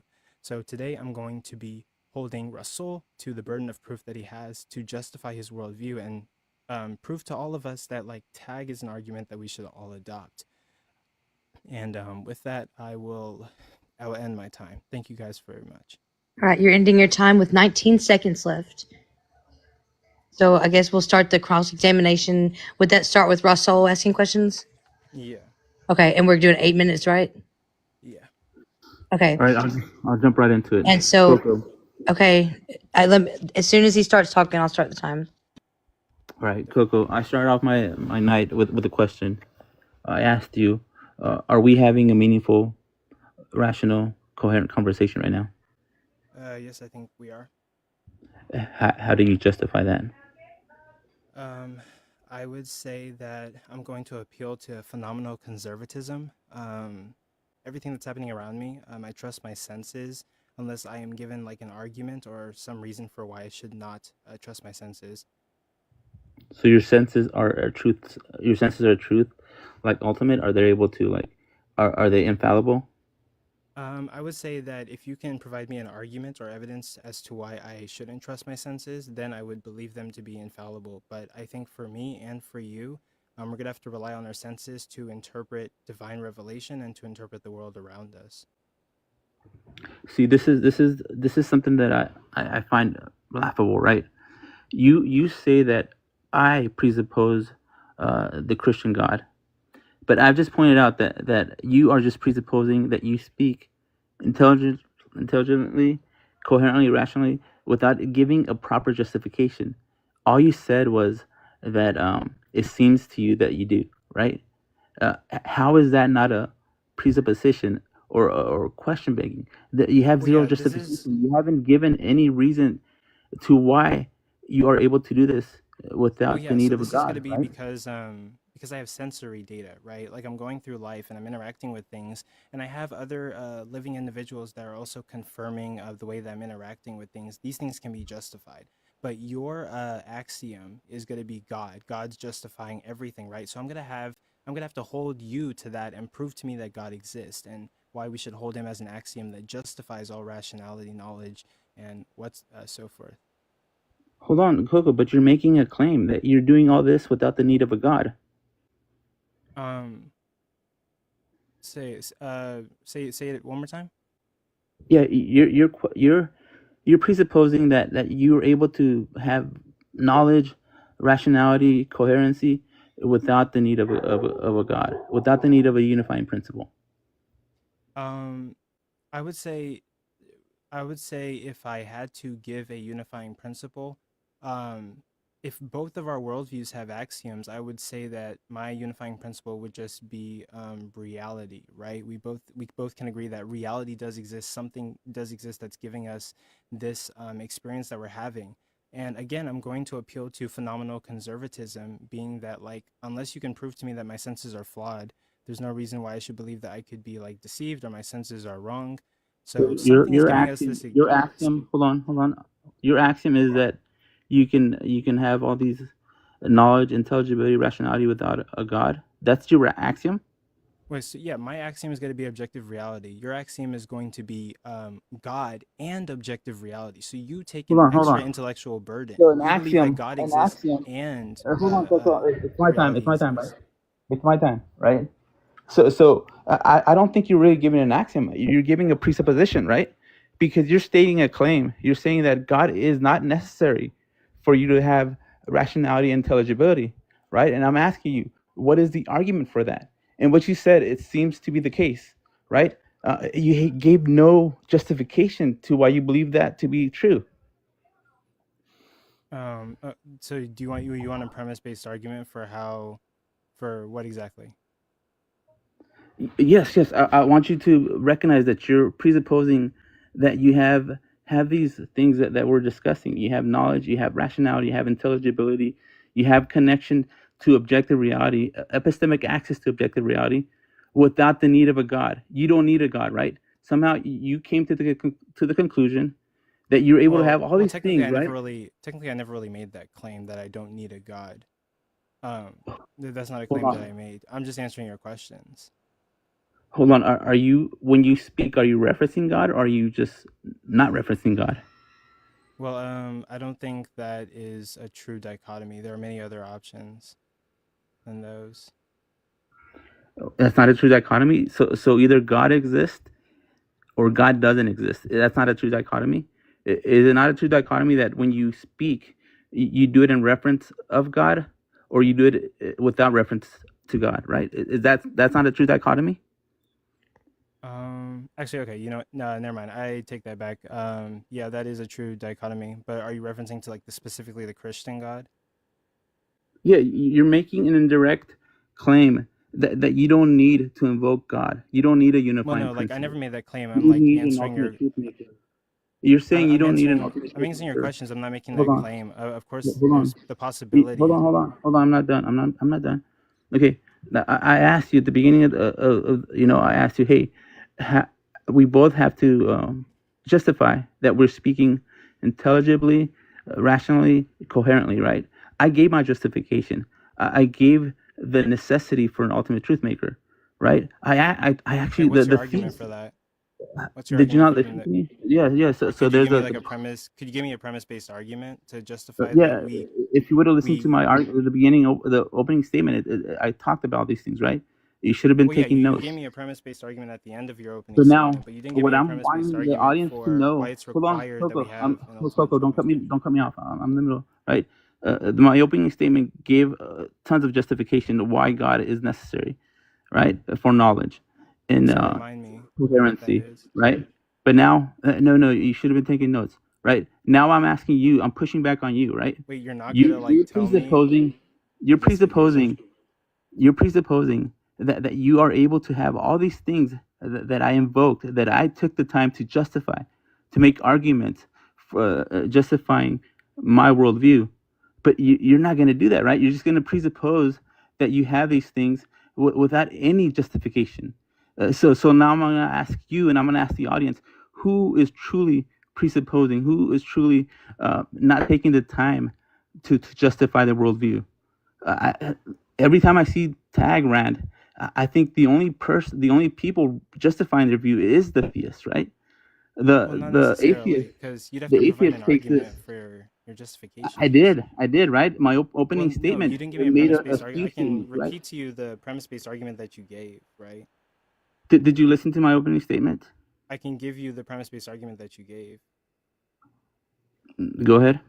Okay, so premise one is going to be if an abstract concept exists universally, it cannot be grounded in an individual mind. Abstract concepts exist, so they must be grounded in an individual mind. But I would need for you to provide me with like a justificatory argument for premise one for me to even like accept that, unless you want me to just take your word for the entire debate. Oh yeah, so this is where it gets interesting, right? So do you believe that universal abstracts exist? Could you give me like an example of a universal abstract? Yeah, numbers, time, scientific truths. I mean, we can go on and on, but do you deny these things to Finish your be sentence. universal? Last sentence. Oh, so should I answer his question? You can go ahead and answer his question, and then after that, we're going to switch over to your time. I think that abstract concepts exist. I think that the language that we use to describe them are not universal. So if we're talking about things like laws of logic, right? Laws of logic are simply going to be like the map that we use to describe reality. But they are describing a phenomenon that is universal. They themselves are not universal. So that's what I'm going to hold to. So that ends Rasol's cross-examination, and whenever you want to start talking, Coco, we'll have your 8-minute cross-exam starting. All right. You can go ahead and start it. So, first and foremost, all of us, we can look at the topic and it says, is the transcendental argument for God a good / intellectually honest argument? The first question I want to ask Rasol is, first and foremost, can you acknowledge that even today, if I fail to provide you with a worldview, or if I just lack a worldview, that this still does not demonstrate how the tag argument is a good worldview in and of itself? Can you acknowledge that? No, I wouldn't acknowledge that, because if you fail to Wait, okay, provide an so really argument, quick, I reclaim my time. So are you saying that like if I provide you with no like worldview, right, the tag argument is automatically correct? Is that what you're saying? no, what I'm saying, if you don't provide me with a worldview, then we That's what can't I have asked. Wait, coherent so I conversation. reclaim my time. So I'm asking you, if I can't provide you with a worldview, does that mean we should all, everyone in this live, 126, accept the tag argument? Yeah, if you don't provide me with a worldview, I will not accept your presupposition that you are Well, that's speaking not what I asked coherently. you. I asked you if I don't present you with the worldview, should we accept the tag argument? merely on the basis that I can't present a worldview.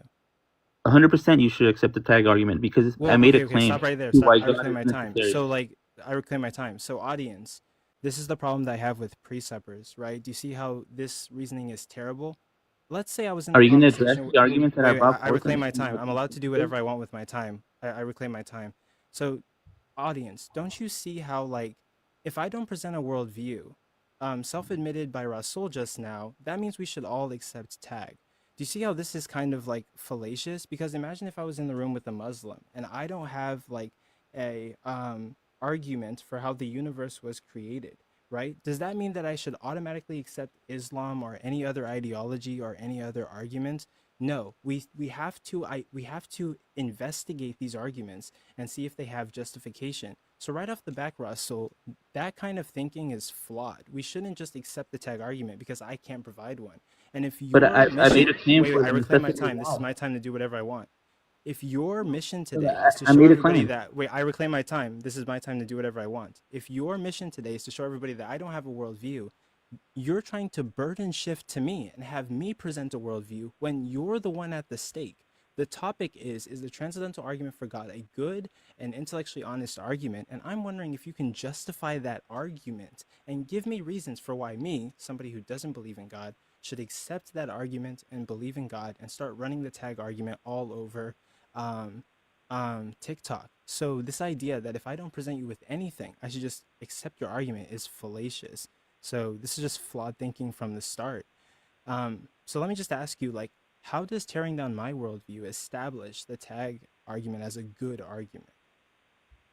Because I presented some problems that come up in epistemology that no other Wait, worldview that's not can what I solve. asked though. The I God reclaim my time. argument. So like how, like you're focusing on tearing down my worldview. How does that action specifically show that your argument is justified and we should accept the tag argument? Was my opening statement tearing down your argument or giving Well, justification for my I reclaim my worldview? time. During your cross-examination, you appealed to the audience and you were asking me questions to tear down my worldview, right? To shift the burden onto me for me to present how I can ground certain things, right?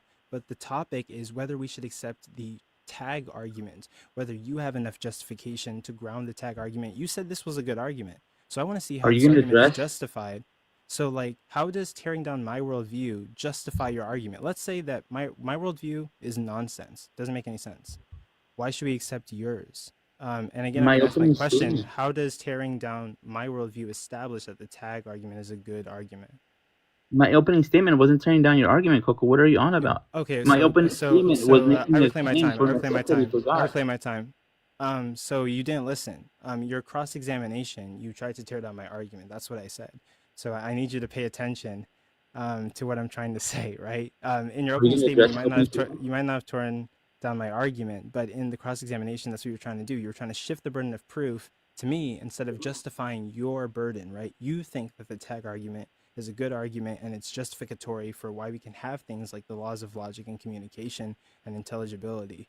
You need to provide justification for that. So I'm just going to move on to my next question due to time. Can you render your understanding of the tag argument in a premise-based form for me and the audience today? I gave you premises in the Wait, opening okay, statement. but could you just give me premises? Give me the tag argument, like premise by premise to conclusion, so we can all Okay, see here. it. I'll repeat my opening statement. Here Wait, we no, go. I'm not asking for your opening statement, but can you repeat the actual tag argument, premise-based to conclusion, for me and the audience? I gave you my arguments. I don't know what you're asking.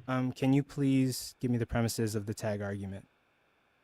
I thought I did in my opening statement. I gave you my Okay, arguments. well, do it one more time for us. Okay, here, I'll repeat my opening statements. I'm not All right. asking you to repeat your opening statement. Rasol, if you can't track what I'm saying, then this is going to be a problematic debate. You said you wanted to engage in good faith. All I'm asking you is for premise one, premise two, conclusion of the tag argument. What I gave you? Okay, so if you think Rasol, can you not present me with a premise-based argument? That's all I'm asking for. Don't need any other words. I okay, just need premise here we one, go. premise Here we go. two, conclusion of the tag argument. That's all I'm asking for. But that's not the way I run tag, right, Coco? I run it differently. I gave Okay, you so what? arguments. Okay. So I reclaim my time. If that's not the way that you run tag, give me any premise-based argument for how you're going to present the tag argument to anybody that you're going to be doing apologetics for. I gave you the universal abstract Rasol, argument. wait, Do you I want to reclaim my address time. that I one? reclaim my time. Why does every time I ask you for a premise-based argument, you're giving me a bunch of conjecture rather than premises and a Premise conclusion? one. Premise Thank you. one. Abstract objects exist universally. They cannot be grounded by individual minds. Premise two. Abstract objects exist universally. Conclusion. Therefore, abstract objects must be grounded in a divine mind rather than an individual human mind. Okay, can you give me a justificatory argument for premise one? Yes. So, when we invoke objective reality, we are invoking these objective, abstract truths, universal truths. If you are gonna deny these universal truths, then you would fall under the definition of an anti-realist, right? You wouldn't see reality as something that's objective, right? And if you're gonna take that route, then me and you wouldn't be able to have a conversation, right? Because then you would. Could you put that in like a premise-based argument for like? Are you gonna address the premise premise-based argument that I gave you? I heard the premise-based argument that you gave me, but I need a premise-based Do you justificatory reject? argument for premise one. Do you reject objective abstract universals? Give me some examples of abstract universals per se. I already gave them to you. So would you See, say I thought like we the were gonna have a good would you faith say argument, would you say though. the laws of logic would be like an I abstract thought we universal? were gonna have a good faith argument, right? In my opening statement, I Good gave faith. you Wait, it took you like argument. it took you like 20, 30 minutes for you to give me like a premise-based argument of how you run tag.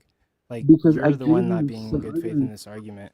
But I I'm gave you asking some you like arguments in the when you say beginning. abstract universals, what exactly do you mean by that? Okay. Abstract universals. I already gave you a list of abstract universals. Do you accept them to be universal or not? Accept your answer, and then we're gonna have to move on. I'll let Rasol go to his cross-examination. Okay. As soon as you start talking, start your 8-minute cross exam. Okay, Coco, I need you to be good faith, right? I know that you're gonna try to get into rhetoric and try to obfuscate me and like say, oh, I need you to give me a premise argument. I gave you a premise argument. I gave you a bunch of arguments, right? I gave you the problem of the one and the many. How do you resolve that, Coco? Okay, so I did take notes on what you said. You said the one and the many, the one unifier uniting many experiences, different aspects of reality unified. I would say, what's going to be my solution to that? One unifier with uniting many experiences. I'm going to say that we are all having an experience. We are all reacting with things via our sense data. I'm going to say that like reality exists. I'm going to agree to like some kind of like objective reality view. Something exists that's allowing us to have this experience. When we pick up a rock, we're interacting with something. Wouldn't you agree? What's the argument for that, Coco? The argument for that is so I don't really have like an argument per se, but I guess I can make one off the top of my head. Premise one is going to be okay, so premise one is going to be if I am interacting with Rasol and Rasol responds to me, then something outside of myself must exist. Premise two, I interact with Rasol and Rasol does respond to my questions. So conclusion, something outside of myself must exist. So again, how did you resolve the problem of the one and the many? My axiom is just going to be objective reality. There's going to be something that exists that we're interacting with. So you're just presupposing that we interact in a manner that's coherent without any justification? Yeah, because I'm going to refer to phenomenal conservatism. Unless you can give me an argument for why I shouldn't trust my sensory data, then I'm going to trust my sensory data. And my axiom is going to be objective reality, while your axiom is going to hold on, I'll reclaim my time. Phenomenal conservatism, is that a way for you to like not give a proper justification for why you believe that you have solved the problem of the one and the many? Can you define phenomenal conservatism for me? That's not irrelevant. I'm asking you, is that your way do you even know what it is? I do, and it's relevant to the conversation, right? So how does Coco, I reclaim my time. How does phenomenal conservatism solve the problem of the one and the many? Okay, so like I explained to you, I'm gonna say that me and your worldview are both gonna have like some kind of like axiom that we have to grant. Mine's going to be that like objective reality exists, right? I reclaim my time. I reclaim my time. Reclaim my time. I just want the audience to be clear, right? Coco is just spewing nonsense. He's saying absolutely nothing, right? I took the time to give justification for my worldview, right? How God is able to ground objective reality. Why Coco is just presupposing that his non-God worldview is sufficient just because it seems to be the case, right? Coco is not being good faith in the sense that he's accusing taggers of question begging and presupposing, while Coco is doing the same exact.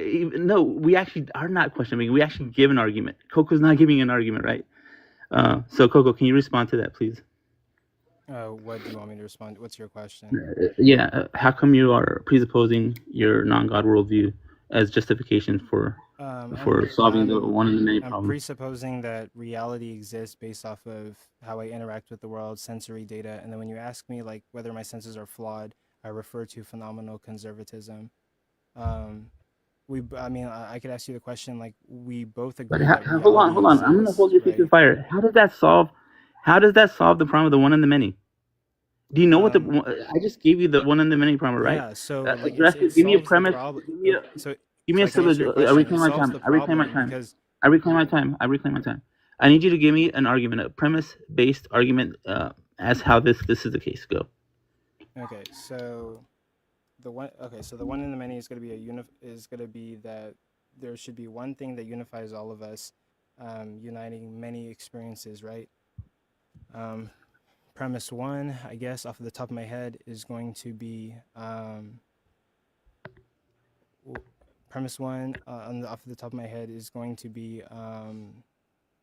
whenever I interact with Rasol, and he responds to me, there's something outside of me that exists, some kind of reality that I'm interacting with outside of myself that must exist. I talk to Rasol, and Rasol responds back to me, premise two, and conclusion, there must be some reality outside of myself that objectively exists. My next argument is going to be premise one, if a reality... Hold on. Let me go back. Let me go back to the one. You know that the argument you gave me was just question begging, right? Explain to me where the question begging that you just did. Explain to me where it question begs. You said objective reality exists, therefore a conclusion. It seems that objective reality exists. Conclusion: objective reality exists. Or no, like no, I said if I interact with Rasol and he responds back to me, then objective reality exists in the sense that there must be something outside of myself that I am interacting with. Rasol responds back to me whenever I respond back to him, so objective reality must exist. Your conclusion is in premise two. I reclaim my time. Your conclusion is baked into premise two. Your question begging, Coco, can you not see it? Premise one, I interact with Rasol, and Rasol responds back to me. Therefore, objective reality must exist, and something outside of myself exists. Premise two, that's part two. Hold on. I reclaim my time. Repeat premise two. Premise two, I interact with Rasol, and Rasol responds back to me. No, that was premise one. No, that wasn't. So you're not listening to the argument. I can give the argument again. So okay, going to be give me the one after. I reclaim my time. The one after I interact with Rasol. What's the next premise? What? What's the next premise after I interact with Rasol and he responds to me? Well, that's not even the first premise. What's the next premise after that? That's not even the first premise, so you're not even paying attention to the premise. I didn't say it was the first premise, Coco. I said, what's the next? Me what premise comes after that premise? Be good faith, please. You're eating up my time. Just what's the next premise? Give me the next premise. Okay, don't be bad faith, please. You weren't being good faith whenever I asked you for no matter. Minutes Just respond. Don't eat up my time. Please don't eat up my time. What's the next premise? What's my first premise to my argument? Give me the next premise, Coco. Don't be bad faith, please. Interact. What's the first premise? Don't eat up my time. What's the next premise? Give me the next premise after. Next premise after what? After I interact with. See. I can't repeat my argument. Coco, you're eating up my time on purpose, right? You're You're saying eating on my for us to be good faith. You're not Coco. being I good faith. reclaim You're my not time. listening to I anything reclaim that my I'm time. saying. I reclaim my time. I reclaim my time. Right? Coco, what is the first premise? What is the first premise? Okay, Yes. listen carefully. Calm Just down. don't eat up my Don't be time. Just speak it nervous. up. I'll let After you this, talk. Stop. See, this is what you're gonna do. I knew you were gonna do this. Bad faith Coco was kicking in. we're moving on. Okay. I would just like to step in for just a second. It seems as if that there's a issue with one side understanding what the other side is asking for, and this goes for both interlocutors at times. Also, there is a widespread distribution of reclaiming one's time. Although you can reclaim your time, it should not be used as a way to quiet or put aside what your interlocutor is saying. Please allow each other to answer the questions that are posed. And if the time needs to be stopped, you can say, stop my time, or moderator step in, or something like that. Okay? Well, I understand. I'm Okay. frustrated, man. So now it's Coco's. Yes, now it's Coco's time again. Correct? Around. Okay. 8 minutes. As soon as you start talking, 8 minutes starts. Okay, Russell, in your opening statement, you said the ultimate truth maker is an aid. We cannot determine truth with our senses. Can you give me a premise-based argument for why we can't determine truth with our senses? Yeah, definitely. So, let me pull it up. Hold on, I haven't read it up. Give me 1 second. So, premise 1: objective reality exists. Premise 2: objective reality must be revealed to us in order for us to have access to objective reality. Premise 3: the revelatory source of this reality must be ultimate. If this source is not ultimate, then we have what is seen as a fragmented view on reality. And if reality is fragmented, we lose coherency and an ability to really truly understand reality. That's my conclusion. Wait, I don't think that's valid. There wasn't any if X then Y, X then Y. Could you repeat your argument one more time? Premise 1: objective reality exists. Do you agree with that? Yeah. But Premise usually, 2: usually your premise 1 should be objective reality exists, therefore this. No, this is premise 1. Objective reality exists. Do you agree with it? Yeah. Premise 2: in order for we must have objective reality revealed to us by something external to us. Do you agree with that premise? We must have objective reality revealed to us by something external to us. Yes, I can grant that premise. Okay. All right. So, premise 3, right? This revelatory source would have to have intentionality in order to account for this revelatory occurrence. Would you agree with that? No, I disagree with that. Also, like, the structure of this argument is like not good. Like, what inference rule are you using? Like, what's going on here? This argument does not really like follow or have a conclusion that follows. Hold on, I'll give you the conclusion though. Well, I mean, but like, you did agree. wait, actually, you did agree that it's my time though. But like, you're presenting an argument that doesn't like. What is this argument? Where'd you get this argument from? it's. I'm trying to pull it up. I don't have it in front of me, but it's Well, called yeah. the truth maker argument. So we're gonna have to throw that argument away because it just doesn't have any structure. It doesn't have a conclusion that follows. Yeah, I don't know what that argument is. So it's called the truth maker argument, right? It's invoking that truth Okay, well, can only it didn't be. work, right? So like the argument didn't work. It so many logical inference rules, so I don't really know what to do with that, right? It doesn't really follow. So I guess I'm gonna ask you a question. Um, since you won't present tag, I guess the way that like it's literally written in the literature to be described, could you explain to me how tag leads to the Christian God specifically? And then I can Yes, present yes. to you the tag argument. Thank you for asking that question. Yes, the tag argument invokes that this um, God has to be personal, right? And God has to be revelatory, right? So this touches into so when you have autonomous epistemology, you don't have any external aid to make sense of your worldview, right? It's a viciously circular epistemology. Wait, The hold on. Christian God. I'm asking you how the tag argument leads to the Christian God specifically, Yeah, I'm opposed to giving it to like you, other right? gods, right? This isn't time for Yeah, you I'm to giving tell it us to how you. like other worldviews don't work, right? You need Well, to tell I'm me giving it to how. you, right? Well, yeah, hold on. The tag argue. How does the tag argument lead us specifically to the Christian God? Yeah, That's what I'm looking because for. in order for this is what I was talking about, right? In order for us to have epistemic access to objective reality, it must be revealed to us. And the Christian God is a personal God, right? A God that interacts with His creation. No other God that we encountered meets these criteria, right? All other gods are impersonal gods. So the Christian God would meet this justification for this claim. Okay, so technically, couldn't I invoke possibly the pantheistic God, right?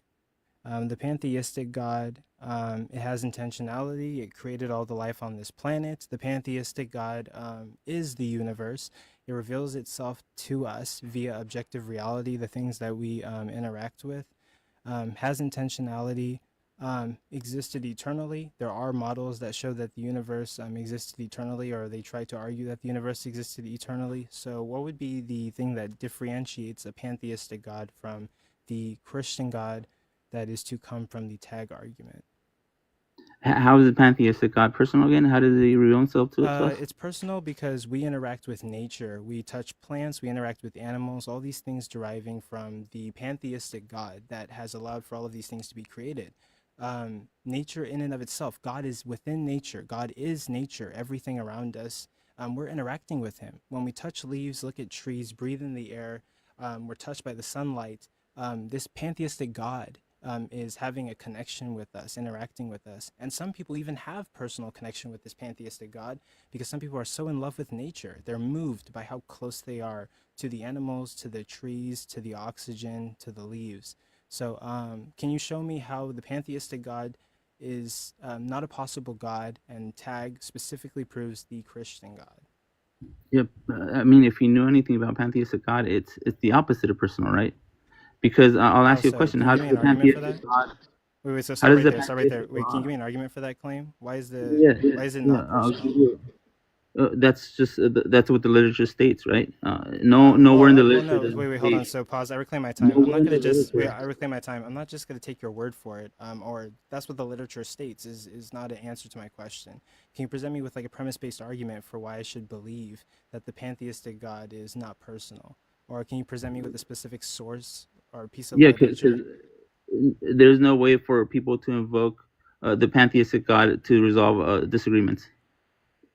How so? The pantheistic God is the concrete unifier of all experiences, right? And it's revealing itself to us via what So it's how does it created for resolve? us, How does it resolve disagreements?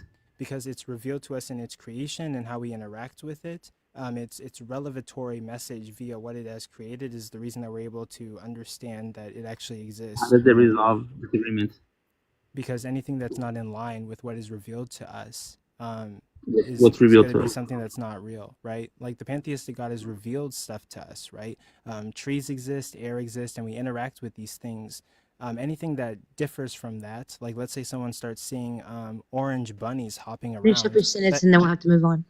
yeah, that would go against what the pantheistic God has That revealed to it? That us. is time? Yeah.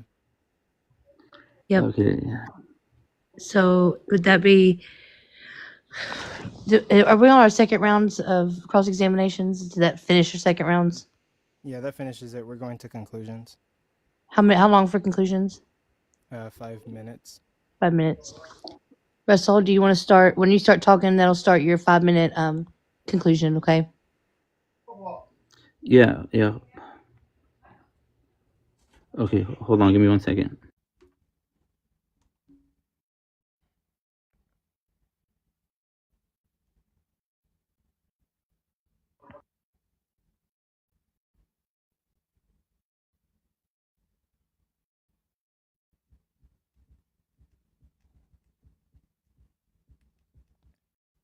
Sorry, I had an interruption from my fam.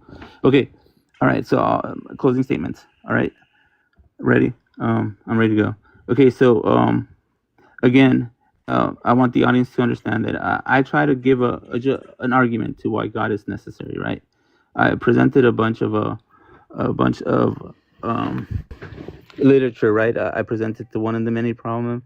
I presented abstract universals.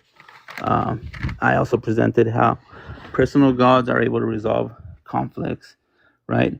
Coco, what he tried to do is try to accuse me of question begging or presupposing God, right? When I wasn't presupposing, I was actually giving justification for my worldview and why it's necessary, right? I gave a question at the beginning of my opening statement. I asked if we are speaking in a meaningful, coherent manner, right? And if we are speaking in a coherent manner, we need to justify why we believe so, right? Again, I gave justification how I am confident that when I speak in a manner that's meaningful, that's coherent, that's intelligent, right? The Christian bends over backwards trying to justify their worldview, right? The atheist does nothing. Like, he will not present anything. He'll try to burden shift. He'll try to gaslight us to saying that we are the ones that are presupposing our worldview when it's obvious. I pointed out, I highlighted how Coco was the one that was presupposing his worldview, right? He didn't have an answer, right? He gave some dumb response, right? I asked him for him to justify these things, and he said, "Oh, it seems to be the case." What kind of an argument is that, right? Again, Coco was trying to argue tag in a way that maybe other people argue it, right? He wasn't engaging with me because I gave justification, and he wasn't engaging with the arguments that I was given. And when I held his feet to the fire, when I forced him to answer the questions that are being asked when discussing these topics, he failed miserably. He wasn't able to give a coherent argument of to why he believes that objective reality exists. He just presupposes that it exists. I just want the audience to know that tag is a serious argument. There is justification of why people claim for the necessity of God. And I need people to take this argument more seriously. And with this, this is my closing statement. All right. You ended with 2 minutes, 5 seconds left. Coco, as soon as you start talking, it'll start your 5 minutes. Okay. Hello, everybody. Again, thank you everybody for attending this live. Rasol didn't meet my challenge. And this tactic of issuing a challenge I borrowed from Brody when me and him debated. I think it's very effective, right? He had one challenge, right? His challenge was to present to me 5 worldviews or any worldview that doesn't work in comparison to his, because he's going to make the claim that only his worldview, right, can substantiate reality. He did not do that. No other worldviews, nothing, right? He's assuming that like only Christianity can substantiate intelligibility, intelligence, our ability to reason, logic, love, all sorts of things, right? I asked him to issue the tag argument, and I'm not even sure if he really came prepared for this debate. I read literature on what the tag argument is, how it is issued, right? And I don't see how Rasol really issued it. He refused to give it to me. I asked for justification for his arguments. There was no justificatory arguments, so he's not really meeting what I have set out uh, to be what makes a good argument. And right from the get-go of this debate, he started off with fallacious reasoning. Audience, pay attention. I told you, right? The title of this debate is the Transcendental Argument for God a good or intellectually honest argument? And Rasol spent the entire time trying to pester me for a worldview, when he should have been justifying his own worldview. And in the beginning, he started with fallacious reasoning, saying that, like, if I didn't give a worldview, that we should all trust Tag. That does not make any sense. So, like, if we're in the room with somebody who believes in Islam, we should just believe Islam if we can't answer the questions to the universe. Then, sort of in the second cross-examination, I tried to ask Rasol, how does the Tag argument specifically divert us to the Christian God? He laid out some characteristics of what the Christian God is, and I was quickly able to explain how the pantheistic God perfectly fits into that, and there was no objections per se from Rasol. They all stuck. So apparently the Tag argument can prove, I mean, it didn't even do that for this debate. But if it can prove God, it would also prove the other gods that bear these qualities, like Tiamat and Aspu, right, from the Babylonian ancient literature that Genesis is inspired by, right? This whole debate was not about me presenting a worldview. The whole debate is about justify the tag worldview, and unfortunately, Rasol has become like Darth Dawkins, all the other pre-suppers that are following his example, and they're trying to shift the burden onto the atheists to justify their worldview, when we're looking for the justification for their worldview, right? I'm looking for a justification. I'm looking for justificatory arguments for premise one. Couldn't get that in this debate. And if we're gonna say, I don't think Rasol really did this for this debate, but if we're gonna say that only the Christian God can provide justification for intelligibility and stuff like that, he didn't really provide me with any argument ruling out the 2,000 years of philosophy and every other worldview out there that exists. So I don't really know what to say. He did give an argument. He said if an abstract concept exists universally, it can not be grounded. But I didn't really even get a justification for premise one, premise two, or the conclusion. And then, like, he also gave me another argument that didn't have any logical inferences and it wasn't valid. Like, I don't know what to make of it. Wasn't sound. So that argument had to be thrown out in the debate. Wow. That was not rhetorically great. I'm not convinced that I should adopt the Tag argument, so maybe Rasol should go work on it. And Rasol, if you can convince me why the Tag argument is good, I will happily accept it. But today you did not provide me with justification. Bad arguments, lack of understanding of abstract concepts and whether they're universal or not. I don't really know what to say. I'm not convinced. I'll ask the audience. This is a rhetorical question. You guys are not going to answer. But was anyone convinced to accept the Tag argument today? Was there any justification, anything moving, why we should accept the Tag argument? I just saw burden shifting and trying to get me, right, to present a worldview. And his worldview Finish your sentence. was not really justified. I don't know what I got from it. I'll keep doing my research, though, and reading more articles.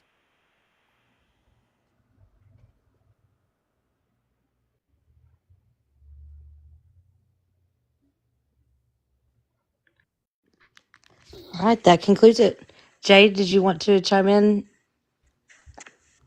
Yeah, that was a very, very interesting debate. A lot of key points made and discussed.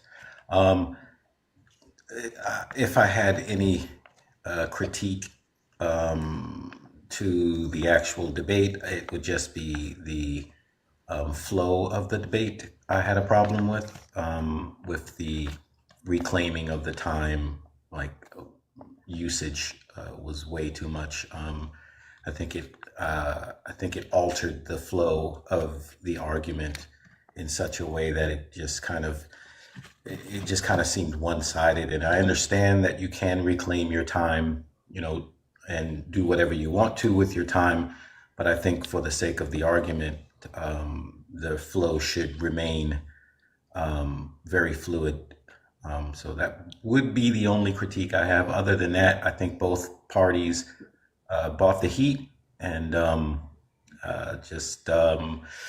we'll just see who gave the better argument and proved the point. Yeah. I will set the poll and we can start inviting guests up for any questions or critiques. I'm pretty sure there are critiques of me. I already know I messed up in some areas, but yeah, I want to hear it and I want to get better. So, Can I ask a question too? And then this will be my only question. yep, go for it. Rasol, can you tell me like where I can give me some literature I can read to learn more about the tag argument, or what you any articles or books that you read that help back your argument on tag being a good and intellectually honest argument? Yeah, there's some literature. Van Til makes a great argument that talks about epistemology and epistemic access to objective reality. That's something that you should read up on. Yo, I have a couple of things to say. I want to say that I don't think Coco did very well using his phenomenal conservatism justification. But I think what's worse is when Rasol was asked, how can you demonstrate that disproving my worldview demonstrates your argument? I think Rasol absolutely failed to address that and was dodging that. It seemed pretty deliberate that he did not want to answer that sort of a question. But to give Rasol some credit, I do think he made a good point about pushing back against Coco and using phenomenal conservatism as a justification. And also, I could barely even hear or understand what you were saying, Rasol, during your opening. Like your opening, you kind of felt like you were whimpering, no disrespect. But I couldn't even understand what you were trying to get at. Whereas like with Coco's opening, I understood everything he was trying to communicate. He was clear, he was concise, and he was deliberate and to the point. And he was accurate in stating that, yeah, you're going to try to attack my worldview, but not really giving justifications for yours.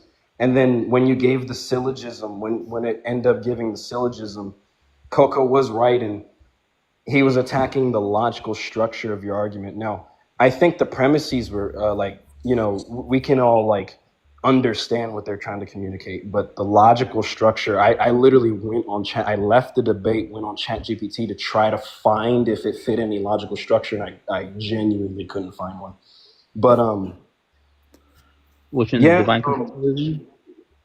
I don't know all the inference rules, but I'll look into more to see if I can find one that helps fit your argument, Russell. I understand and I appreciate what you were trying to convey with that argument, with the premises.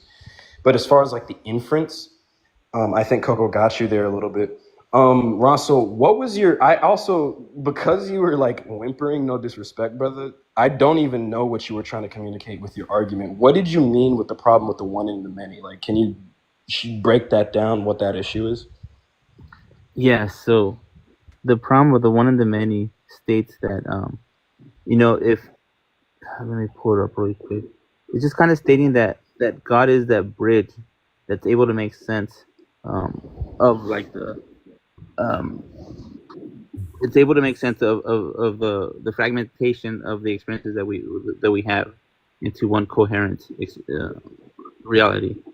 So one being the reality, and then the many would be like different individual people experiencing reality.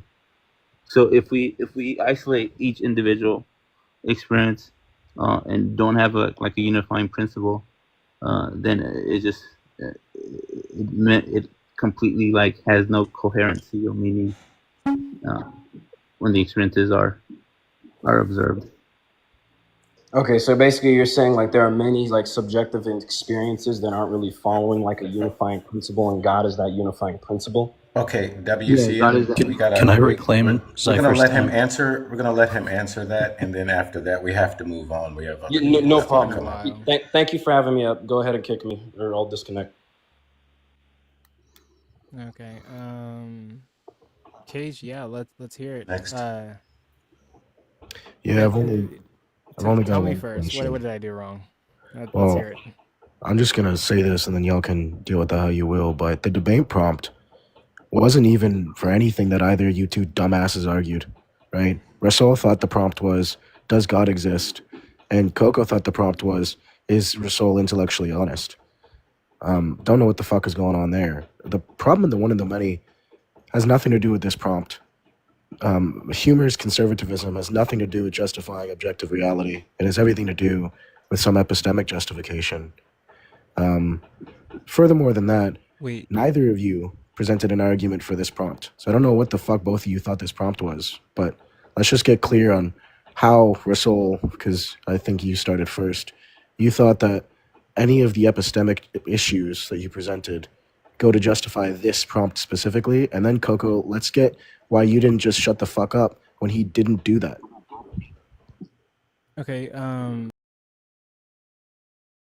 think that's fair, but no, like in my opening statement, like you guys don't hear me. Yeah. I think that's fair, but like in my opening statement, I did say that Rasol's going to spend this argument trying to attack my argument. I gave specific qualifications of what makes a good argument and a bad argument. And then I asked Rasol to justify the arguments that he was giving, or give me the inference rule, or give arguments for some of the claims he was making, and he didn't. And this debate was about Rasol showing all of us that tag is a good argument, and you don't think I demonstrated that tag is a bad argument because he couldn't give justification for tag with any supplementary or justificatory arguments? Do you guys understand that You tag? even stayed silent. When Hold Rasol on, you said, guys. and I quote, "I don't have a premise, but that's not how I run tag." You can give arguments like informally and in natural language, but I mean, especially with the standard of this debate, I would have just stayed silent and just let him talk for the next 5 minutes. Hold on. The one in the many. You don't think that's addressing transcendentals, knowledge claims, and experiences? No, I think that's exactly what it seeks to do, but it doesn't justify is the transcendental argument for God a good/intellectually honest argument. But what I did is I showed how God resolved this problem. What problem? Was the one problem you were trying to resolve how is the transcendental argument for God a good/intellectually honest argument, or how does God solve epistemic issues? No, it would be baked into the conclusion, right? Because tag is making an argument. So tag is what tag is saying is that God is necessary for us to have coherency, intelligibility, and knowledge, right? So this is one of the justifications of why we support premise one of tag, right? But that's not what this debate was for, Rasol. You're not supposed to that's why I said Coco blundered. The goal wasn't to justify your premises. The goal was to somehow sufficiently display that it's a good argument, and you don't do that by arguing it when the debate prompt has nothing to do. The way you justify it's a good argument is by giving justification as to why it's a good argument. Yeah, and you didn't do that. You just gave the argument. By showing how it resolves issues that if we don't invoke God would not be resolved. Yeah, but that's just you burden shifting again. No, I'm giving justification to why God is solving problems. I'm actually taking the burden and giving justification to why God is a good argument. Well, I've asked enough questions, but yeah, that's it. We could probably talk about it later.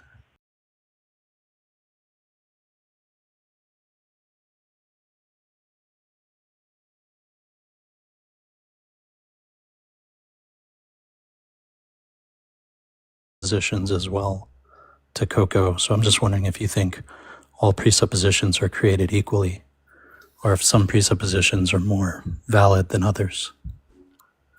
No, what I was showing is that I wasn't presupposing anything. I was giving justification for my worldview, while Coco was the one that's presupposing, and I think I pointed that out. And I hope. Wait, are you saying that tag isn't a presuppositional argument? It's not. No, I gave justification to why God is necessary. Well, you gave an argument for divine conceptualism, not for tag. Divine conceptualism. You're supposed to be justifying tag. It touches transcendental points, right? So divine consensualism could be tied into the tag argument. Look, Flenser, were you watching the whole debate? I watched the first 2/3 of it and then like the last 5 minutes. Okay, because I wasn't here for a lot of it. So, but someone told me that Rasol was reading out his argument, and when he finished the first premise, Coco said, "It's not valid because the first premise has to be a conditional statement." I didn't hear him say that. I did hear him say it's not valid. I didn't hear the secondary. What was the reason you said it was not valid? Maybe that might have been a wrong thing to say, but it's supposed to follow a structure. If X, then Y, then proceed to like say X exists, therefore conclusion Y. But it could be valid without the first premise being a conditional, right? Yes. Maybe. I think Is this the first argument that he gave, or is There this the could be- there's supplementary valid- argument that you're talking about, Davey? Are you talking There's about his valid- supplementary argument? I'm not talking about any argument. I'm asking, did you say that to one of his arguments? Yeah, I did say that. Because But there are valid inferences that don't use conditionals. then that would have been my mistake. Okay, that's all I wanted to ask about. Because that's just something I heard and I was kind of confused. Like, did you actually say that? Like, like disjunctive syllogism, like A or B, not A, therefore B. There's no conditionals in that. Yeah, you're right. But yeah, I think I was being jumpy. Yeah, like that's wrong on my part. I mean, it may have been true that it wasn't a valid argument, but it wasn't because the first premise didn't have a conditional in it. But Rasol, you still talked to... Okay, it was the one where Rasol said to know reality exists, we need revelation from an external source. Okay. Mob, you should come up. Oh, I didn't hear that one. Yeah.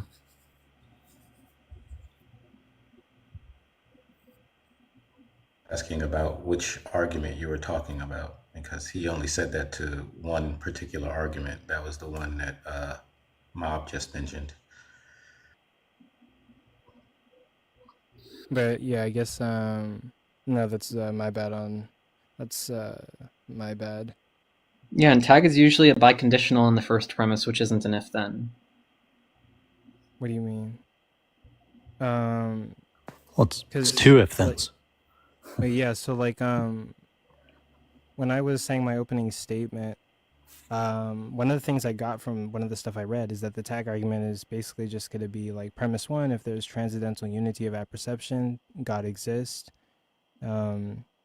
Premise two: therefore, there is a transcendental unity of apperception. Conclusion: therefore, God exists. So premise one of tag, I would assume, is going to be for the most part a conditional. Well, the tag you usually see on TikTok that's like Jay Dyer's is a biconditional in the first premise. Obviously, there's formulations with a conditional. Okay, fair. I wasn't saying that for people in the chat. I wasn't saying, oh, he's running tag, so it's a biconditional, so you should have known. I was just saying that's tag is another example of an argument that doesn't have an if-then statement in the first premise, or at least the way it's usually run on TikTok. Okay. Yet it's still valid. Fair point. Yeah, I'm not saying Rasol used tag, so not sure how that's relevant. Rasol, how do you feel like you did during this debate? Like, what do you think? How do you feel like you did? Well, I think people are confused with tag, right? I think that when people are invoking tag, they're not presupposing God. They're giving justification for God, right?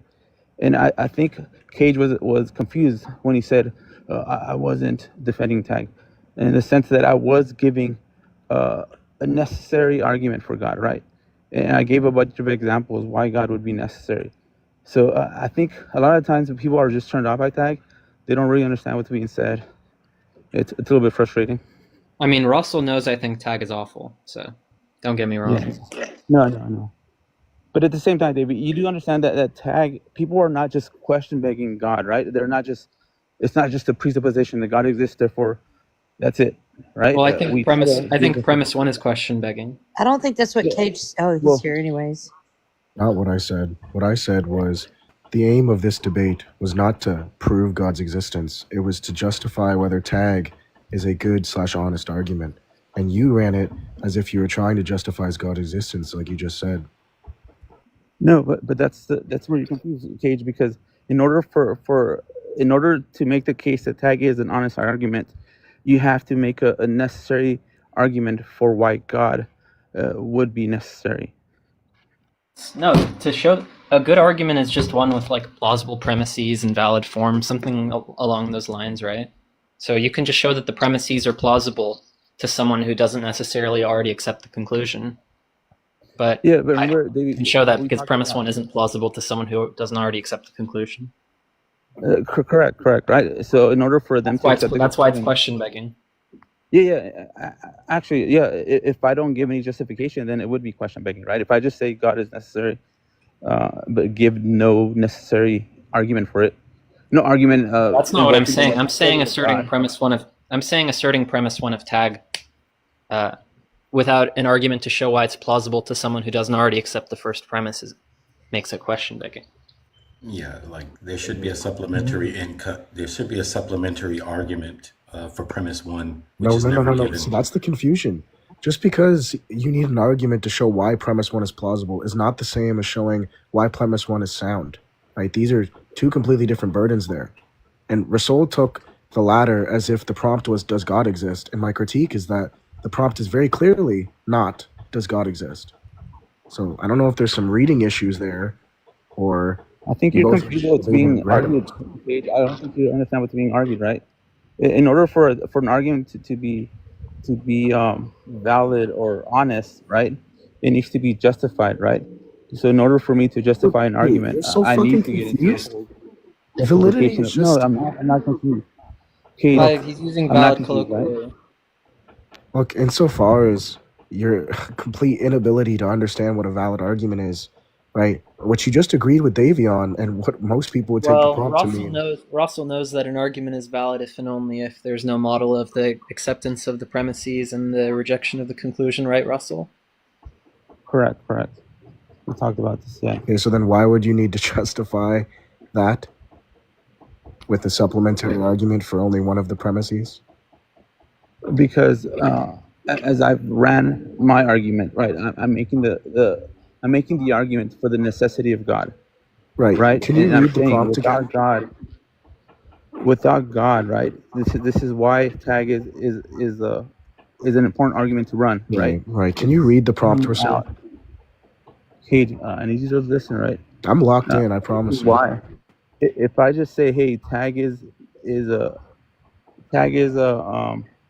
honest argument, how would you defend that, Cage? What would you do in my case? I would do Instead of me exactly trying what to Davey just said 5 minutes ago, and I would show that the premises are valid and followed a formal form, and they're plausible. But you said, yes, I understand, but Davey, I agree. plausible doesn't mean necessary, though. Hold Right. on. Right. That's why the Possible debate is doesn't mean necessary, trivially right? easy for you. Well, I wouldn't say it's easy because, as Davey and I both have already said, premise one is question begging, which would make it implausible for someone to accept the argument if they don't already accept the conclusion. But that's the debate, brother. It's not about whether the premises are sound or true. But it wouldn't be question begging. Well, it's question begging. Question It's begging question begging if unless I'm it's making shown why a it would be necessity plausible. claim, right? It's question begging until you Correct, show why it would right? be plausible to someone who doesn't already accept the conclusion. Exactly. So in order to convince somebody to accept the conclusion, I have to give an argument to the necessity of God. I don't know why Cage isn't tracking what I'm trying No, to say. because isn't the necessity of God the conclusion of tag, not the premise one? No, it would be. No, I think it would be premise one. I think it's also it's like Premise one is something like intelligibility if and only if God exists. Correct, right? So it's invoking God from the get-go, right? It's saying that God is necessary for intelligibility. Well, right? So then yeah. So if I'm going to invoke necessity, right, I would have to give arguments to why God is necessary. So I don't know what Necessary? Do you mean Cage is necessary not for understanding about. intelligibility? Yes. Okay. Well, yeah, that is. You would need to give an argument for premise one. Correct. And this is what I gave a bunch of arguments that kind of support the necessity of God. Understand that the argument you must give for premise one is not that it's sound, but that it's plausibly sound. Burden is But much plausibility isn't lower. convincing in the sense. If I just say God is plausible, God is Because you're not possible, proving it's not a God, convincing. Rasol. You're just going to show that tag is an honest/good argument, and the burden for that is trivially less than what tag seeks to accomplish in and of itself. No, I disagree. And you disagree, but you've not got the slightest understanding what the prompt reads. No, I think I understand what the prompt is saying, right? Read it out loud. In so order I for can if I make the understand that you claim, read it. if I make the claim that God is necessary for knowledge, I need to justify that claim. If you were claiming that God, like if the debate prompt was that God exists, or in any other form where the debate prompt isn't some set order prompt, yeah, I agree. But unfortunately, Rasol, the prompt doesn't read, does God exist?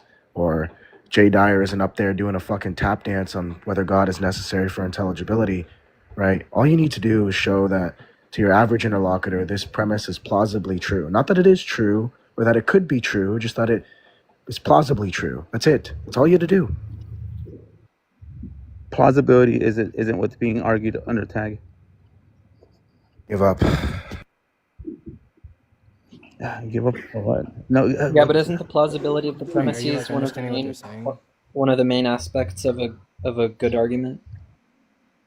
Hold on, David. Do you agree that there's a difference between plausibility and necessity? Of Wait, what? hold on. Wait, Russell, like, Cage is trying to tell you that you're not arguing the tag argument. You're trying to tell us why the tag argument is justified. There's a difference between giving the tag argument and telling us why we should trust the tag argument. You're not supposed to prove to us that God exists or give the tag argument. You're supposed to show us why we should trust the tag argument. That's what's being said. Let me You're not try really it. getting that. Let me try. So, the argument is intelligibility if and only if God. Intelligibility, therefore God. And you're supposed to be showing why that's a good argument. And presumably you don't have to show that it's valid. It's obviously just by conditional elimination. Yeah. But then the other part would be to show that the premises are plausible to someone who doesn't already accept the conclusion. And that would maybe be in the form of giving an argument for one of the premises. Yeah, At least showing why an argument for one of those premises itself has plausible premises. So give me an example how you were, because I thought that's what I did, right? I gave a justification why. Well, it sounded like you were giving a divine conceptualist argument that ends with the conclusion that God exists. No, it ends with the conclusion that God is necessary for knowledge. Rasol, they're just to gaslighting. be These guys universal. have no idea what they're talking about. You're correct on this matter. I agree. Rasol said it's not begging the question because he gave an argument as to like why the Christian God is necessary for knowledge. You must be drinking. Thank you. So Justin W says I literally had a good rule is right a now to normative. talk to Cage. I shouldn't talk to this Davey guy either. These people are totally dishonest. You guys are lying and gaslighting Rasol. Okay, what's one false thing I've said? No, Davey He actually didn't provide an argument for premise one attack. He did. He made an argument about abstract, immaterial universals. We're not saying So that. he said, look, the Christian worldview can account for that. Yeah, we're not saying that, P. Can account for it. Cage, you're literally cancer. Like you're such a liar. Hey, dude. irrelevant to the conversation at hand. No, let him get it all out. Like, talk about I that. don't even talk. I won't even talk to this. I'm making an exception because Rasol's my friend and he's a fellow precept king. But I would never interact with this Cage person. He is extremely. Okay, we're not doing that. If you have personal beefs with Cage, you can do that off the platform. There was a debater tonight where Cage was like, "Oh, I wish their mother died or something." What? Someone's dead mother. That's not what I said. Yeah, this guy makes fun of people's actual dead mothers. No respect for the dead Hey, one more time, and I'm kicking you from the panel. We're not doing that. If you have a personal problem with Cage, just let him go. He's on a rant right now. Just let him go. we're not doing the meta on my live. It's not going to be a gossip live. We're doing a whole ass event, and we're having people critique us on like what we did that's good or bad. We're not going to talk about. I mean, what are we going to say? Cage be nicer to people. But if you have a personal problem with what Cage said, go deal with that on your own time. That's not what this live is for. Right. So, insofar as Rasol, I'm not certain you understand what Davey's saying you should have done, because the first thing he said was prove it's a valid argument through showing some biconditional elimination there, which is really just a proof for how the inferences are formally valid. And the second thing you should have done was provide Tag is valid, right? Tag is valid in the sense that it's formal and it's valid. It's valid in the inferences that it makes. You understand? Right? The pushback is going to be the pushback is when I say God is necessary for knowledge, right? That's going to be the pushback. The atheist is going to reject So that. I'm not So talking in order about the content. for me to counter that, I need to give want the you to justification why God is understand, Rasol, necessary. that even for the most So trivial, P1 is right. I did my job. I did it good, correctly, right? I was not wrong in the way that I presented my right? argument. But do you understand what I'm telling you to do is not justify the content of the premises, but justify the formal inferences, which we do, by the way, from almost every argument. Okay, I think P-Mars is right. Like I ran it correctly. My argument was sound.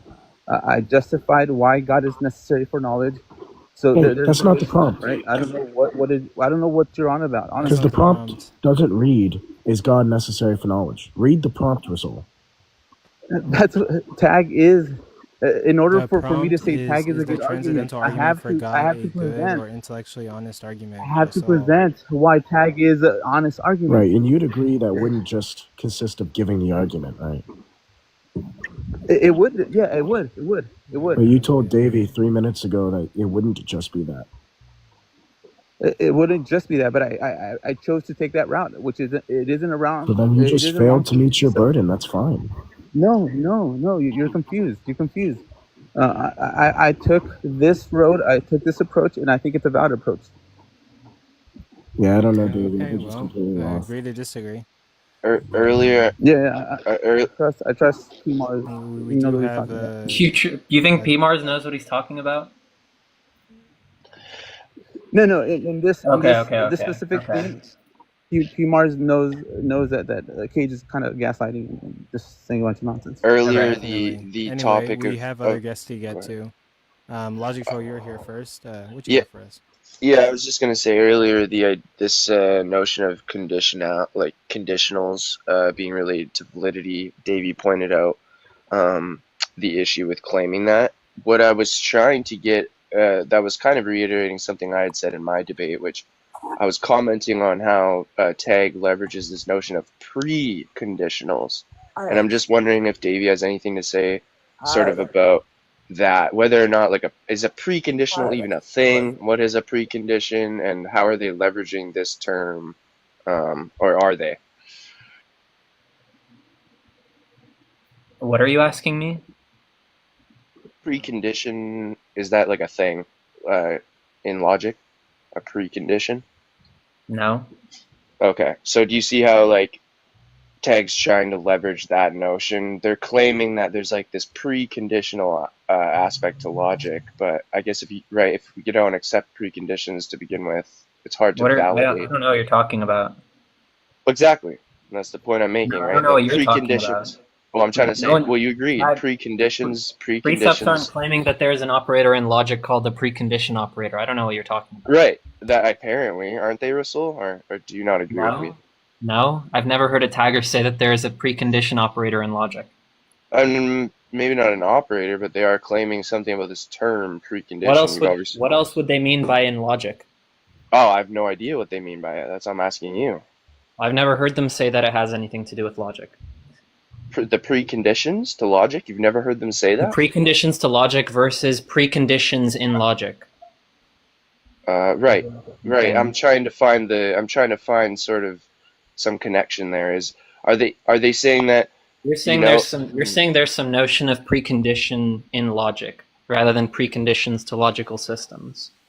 Well, I'm saying that might be related to this issue of the validity in their argument. That is what they're claiming, that there's a precondition like to logic, right? But then they're also jumping to this like there's an issue with how they're like justifying P1. They're just representing precondition with like a biconditional. Okay, so how do you see that? I kind of I don't know if I fully track what you mean by that. Do you know what a biconditional is? Yeah, it's a or statement. So you're saying, What? how are you No, how are you that's applying it? that's a disjunction. Oh, sorry, what did you say? I said biconditional. Oh, so yeah, how would you apply it? How would I apply what? The biconditional to what you're saying about their use of preconditional. They can just represent it as like intelligibility if and only if God. Okay. Yeah, if P then Q. Well, that's not a biconditional. Well, no, That's that's just a exactly the if and only if. Yeah. Okay, so I'm a little bit confused there. And then they Then. just use biconditional elimination standard inference rule. So that's what you're trying to get Rasol to digest, basically? No, what? Well, you I guys just are wanted to get critiquing. I just want an argument for the first place. But also, guys, we do need to get to the other guests, so maybe we could have this conversation some other time. Yeah, that's fine. But I'm going to go with, I don't see your full name, I just see BADG. Bad goddess nail. Yeah, bad Hey. goddesses. Hold on, can I say something real Goddess quick? nails. What are you talking about? Cody? Cypher, I'm disappointing you, bud. But yeah, what you got for us? Oh, hi. I've seen several of you on Jay's live, also Will Dot's live. So hi again. It's been a minute. No, I'm here to just like observe, learn. I really genuinely don't know a lot of the terms you guys used. So I just like come into these spaces to educate myself, but also to ask questions. Well, one question is, where do you guys stand with religion? So like host and then also Davey, like where are you guys when it comes to religion? Do you guys have any sects that you identify with? They're atheists. They're atheist? Well, no, like Yeah. I'm not an atheist. I'm agnostic. I mean, but you could say I'm an atheist in a psychological sense, but I mostly say I'm agnostic. In the psychological sense, what does that mean? Well, Sure. so like when it comes to the Stanford Encyclopedia of Philosophy, atheism is going to mean two things. Psychologically, it can mean someone who just lacks a belief in God, while in philosophy, it's typically referred to as somebody who affirms that God doesn't exist. Could you? Okay, so you're just saying that you're a lacktheist? Yeah, like I'm agnostic on the proposition of whether God exists or not. I'm a lacktheist, I guess.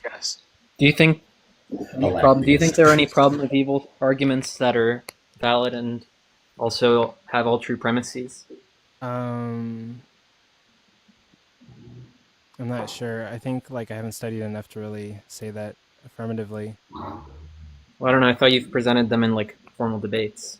I mean, I've presented like evidential problem of evil type things. Right. Well, I didn't say logical problem.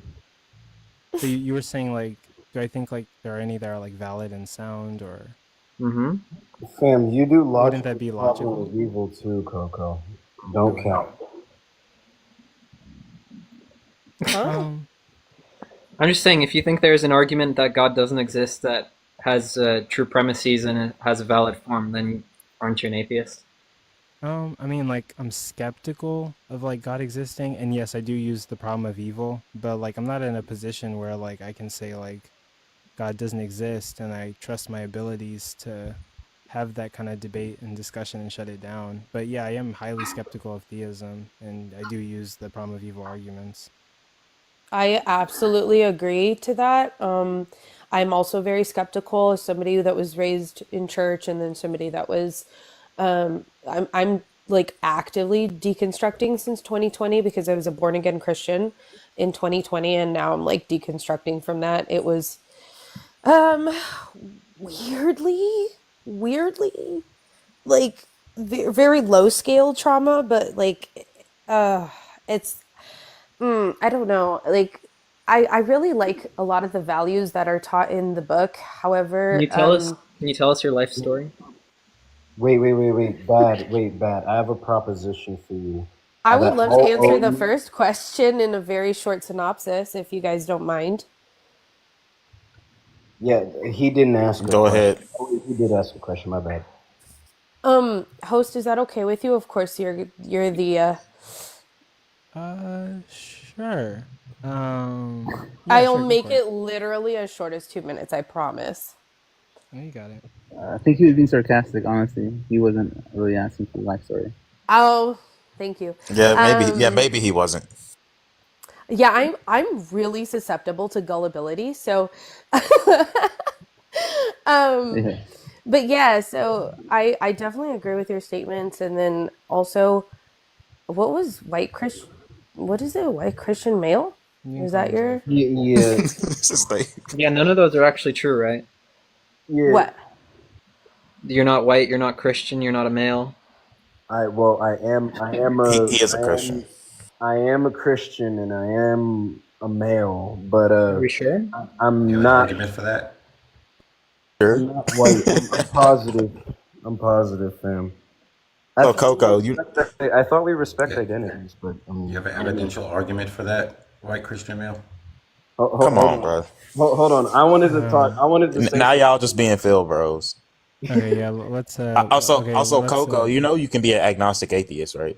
Like that's a thing. That sounds like that's what you are. I used to identify as that, but when you use that term around like people who are really philosophical, it gets like confusing. So I would just say that like I'm agnostic, but I mean I guess I could be agnostic atheist if agnostic. Who fucking cares? Very good. You guys know Like who cares if it gets confusing for them? Like, that's how you identify. I just want to be He's sort of like Wait, hold on. he's sort of like someone you can milk for stupid statements. Yeah, but why can't you just be an apatheist? That's a good question, Jay. Wait, me an apatheist? Do you know what an apatheist is? Because a lot of people don't. Yeah, I mean, I can't be I would just say I can't be an apatheist because I care too much about the God proposition.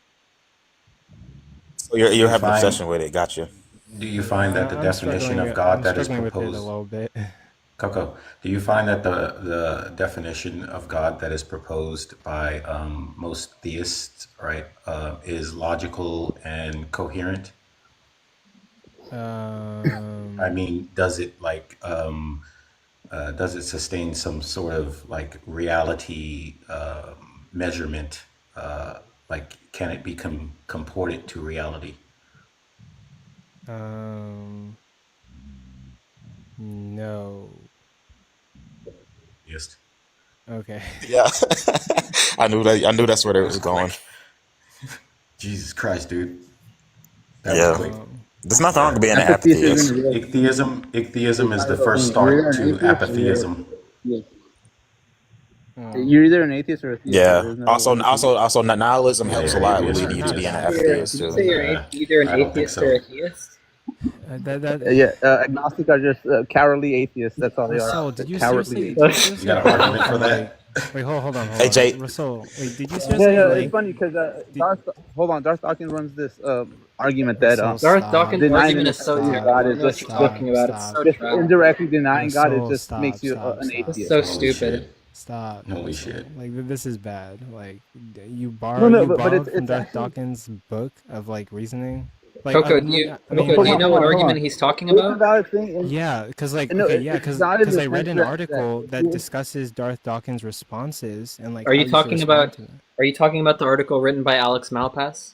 No, it's written Is by it you- Antonio something. Oh, it's not Use of Reason. No, it's responding to tag apologist or something. Basically, how Darth's argument goes is that if you don't accept the proposition that God exists, then you're an atheist because you can't be agnostic on his existence because he's revealed himself or something like that. Oh, no, there was an article I was reading where it's like fails to appreciate the distinction between some sort of like local atheism versus global atheism. So maybe you could be a local atheist with respect to that sort of God, but agnostic with respect to some other sort of God. I think that's in the article that I'm reading. But no, I there's literally tried to explain that to someone, and they were like, "No, if you're an atheist, you don't believe in any gods and any." These people have not read the literature. I think there might be something by Alex Malpass that I read. Can you guys go into depth with that? I always thought atheism and Christianity was like you're 100% certain. Agnosticism is like a question mark. Wait, but first off, hold on. You know there are more religions besides Christianity, right? Wait, hold on. But first off, let me address that. No, I don't think she knew that. Okay, now we're gonna dog on me. Cool. Yeah, I don't think she did either. So high school. No. Nice. To be clear, bad goddess, that wasn't saying that you're the idiot. Davey, I don't read your tone well. I'm really neurodivergent, so yeah, the tone was really off. Divergent, so yeah, I'm say this thing that like you're either atheist or like Christian. I find the sentiment to be like a false dichotomy, like it's just it's so disingenuous in trying to like fear tactic people into choosing one or the other. Whenever someone asks you about like the proposition of whether God exists, you technically have three answers. You can say, yes, he does exist. No, he doesn't exist. Or I don't know whether he exists or not. Hence, atheism, theism, and agnosticism. Yes, you can say that a lot of agnostics are atheists, kind of like pretending, and don't really want the burden of trying to prove God doesn't exist. But there are agnostics like me who, on one hand, I'm skeptical of theism, and I use like the problem of evil argument. But as I'm using the argument, I'm also looking over my shoulder for the possibility that God could exist. I'm not 100% solidified that these arguments are not defeatable. Well, Russell, you don't actually believe that every agnostic is disingenuous, right? No, I don't. But here's the thing. Tag is trying to make this claim, right? Tag is trying to make a claim that God is necessary, right? And if you're saying, hey, I'm agnostic, you're indirectly saying, hey, God isn't necessary for me to critically think about these things and try to figure out if God exists or doesn't exist, right? So what the tag argument is saying is that you're either directly denying God or indirectly denying God. We're both atheists, right? Yeah, but you're just saying that here's this kind of God where if you don't already accept him, then you reject him. Well, sure, it can be an atheist with respect to that God's existence, right? But maybe an agnostic with respect to some other sort of God that isn't defined that way. Hold on. But then, Coco, the tag argument would say that all other gods would be. Hold on, Cypher. The tag argument is saying that all other gods don't meet the burden of necessity, like the Christian God does. Sorry, can you repeat that? I don't think I heard you properly.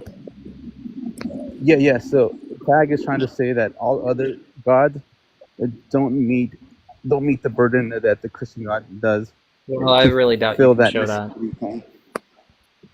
Well, this is what we try to make, yeah. That sounds like nonsense. But anyway, let's let Zypher get a word in, and then Yo, Cypher. Every time you run a stupid argument, hold on, Cypher. Every time you run the problem of evil, I'm gonna throw you under the bus, dude. I always bite my tongue and don't say shit about you, but now gloves off, dude. Your arguments are shit. Okay, Rasol, why? Where's this coming from? Like, what even is this? Yes. Yeah, because you threw me under the bus. What are my arguments? There's a code between theists, right? You speak it, they don't talk shit about other theists, right? So from now on, my arguments against the Cypher, your arguments are dog shit, right? Russell, you have to abandon all these stupid precept Christians and just listen to me. Bro, hold on. I didn't even get to speak. Like, I'm gonna put Cypher Wait, on what the blast fuck, Davey? tomorrow. You're a Your Christian? arguments are shit. Russell, just chill out, fam. No, bro, no. Hold Screw you, on, bro. hold on. Just save it. Just save it after I'm done. We'll get to that. Wait, in your argument, was your argument that one, objective morality exists, and I'm just summarizing. Like, don't quote me verbatim. And then premise 2 was more or less, if if we're to have like epistemic access to objective morality must be revealed to us. And then premise 3 was more or less, objective morality must be revealed to us from like a state of intentionality. Yeah, so Revelation. Wait, yes or no? Revelation Was is that better. more or less summed up your argument? No. Well, Revelation is Was that explained your argument? as an Yes or intentional no? state. Yes, summed up. Yes, no. Like, Revelation is best explained as an intentional state, right? So if something's being revealed, the thing revealing it would make the argument that it needs to be. I think something Cypher that just wants to know if willfully he's done. representing your argument properly. Yeah, Rasol, he's just trying to steel man your argument, and you're not answering whether or not he's Oh, steel manning it or not. yeah. okay, Yes, yes. yes, So you're yeah, correct. I don't see why that argument wouldn't follow a conjunctive inference. The what inference? Conjunctive. Where's the conjunction in the argument? He's basically saying 3 premises, and then he's just pausing them as true, so that it would just follow like PQR. P plus Q plus R equals PQR. But there's no conjunction in the argument.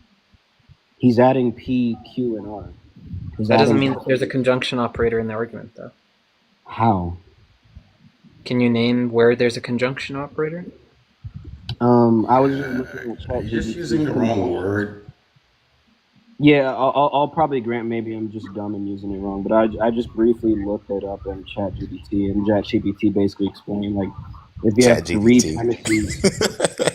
3 premises, and then it represented with PQR, which is 3 premises that Rasol is using, that's how I'm representing PQR. If you just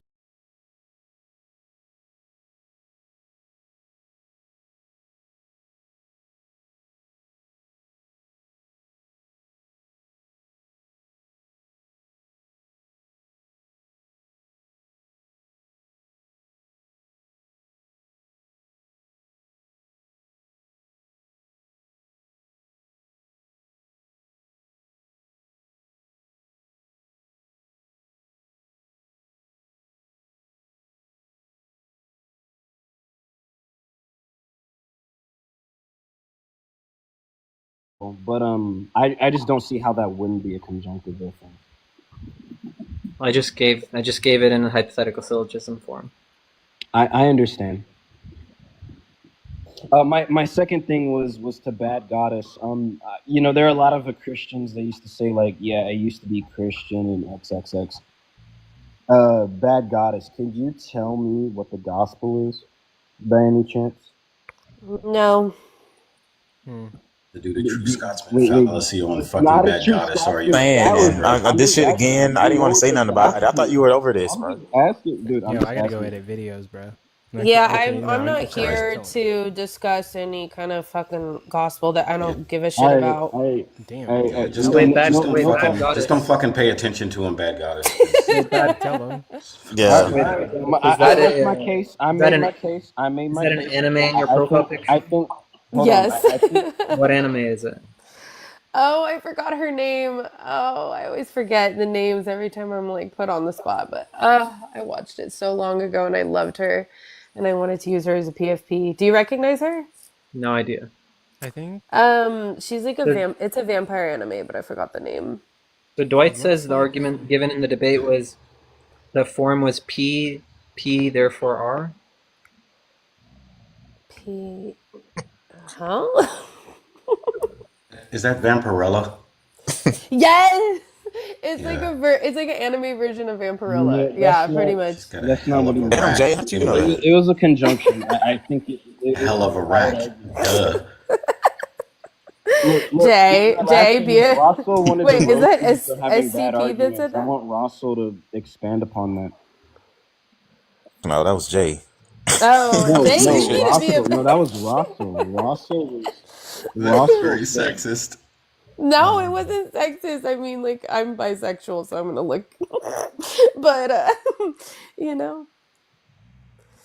Yeah, Rasol, you said that my arguments are bad. Can you steal me my critiques against POE? No, Yeah, I but like don't think you don't. I don't think we want to do this tonight. No problem. Anyway, No. Look, Coco, let's do it. I like it when the Christians argue with each other. Let's do it.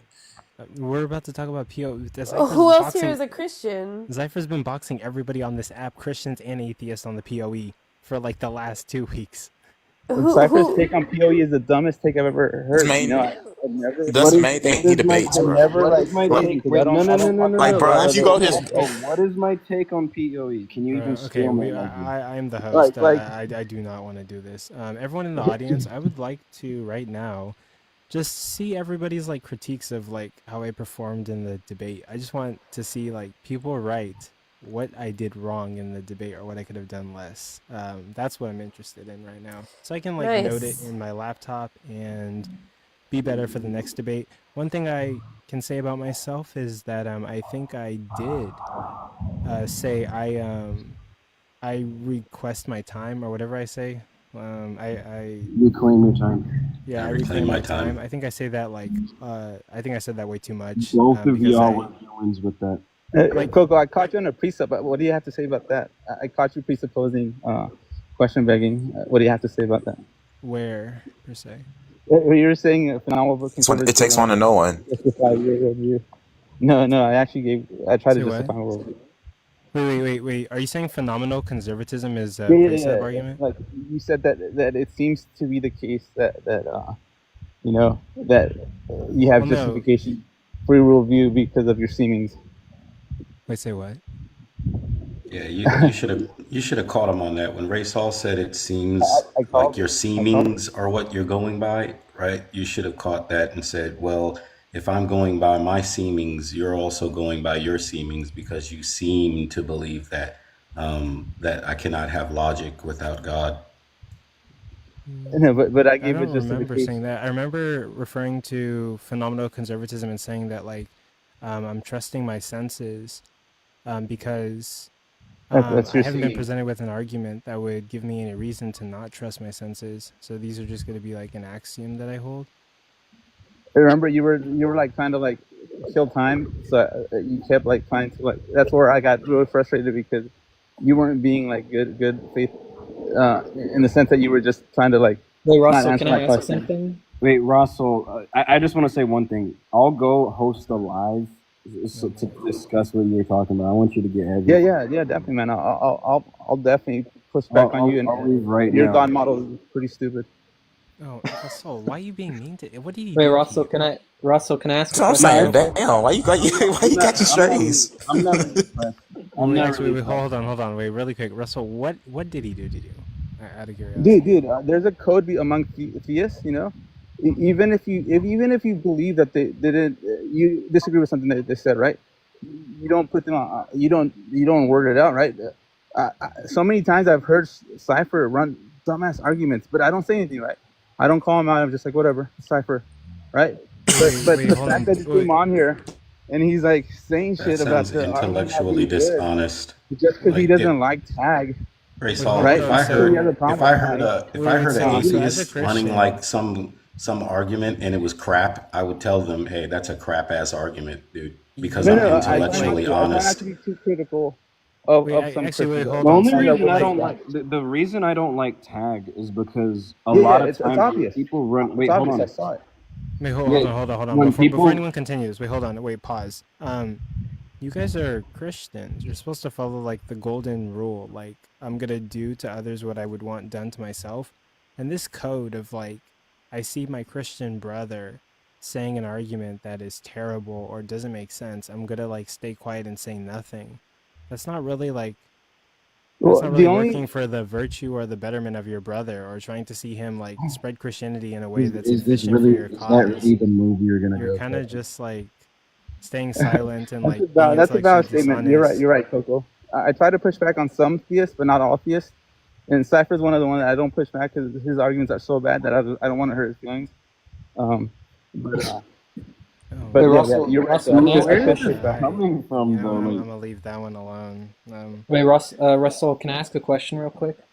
Yeah, go ahead, David. What was your argument about abstract objects being universal and requiring God?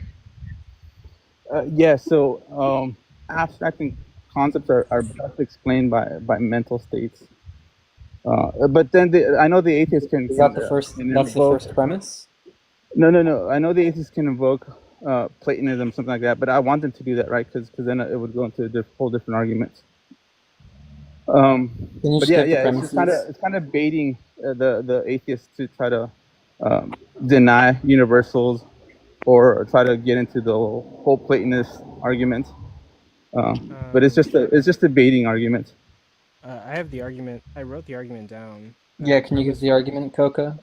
Premise 1 was if an abstract concept exists universally, it cannot be grounded in an individual mind. Abstract concepts exist universally, so abstract concepts exist and cannot be grounded in an individual mind. I think that's the conclusion.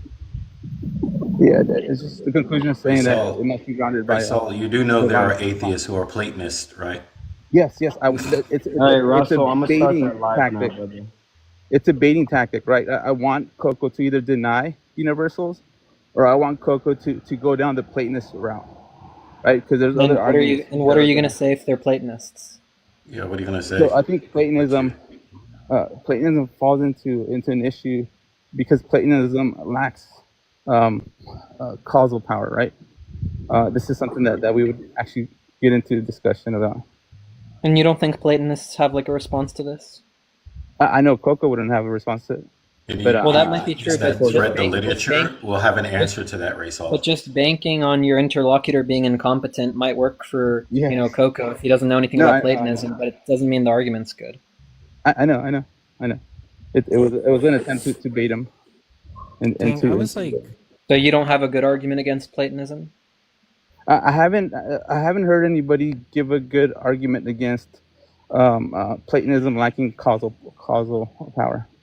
But do you have one? And that's because you haven't read any literature on Platonism. Yeah, right? you might be right, basically.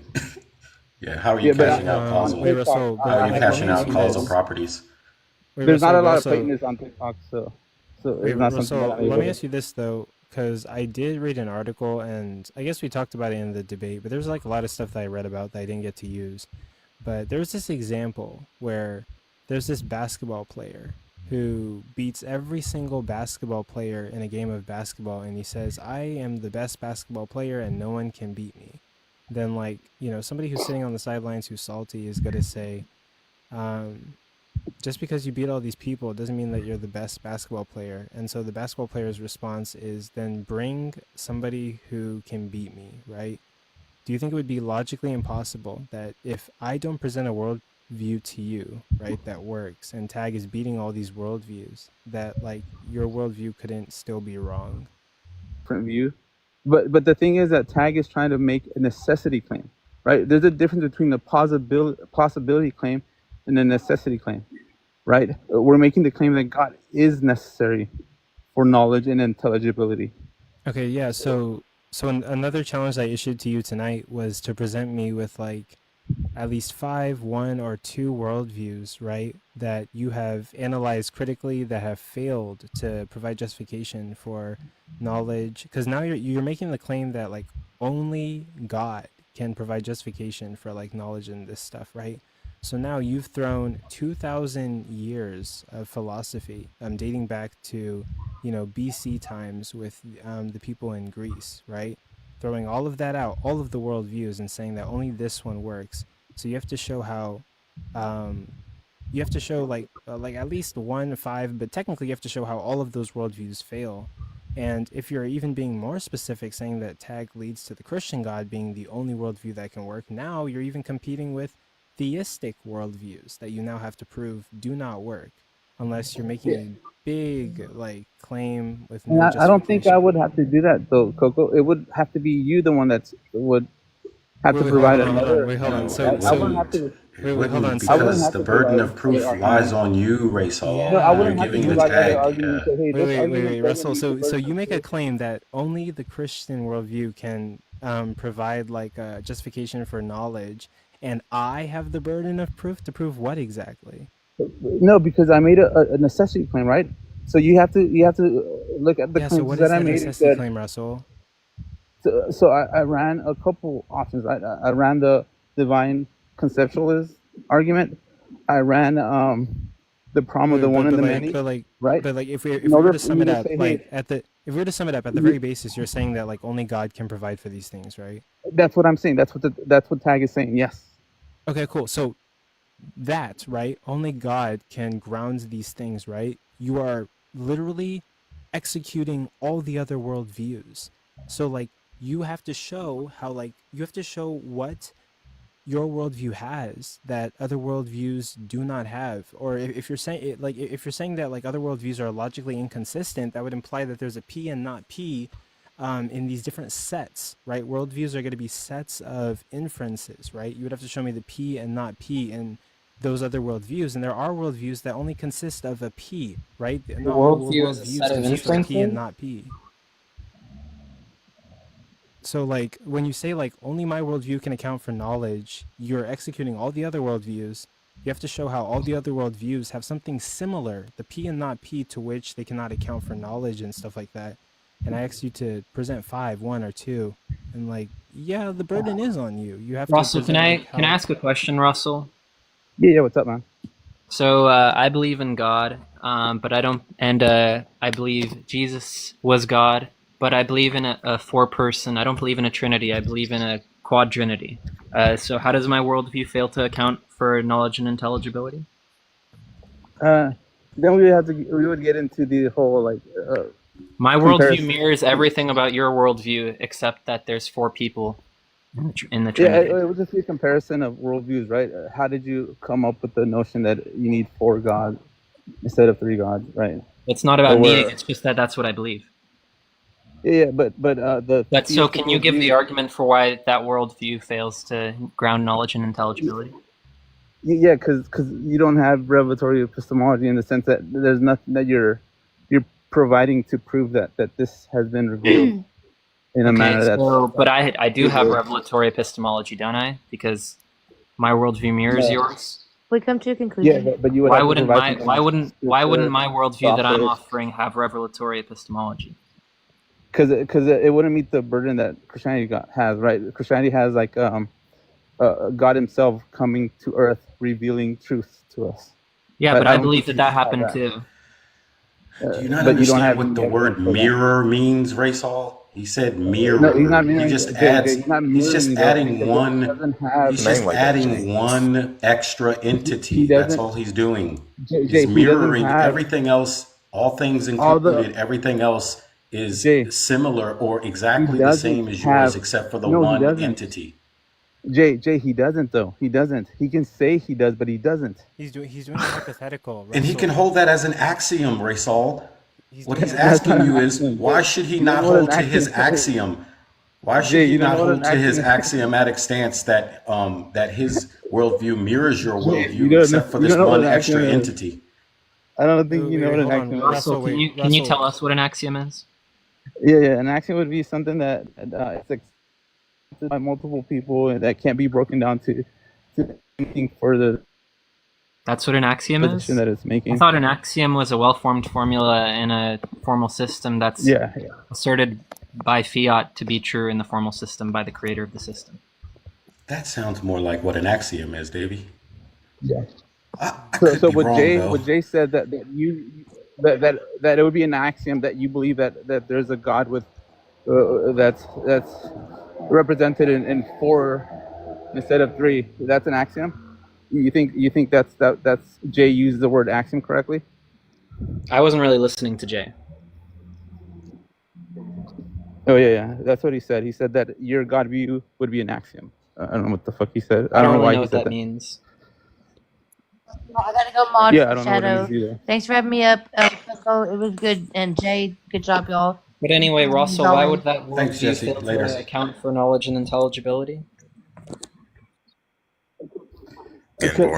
Davey, under tag, we're trying to bait the person to do a worldview. Yeah, but you're the one comparison, giving right? the argument, so I don't need to justify my worldview. We're banking. I don't really care what you're banking on. when I'm you just do asking what your compare argument worldviews. is. Yeah, I don't think you have an evidence to. Yeah, I don't need to evidence. prove I'm just asking if that your worldview fails to account for knowledge and intelligibility.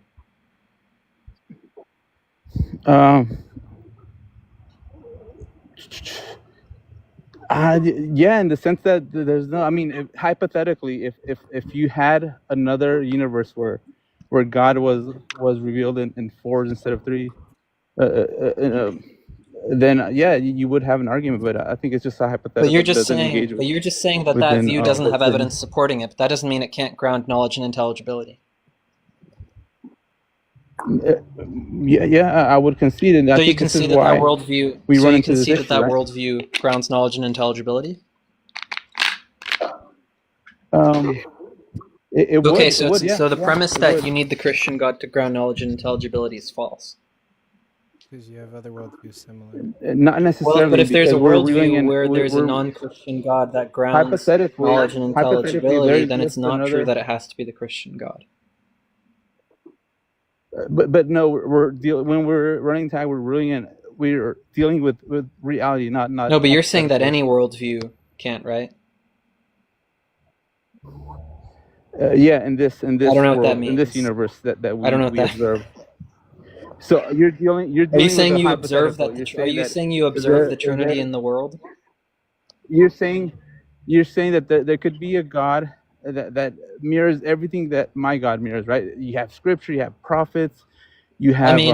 I mean, there's personal Christians that don't revelation. believe in the Trinity, right? Right. So I'm just saying, Yeah, you know, I believe in a quadrinity. Right. Yeah. So you're saying that this is hypothetical, right? That there's this universe where this God No, I'm that not you're saying. invoking right I'm now, not talking about hypotheticals. Yeah, then I don't know if. Yeah, you're I'm not just talking saying about that's my view. hypothetical, Then I would reject. I would reject it. Yeah, I would reject it. And if it's not a hypothetical, I would just. Well, but I reject don't it, care 'cause if you don't have reject any it. I'm evidence asking backing what's it the up. arguments that worldview can't ground knowledge and intelligibility. You don't have evidence. I don't have evidence for my view, therefore it of can't this. ground knowledge and intelligibility. That doesn't follow. Because what's being said, right? That the Christian God that we're invoking, is revealed these truths to us, right? He's revealed his nature. He's revealed all these things, right? No other worldview has this deity, this personal deity. If you're gonna say, "Yeah, I do have a personal deity that has revealed different things to me," then it would be just a worldview comparison. A comparison in religions, and But you're asserting. I would see what Yeah, but, evidence do you yeah, have? but I'm offering a worldview, and you need to show how that can't ground knowledge and intelligibility. You can't ask me. You can't ask No, me it's just questions 'cause it's not a about real, how it's I not a ground it. real You just God, need to though. It's show. not a real deity that exists. Okay, but what's the argument for that? There's no evidence for your Okay, deity. so let's say that I had a. There's no evidence. Well, for it. but why would there be any less evidence for it than there is for the Christian God? 'Cause you're running like. Have you heard Justin's life where he brings up a rock or something? He said, "Oh, this rock grounds knowledge and intelligibility."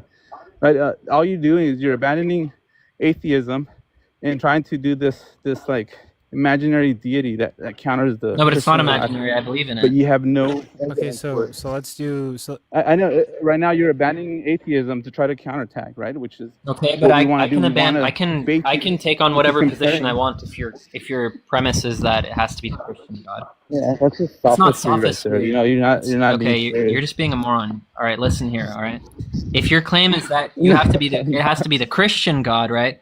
It doesn't matter what worldview I have, right? You have to show how any other worldview fails to ground knowledge and intelligibility. The view of your interlocutor is completely irrelevant to whether you can substantiate your argument. yeah. No, because all Tag is saying, it doesn't even go into the Trinitary part of it, right? I know Jay Dyer maybe goes into it, and Darth Dawkins goes into it, but Tag isn't even invoking the Trinitarian part of it. It's just invoking the personal aspect. Yeah, of so God, I'm offering a right? personal And the God that's not revelatory the Christian God. epistemology of it. Yeah, but you don't have any God that has that revelatory epistemology What do you mean that the you don't Christian God have? What has. does that mean?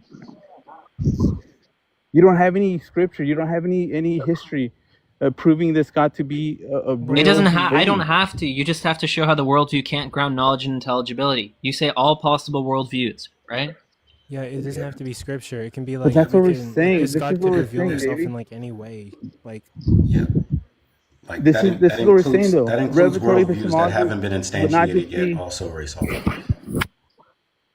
revelatory epistemology would not be you just making something up and saying, "Hey, I received revelation from this obscure yeah, God that but I the just thing made is up." Okay, so It the would. premise We I'm would have asking to you to have. defend, We would have to have history about this just to revelatory be clear, epistemology. just to be clear, the what I'm asking you to defend is the premise: all other worldviews that are not the Christian God, right? That are not the Christian worldview, all other worldviews cannot ground knowledge and intelligibility.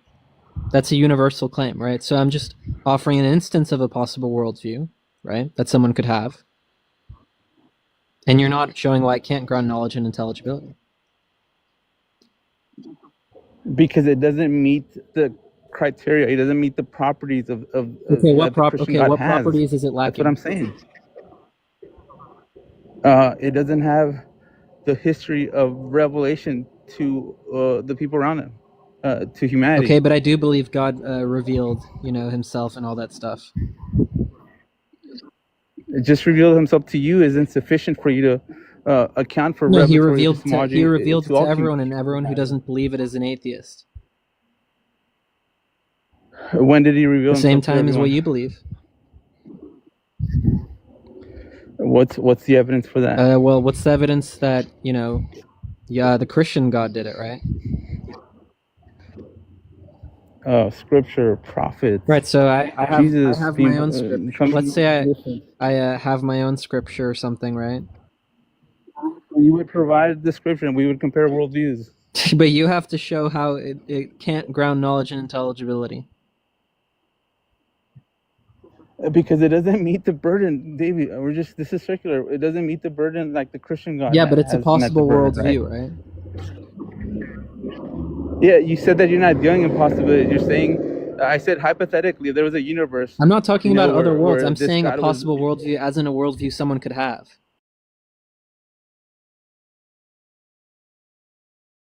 About hypotheticals, then I would just reject it because there's no evidence for this deity that you're invoking. I don't think this is going to get anywhere.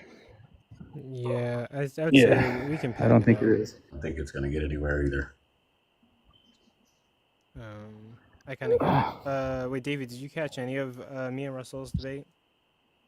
No. Oh darn! I was gonna ask you, like, I don't know, any critiques on my part? Well, actually, that's not true. I heard a little bit. Okay, did it sound like I was doing okay? I don't think I mostly heard Rasol. I got a The question. thing that I came up to talk about was just something I heard about what you said. Oh, okay. I got a question. Yeah, what's up, sir? This is to the panel. Yep. Is the transcendental argument for God a good, intellectually honest argument? No. Of course. I would say for me, nah. Like, okay, Okay, wait. just So wait, hold on. So Dude, I think I just burned a bridge with Cypher, bro. I think we're I mean, enemies now, that's huh? your fault. Like, I don't know what he did. Dude. Like, it's like that's your thing. Like, he didn't even do anything. He just came out of nowhere. Now you want to. I just don't understand, like Rasol. Like I believe all the same scripture you believe, all the apostles and stuff. But I just believe in, I just believe in 4 people in the Trinity, right? The Believe in tag quadrinity. argument, just to clarify about something you said earlier, Davey, you said it's usually presented in a biconditional. It could be argued in with using any inference rule, right? Like, why did you insist that usually tag uses a biconditional? Because that's true. But it just usually does, or like does it? It doesn't have to use that, right? You can make the tag argument using any inference. Did I say it has to? Oh, no, I'm just asking you, bro. I'm just asking you. Well, I don't understand what you're asking. Yeah, you do. You just denied it. You just, I guess, I don't know if you said that or not. That's why I'm asking. No, I didn't. Oh, okay. I was just clarifying that. Thanks. Can I address that logic? Sure. Or do you have any questions about the event today or anything? Yes, regarding tag. I think there is this concept that you guys are missing from a Western perspective. It's called pleroma. Okay, seeing the world. Basically, the concept is the heart view versus the intellectual view or the reasonable view or rational view. So there are certain concepts that we cannot engage intellectually. Tag is the final solution or the final attempt to try to justify God's existence or mind's existence in this world. But the fundamental argument is, would you mind if you hear a child's voice? Oh no, you're good. Life happens. Okay. So some people don't like that. Yeah. So the basic point is what I'm trying to say. There are certain realities that are experienced and there are certain realities that are described. And there is a world difference between described reality and experienced reality. So TAG is trying its best as a paradigmatic syllogism to ground this mind, this ultimate objective mind that can ground any transcendence, starting from identity, starting from the soul, the self, past, consistency, regularity, everything. So it's a ground. It's not a objective, evidence-based, certainty-based kind of conclusion. It's a necessity-based conclusion. Without this concept, your whole life, your whole conversations, language itself, logic itself, regularity itself does not exist. But my argument is different from that. Okay, so I believe in this either-or concept. Either the universe is fundamentally mind or it's fundamentally matter. There is no either way. If it's fundamentally matter, all this doesn't matter. Basically, nothing matters. We're just observers of reality. Nothing more. If it's fundamentally mind, we are agents in this world. Our life has meaning. Our language has purpose. Things have telos or teleology or purpose. These are the either or conceptualization of reality. So my point is we have to see beyond arguments, beyond rationality. Yeah, Let's talk about can it be fundamentally energy? Energy. It is energy, but is that energy, does it have will is the point. That's why I said mind. Can it will things? Yeah, no, it doesn't. Basically it's matter. Yeah, energy and matter are the same. We see no evidence that energy has any type of agency or will. Yeah, you're not supposed to see any evidence because you don't have the capacity to see evidence. We're talking about extremely experience. Your mind is grounded in those things. You can't go outside of your mind to see evidence of your mind. It's impossible. You're not the observer, you're the experiencer of reality. That's my point. Some atheists act like they're aliens visiting planet Earth, describing reality. They forget that they're humans. They're using human faculties to describe that experience. So you can't have detachment from those things. It is the same. So whether we like it or not, there is God intuition. Okay, whether we like it or not, there is God feeling, just like there is a feeling of wetness instead of H2O. We don't feel H2O. We describe H2O. What do we feel? We feel wetness. We feel liquid. So that feeling, that experience in reality, that is what I'm describing as God intuition. But it cannot be described rationally. What is wetness? Can you describe it rationally? It's impossible.